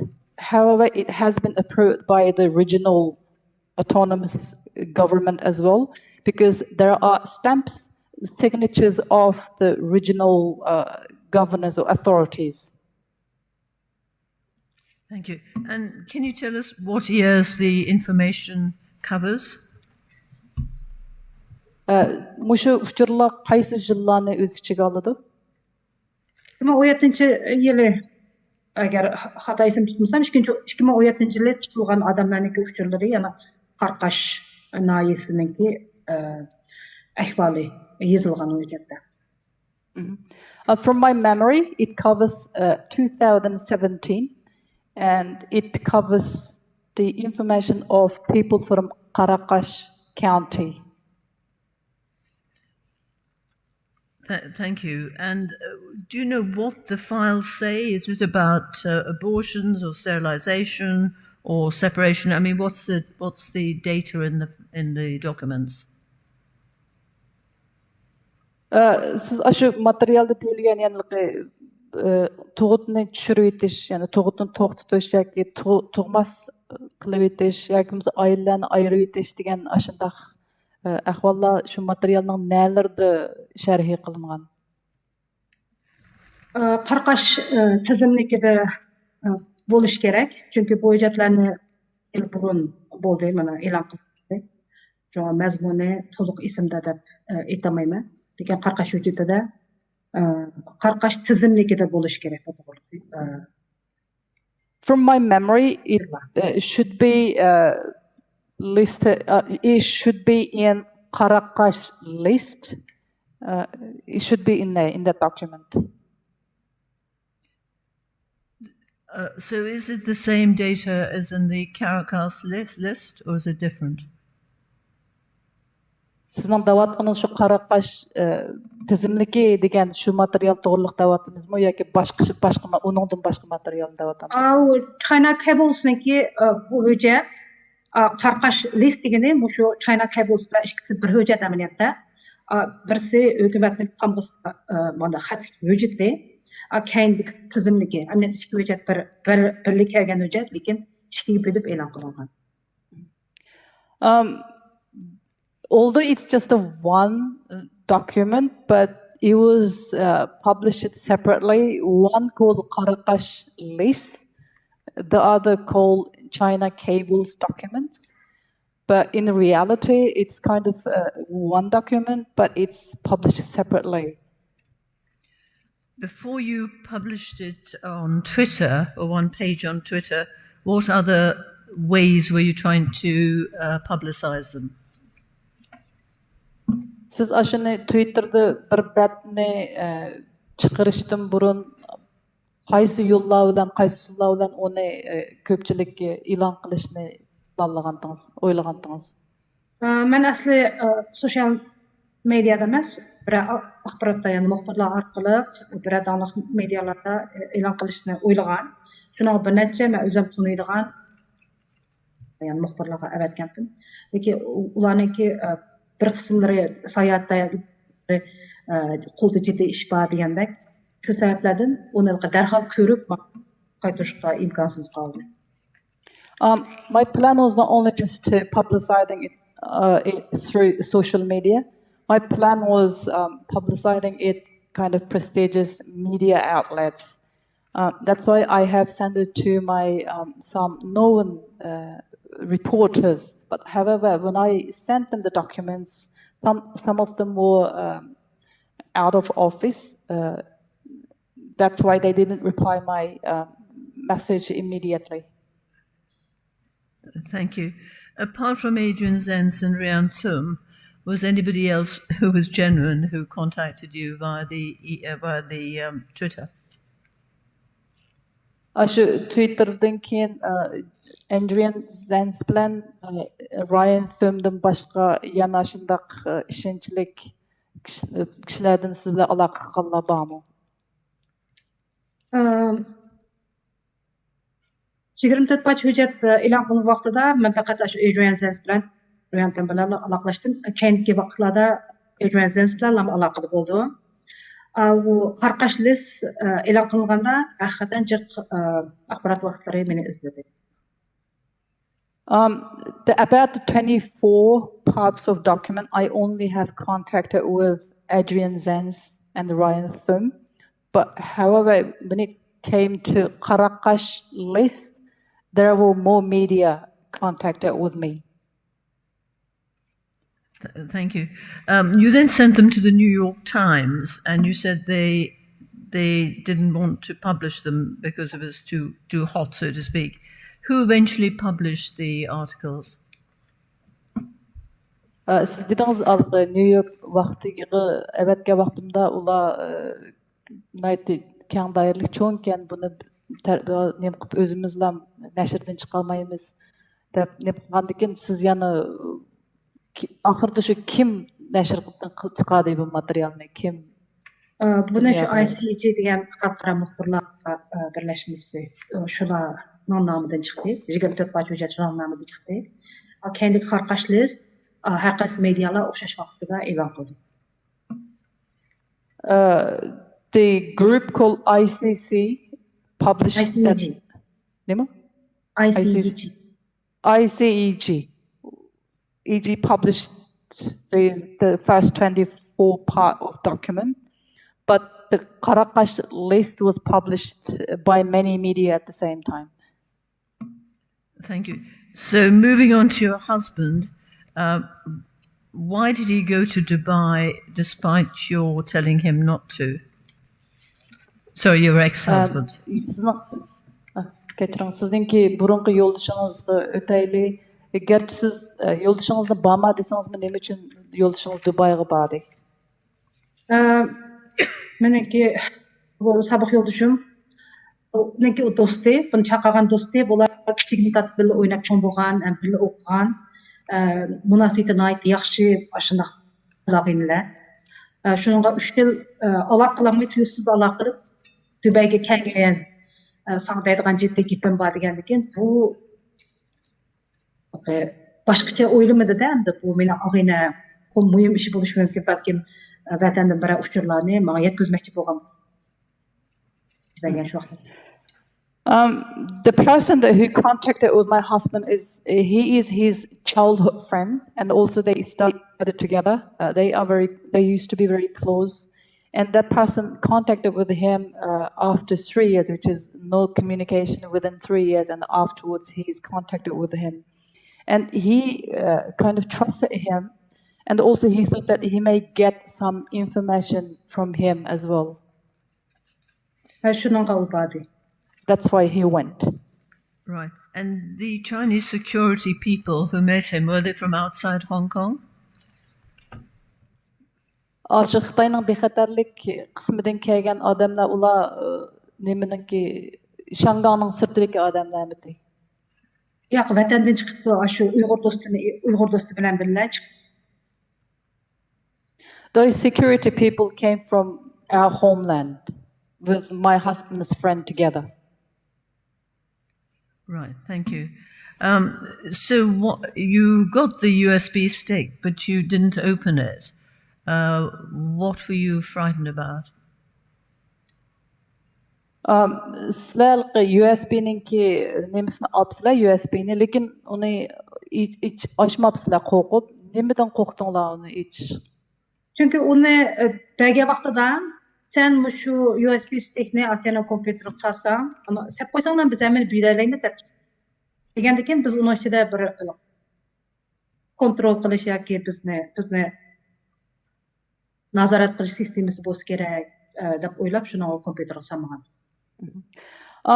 When they gave that USB stick to my husband, and they told him that, if you just put this stick into RCS computer, and we were able to monitor everything. So we afraid to use it or put in my computer because, soon we put it in, we will be watched or observed by them. Okay, thank you. So you say you were a hot topic on the social media. How did Holland get to know about this? And also, what do you mean by... Sorry, let me answer that question first. Sorry. Siz ijtimoiy taratqulardan aytib bir qiziq temaga yoki qiziq bir shundaq umumlashib qolgan shundaq bir odamga aylandim debchi, işte aylanib ketdik deb. Mushu nima demoqchisiz, qandaq yuz berdi? Buni Holland qandaq bildi? Holland tushunmadim.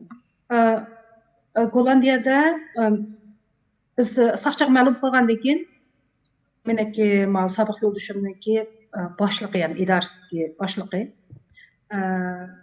bu ayol endi maslahat ko'rsatibsizlar buni yo'q chiqaringlar, bu bak cho'ng xabar. Agar chiqarmasanglar sizlarniki bexatarliginglar tahdid ichida qilish mumkin deb taklif bergandan keyin shu meni sabiq yo'ldoshim buni mediaga chiqarayli, baribir bizni bo'lib ketgandan keyin dedi. Men shunday o'yladim, chunki undan burun Xitoy hukumatiniki endi mening qo'limda bir hujjat borligini Kun bölüdü dep men onda karmaganlygym üçin men bu höjjatny Adrian'ga bergendim o. Hiç kimge Adrian'ga mındak bir höjjat berdim demegen hem de hatta şu ballan datsygymy demegen. Keyin hem de şu Dubay'nın vakası yüz bergendi ki meneki özüm yoşurup jurdygan hiç qanaqa imkaniyet tapmady hem. Şununğa sosyal medyaya çıkışqa mecbur boldum. Even if I didn't tell about that I have received that document and I have shared the document with Adrian Zens and everything, despite that my husband doesn't know anything about what I have been doing, but he was still invited to go to Dubai, and we have received that stick. But after we receiving that USB stick, and we reported about what happened to the police in Netherlands.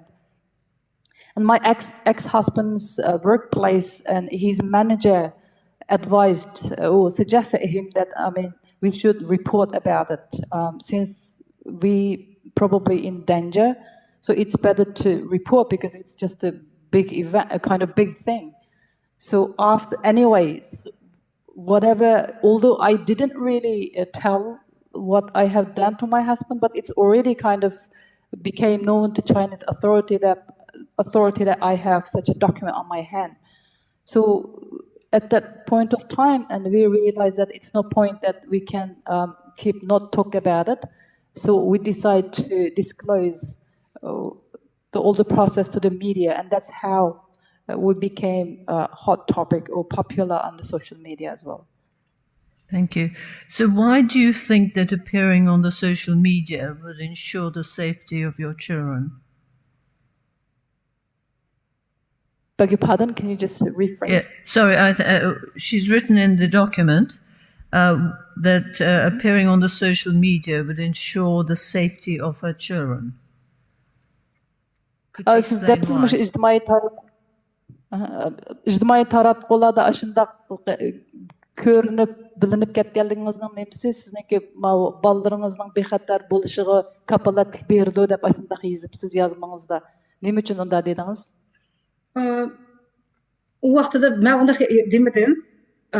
Media chiq vaqtida aşındaq yazılıp qaptam deb, bu tarjima fikriga xatolik bo'lsa kerak, chunki muxbir kelgan vaqtida biz Xitoycha paranglashgan, muxbirniki Xitoycha so'zlar aytgan.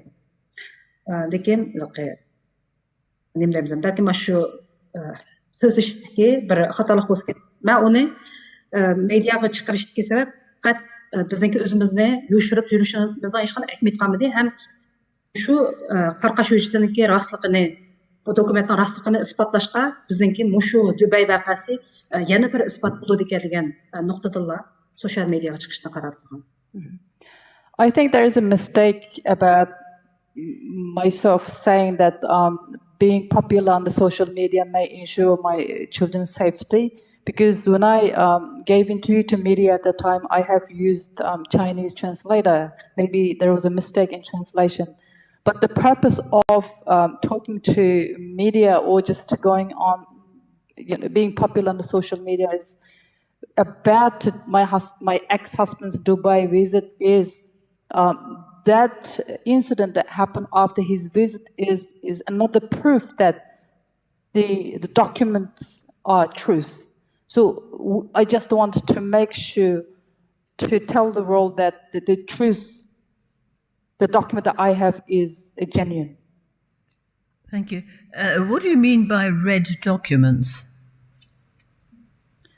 Siz kızıl materyal depsiz, red document. Bu nem degen gap bunun ma'nosi nemi? Bu kızıl başlık hüccet deydi o. Xitoycha bu hükümetten çıkan üstüde kızıl hükümetniki mesela Şinjan Uygur Abdum rayonunda xeti bolsa, şu yerden çıkan bolsa, şunda xeti buldu. Yani kızıl xet, kızıl tamga. Bunu xontu boyunca demsem hükümetniki numurluq, mançıcı numurluq hüccetde hükümetden degende. Mada hüccetler buldu. Şunu kızıl başlık hüccet deymiz. Hatta hüccette şunda hüccet. Okay. The red document means it's an official government official document. Most of that kind of documents, on the top, the titles, the headlines, everything written in red, and also stamped in red. It's authorized by the government, so we call it's red document, which is kind of another way of saying it's official government document. Okay, thank you. Last question, you'll be relieved to hear. You say you've been getting some threatening messages, and I just wonder, are you frightened of investigating it yourself, which is what you said you want to do, particularly as you've got 3 children at home? Siz depsizlik tehdit işte uçurlarını aldım depçü. Bu mu sizin hazırmış ballarınız bile yaşavatkan boğan ki siz özünüzün öz aldığınızga muşu tehditlerini tekşürüş müşündaq nem qilishqa ensiremsiz, qo'rqamsiz. Qo'rqdingizmi o'sha yoqda? Qo'rqmadim desam xato bo'ladi, yolg'on bo'ladi, lekin qo'rqish hech qanday hal qilolmaydi. Men qo'rqsam bu tahdidlar taxmin kuchayishi mumkin. Bu tahdidlar meni yo'qotib ketmaydi. Meni qo'rqmaganligim sababim yo'qolib ketmaydi. Lekin mening qo'rqmaganligim sabab vatandagi nurg'un millionlab Uyg'urlar uchun haqiqatni dunyoga yetkazguli bo'ladi. Buning uchun menimcha bunchalik qurbonlikni berishga arziydi deb qarayman. It's going to be wrong if I say that I'm not afraid of it. I do concern and I do afraid of doing search or just protecting myself. It is concerning and frightening, but when I think of the millions of people in my homeland, for the sake of them, I think it's worth it to not afraid of and stood up. Thank you very much indeed for talking to us. We're most grateful. And can I also thank you for interpreting? Thank you very much. Thank you very much for attending the tribunal to give evidence. There are no more questions from the tribunal, and I apologize for the fact that we must have reached you later than the time you originally expected. Thank you. Köp rahmet. Mahkemenin başka sual yok sizge. Keçirin biz siz bilen belgilengen vaqtdan kechikib ko'rishganligimiz uchun uzr. Sizlarga köp rahmet. Thank you very much to you too. My pleasure. It's okay. Mr. Sabi, the last witness in public today is again with remote translation. Yes, sir. It's Abdul Wali Ayub giving evidence remotely. And Mr. Abraham will be... Yes. Can I encourage you, Mr. Abraham, to include in your summary as much as possible of the material in English language, because time is now short. Some of us have trouble listening to the translation in any event. And the more we can get done in English with this witness who's got a lot to say and move to the panel members' questions, the better.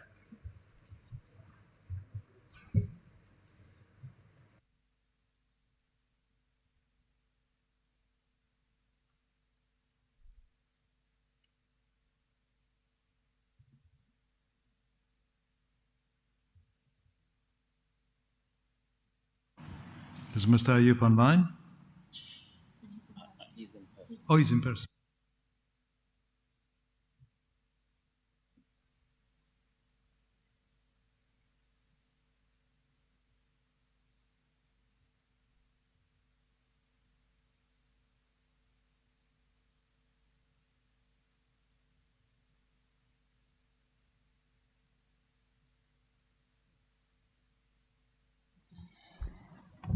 Good evening. Good evening, everybody. Good evening, audience. Thank you for having me here. A male Chinese national of Uyghur ethnicity was previously a Chinese Communist Party translator in Kashgar to party chief Zhu Hailun. He promoted the linguistic rights of Uyghurs, for which he was incarcerated as a political prisoner in 4 separate detention facilities over an approximate period of 15 months. In detention, he suffered severe ill treatment, particularly when interrogated by police and/or state security officials and other prisoners of both Han and Uyghur ethnicities. The ill treatment included electrocution, sleep deprivation, and sexual violence at the hands of a group of inmates facilitated by police within the detention facility. Prisoners in charge of punishment received rewards for bad treatment of fellow prisoners. Treatment of Uyghur prisoners like the witness was different from treatment of Han Chinese prisoners who were not mistreated. The witness was subject to extensive medical examination in a hospital which involved taking samples of bodily fluids and examination of internal organs. The witness gave details about the discriminatory attitude and practices of party chief Zhu Hailun towards Uyghur Muslims, and also verified names on the Karakaks and Aksu lists. The witnesses confirmed the signature of party chief Zhu Hailun in the China cables. Mr. Ayub, I have a few questions for you before I hand you over to the panel. As I understand it, in your witness statement, your witness statement states that you currently reside in Turkey.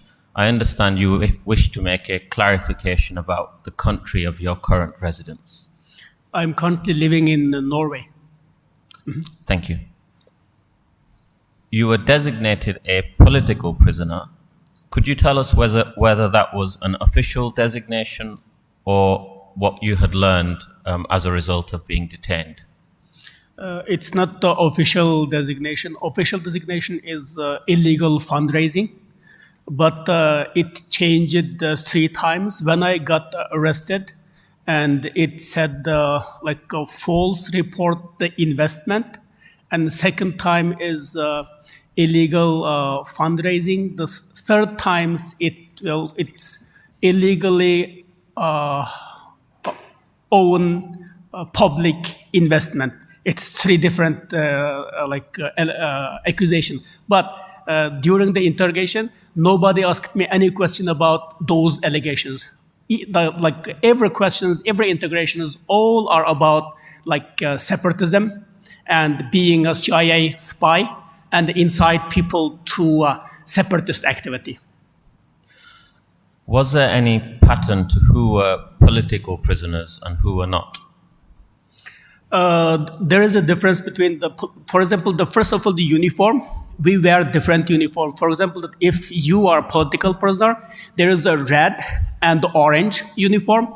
If you are not political prisoners, you will wear the like gray and blue uniform. It depends on. And when I got arrested, I wear orange uniform. And then when I transferred to Urumqi, I wear red uniform. It means that like the allegation is so-called illegally fundraising, but the uniform I wear, it's like red and orange. Yeah. And another thing that like the guys who came to Kashgar to arrest me, they are the guys from National Security Branch of Public Security in Urumqi. You were kept in 4 separate facilities. How many other political prisoners were there in each of those 4 facilities?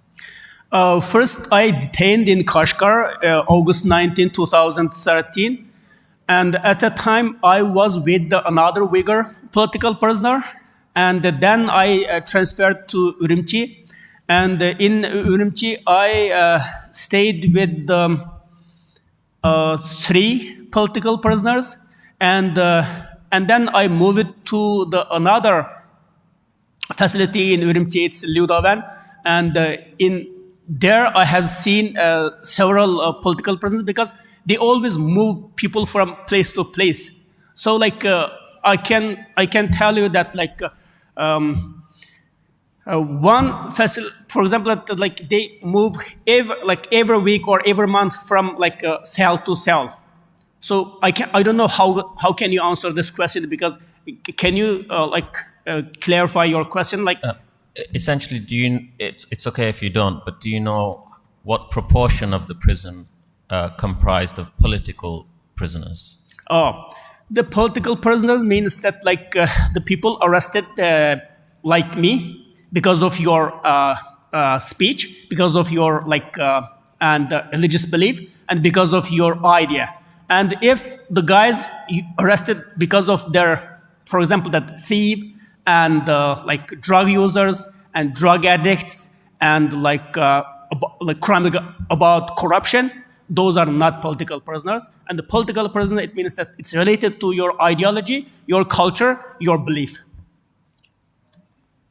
You stated that Uyghur political prisoners were treated differently from prisoners of other ethnicities, and you gave 2 examples.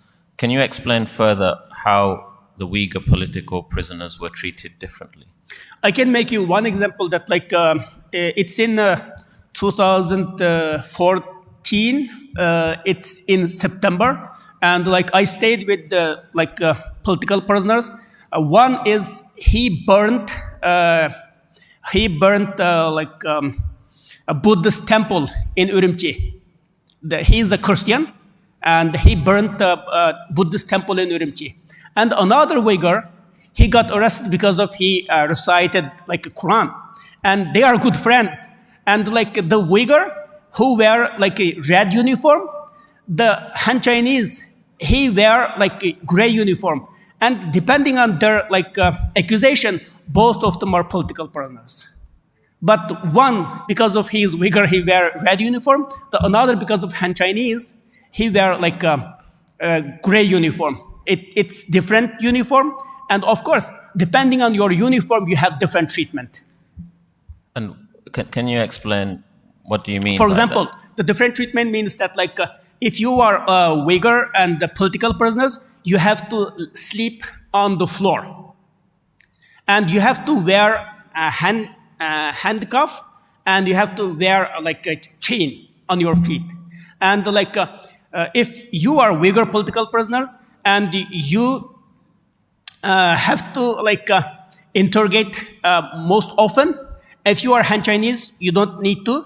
And like, for example, if you are political prisoners, you will not order. In detention center, we have different kind of food, like police food and prisoners' food. And if you are Uyghur political prisoners, you cannot order police food.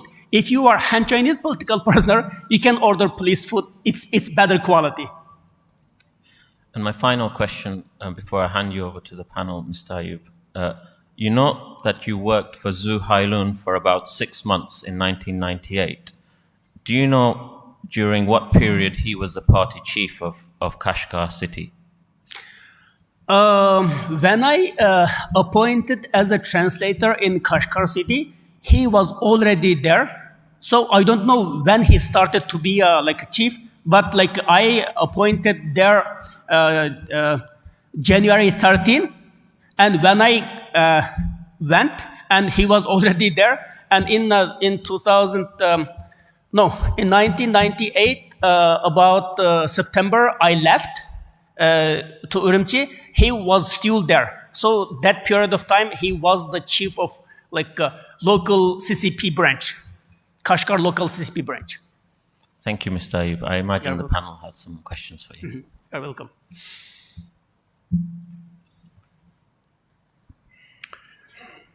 Thank you. When you were arrested in 2013, the police were investigating and alleged that you'd been engaged in separatism and that you were a CIA spy. On what grounds, if any, did they come to that conclusion? Could you rephrase your question? Sure. You were accused of being a CIA spy and engaged in separatism. Mm-hmm. Why did they think that? It's because of I studied in the United States, supported by a Ford Foundation. And like they like during the interrogation, they told me that because of Ford Foundation is in Chinese, in English it's anti-China organization. And they said that you trained in the United States, supported by Ford Foundation, and you received email from UHRP, and you are friend of the journalist Radio Frasia, and it means that they sent you to like incite people take action against the government, and that's your goal, to come to China, to come back to China. And that's about that, like CIA spy, something like that. And I started my mother language campaign to preserve my language. And during the interrogation, I learned that it is the beginning of the independent movement. They make one example that because of Dhaka students in 1971, it's a mother language campaign, and at the end, the Bangladesh become independent country. And they make that example that your mother language campaign, it's not simple mother language campaign. It's the beginning of the separatist movement. Thank you. You have a master's degree from the United States. Were you targeted because of your education? I couldn't. Could you rephrase the question? I'm sorry. Sure, no problem. You have a master's degree from the United States. Mm-hmm. Were you targeted because you are an educated person? Were you targeted by the police and the authorities because you're an educated person? Yes, I think so. Because after I returned to China, I had my first phone number, and from that time, I always can feel that I'm not, when I call somebody or somebody called me, and we have the same feeling that there is a third one talking to us. There is a third one listening to us. After I came back, I already became target. And then I think it's in October 2011, and state security came to Kashgar from Urumqi. His name is Enver. He came, and another Han Chinese come, and they together interrogated me about why I came back from the United States and what I have done in the United States and something like that, those questions. Thank you. When you were on your,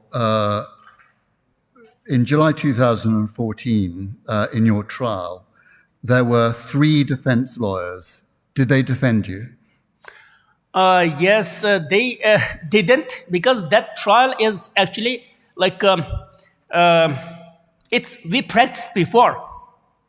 We have a practice, and then it's official one. During the practice, we already signed every paper, and we already answered all the questions. We recited those questions, and we recited all the answer. And then the second term, it's a official one, and my family members invited, and my friends' family members invited. There is no any defense. We just play game. We just play the game. Everything is prepared. Everything is practiced. And then when my family members come, and my friends, I have another 2 friends, and they come, and it's just we play the game. For me, it's just repeating something I have done before. That's all. So from that, would you say that the outcome of your trial, the verdict of your trial, was predetermined, was already, was predetermined? Yes, it's all, we have negotiated. And I remember the names of those guys, and Abdurazak and Aygul came from the prosecution, and they came that, if you accept this allegation, we will say that you are behaving very well during this detention time. And if you say that I have nothing to do with this, legal fundraising or something like that, and we will say that this guy's during the detention, and he behaved worse, and we accuse you about separatism. Which one do you prefer? Which one do you choose? I said, of course, the one illegal fundraising or something like that, because and they said that if you accept that, we will punish you in 2 years. And if you keep that I always keep this that I'm innocent. And if you keep saying that you are innocent, and then you will have life imprisonment, which one do you prefer? I said, no, that's the second one. Yeah. So, as you've said, you signed a 100-page document at the end of your trial. Did you read that document before you signed it? No, because we already practiced it. And I have already signed once, a week ago. So when the official trial, I haven't even look at it. I just draw something like my signature. Thank you. Eventually, your friends, as I understand it from your statement, appealed. Given the lack of legal due process, as you've described it, how did that work? How did that come into effect? What process did they go through? Before the trial, the guys from prosecutor told me that you don't need to appeal because it's already we gave you fair treatment. Don't need to appeal. But I don't know why my friends appealed, and then the second trial is in October 2014, and the second time, because the first time we were cheated. Like I said that you already told me that you punish me in the first they told me that we punish you only a year and you will be released from the court. And then they sentenced me 18 months, and they didn't keep the word. And during the second time, the trial, I said, you guys, because they are there, you guys didn't keep your words. You said you are going to release me at the court, but you haven't. And everything you told me, it's false. And you cheated me, and you forced me to accept this this illegal fundraising. You lied. And both three of us say that it's not fair, and we make an example that we stayed with the other economical criminals, and that depending on the Chinese law, if you illegal fundraising, your investors should be more than 50, but our investors is only 18, and that it's this one and this 18 months trial is not fair depending on Chinese law, we said. So, and maybe it works, or maybe what worked, and then it cut 3 months. First of all, they sentenced me 18 months, and then I don't know why they cut 3 months. I learned that when I going to release. They came and asked me to come out, and with the handshake and the chain the feet, and asked me to out, and then they told me that we release you. I said, I have more than 3 months. How can you release me? They said, you are already finished, and this is the trial, and this is your verdict, and gave me the verdict. And I learned that day it's finished. Yeah, exactly that date. It's November 20th, and gave me that verdict. My release date is November 20th. Yeah. Thank you. You're welcome. When you were in the hospital in Urumqi, you were medically tested. Do you know why? It it happened to everybody. After you arrested, at the time the interrogators told me we have to send you to a medical test and those things. I think it's okay, and for me, because they told me it is a medical test, I have never suspect there is something special reason, so I didn't terrified. I think it's because I worked as a professor in different 2 universities. I never feel that they have done something to me. Yeah, I trusted them. I don't know why at the time. Thank you. Mr. Ipe, this is a difficult question for you, but in your statement you describe torture and sexual violence. Are you able to tell us more about that? If you would prefer not to, or to put it in writing, that can be done. I don't want to. It's I already I already talked different media, and I don't want to tell that story. I don't want to cry. Fair enough. That's perfectly reasonable. Thank you very much. One last question. Could you let the tribunal know what Zhu Hailan's attitude to Uyghurs was in general, from your experience as his translator for a period of time?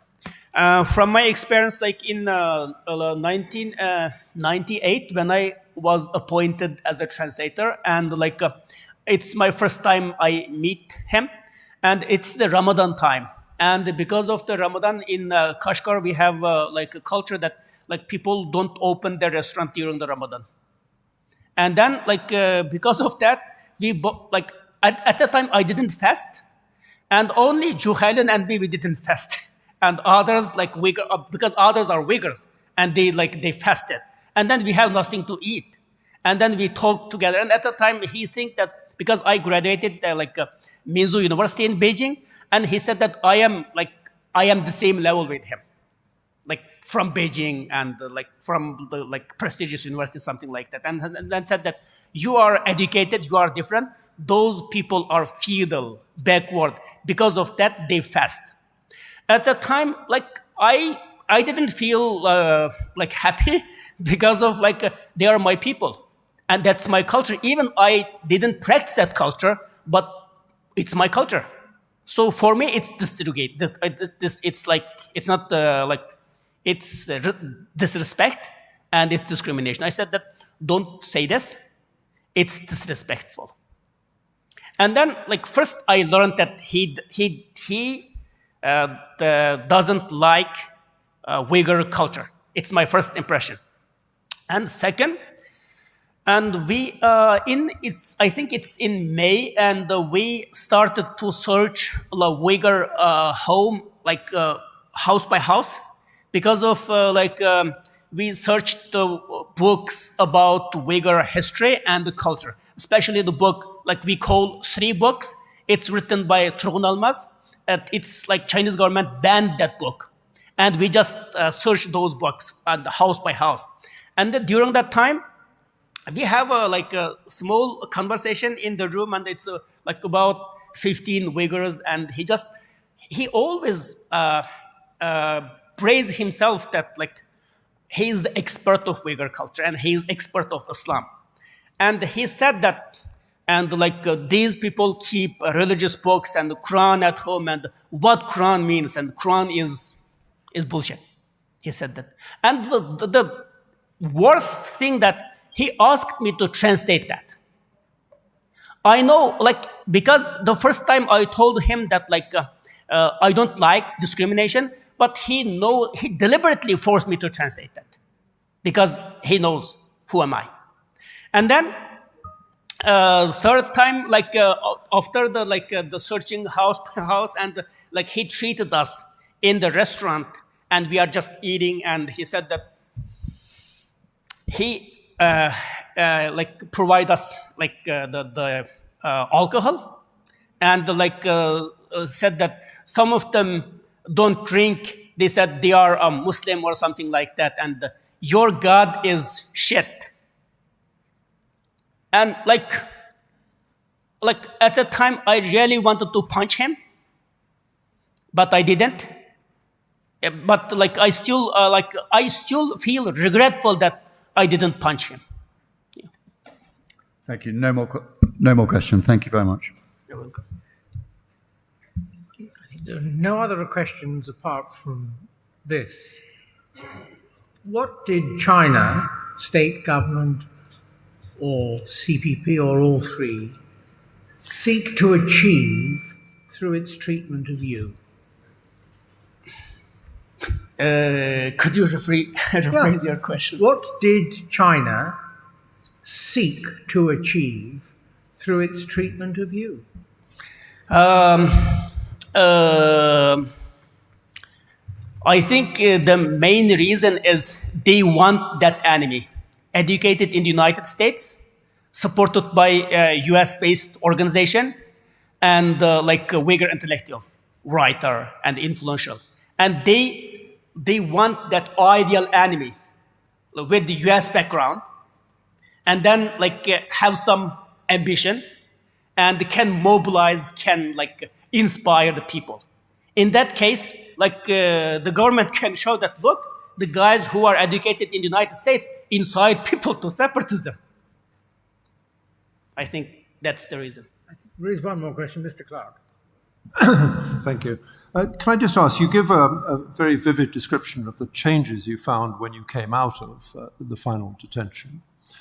And you said that effectively it was like a military scene, that in Kashgar there was a tank or armoured car in every village. And that was it literally? I mean, that's a huge number of tanks, isn't it, to have around? But that was the case, was it? That there were this number of military vehicles in the countryside?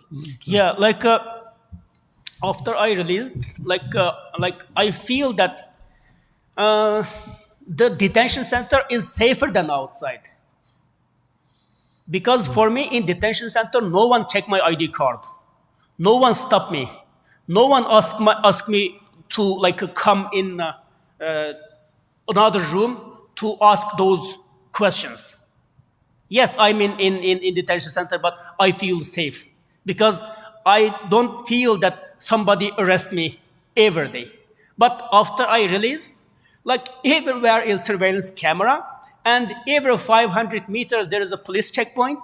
And I visited Yighini County, and I visited Konisha County, and I visited Kashgar.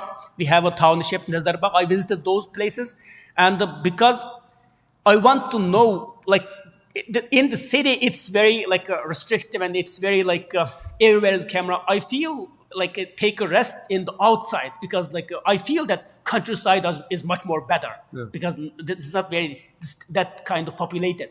And I found out that every village there is a school, 3 floor, and there is a big yard. In the yard there is a tank stopped, and all Uyghur young guys enlisted as a soldier, paramilitary, and they have to practice call Yi Arsen, it's Chinese practice, ask guys to walk at the street and stroll at the street and ask them to behave like a soldiers. And I'm thinking that you have already tank and you have already PLA in every village. Why do you want those Uyghur guys just train outside, asking them to call in Chinese Yarsan? Why? What do you mean? 1, 2, 3. What do you mean by that? And I feel that in the city, people are under the surveillance camera. In the countryside, people young Uyghurs forced to become paramilitary, and female forced to dance in that school and in the yard. And it's very ironic for me that there is a tank and there's a people dancing. What kind of dance is that? How can you dance in front of the tank? Thank you. You're welcome. Adewale, thank you very much for coming to give your evidence. I hope the delay in starting wasn't an inconvenience. You're now free to go. Mr. Sabi, we are now going into private session. Yes, sir.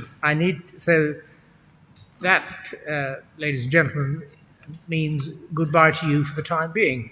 But before you go, just one thing that ought to be explained.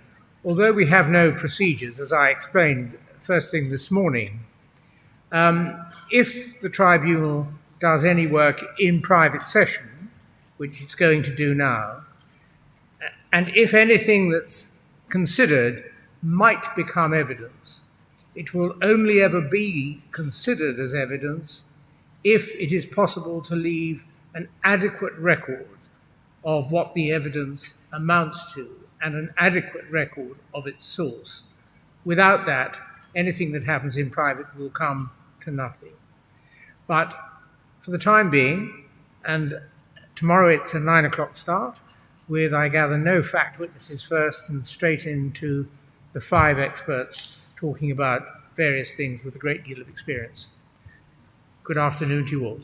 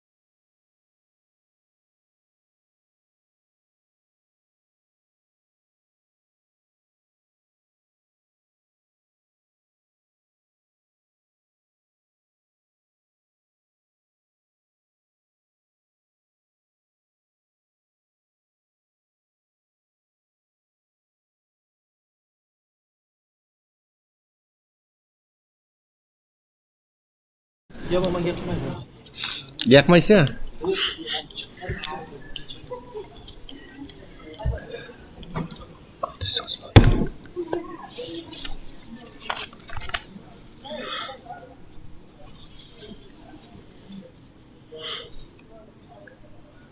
How was?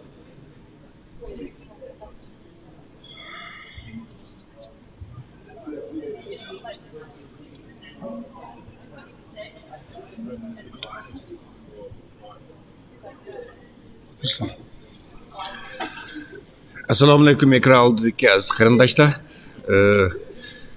Dunyo urug' tot televiziyasiniki xalqaro Uygur sotininki bugun Londonda boshlangan tunji soti haqidagi naq maydon xabari nemishada oxirlashtiramiz aziz qarindoshlar.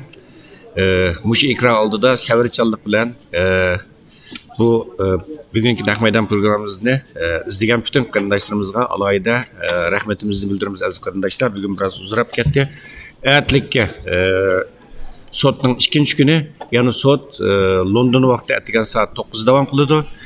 Ama stansiyamiz naq maydon programmasi yarım saat burun boshlaydi va rasmiy sot boshlanishdan burun ba'zi ziyoratlar bo'ladi va suhbatlarni uyushtirdi bu yerda yarım saat. Ertlikka nihoyat muhim bu yerda şahitlerimiz var, guvaçlarımız var. Uygur çetellik şahitlerimiz, guvaçlarımız. Az qarindoshlar, hammalarga tekrar ko'p rahmat. Ertelik sot görüşeyle, erte London vakti saat, etigen saat 8:20 görüşeyle. Görüşüşe aman bulunla hayır hoş.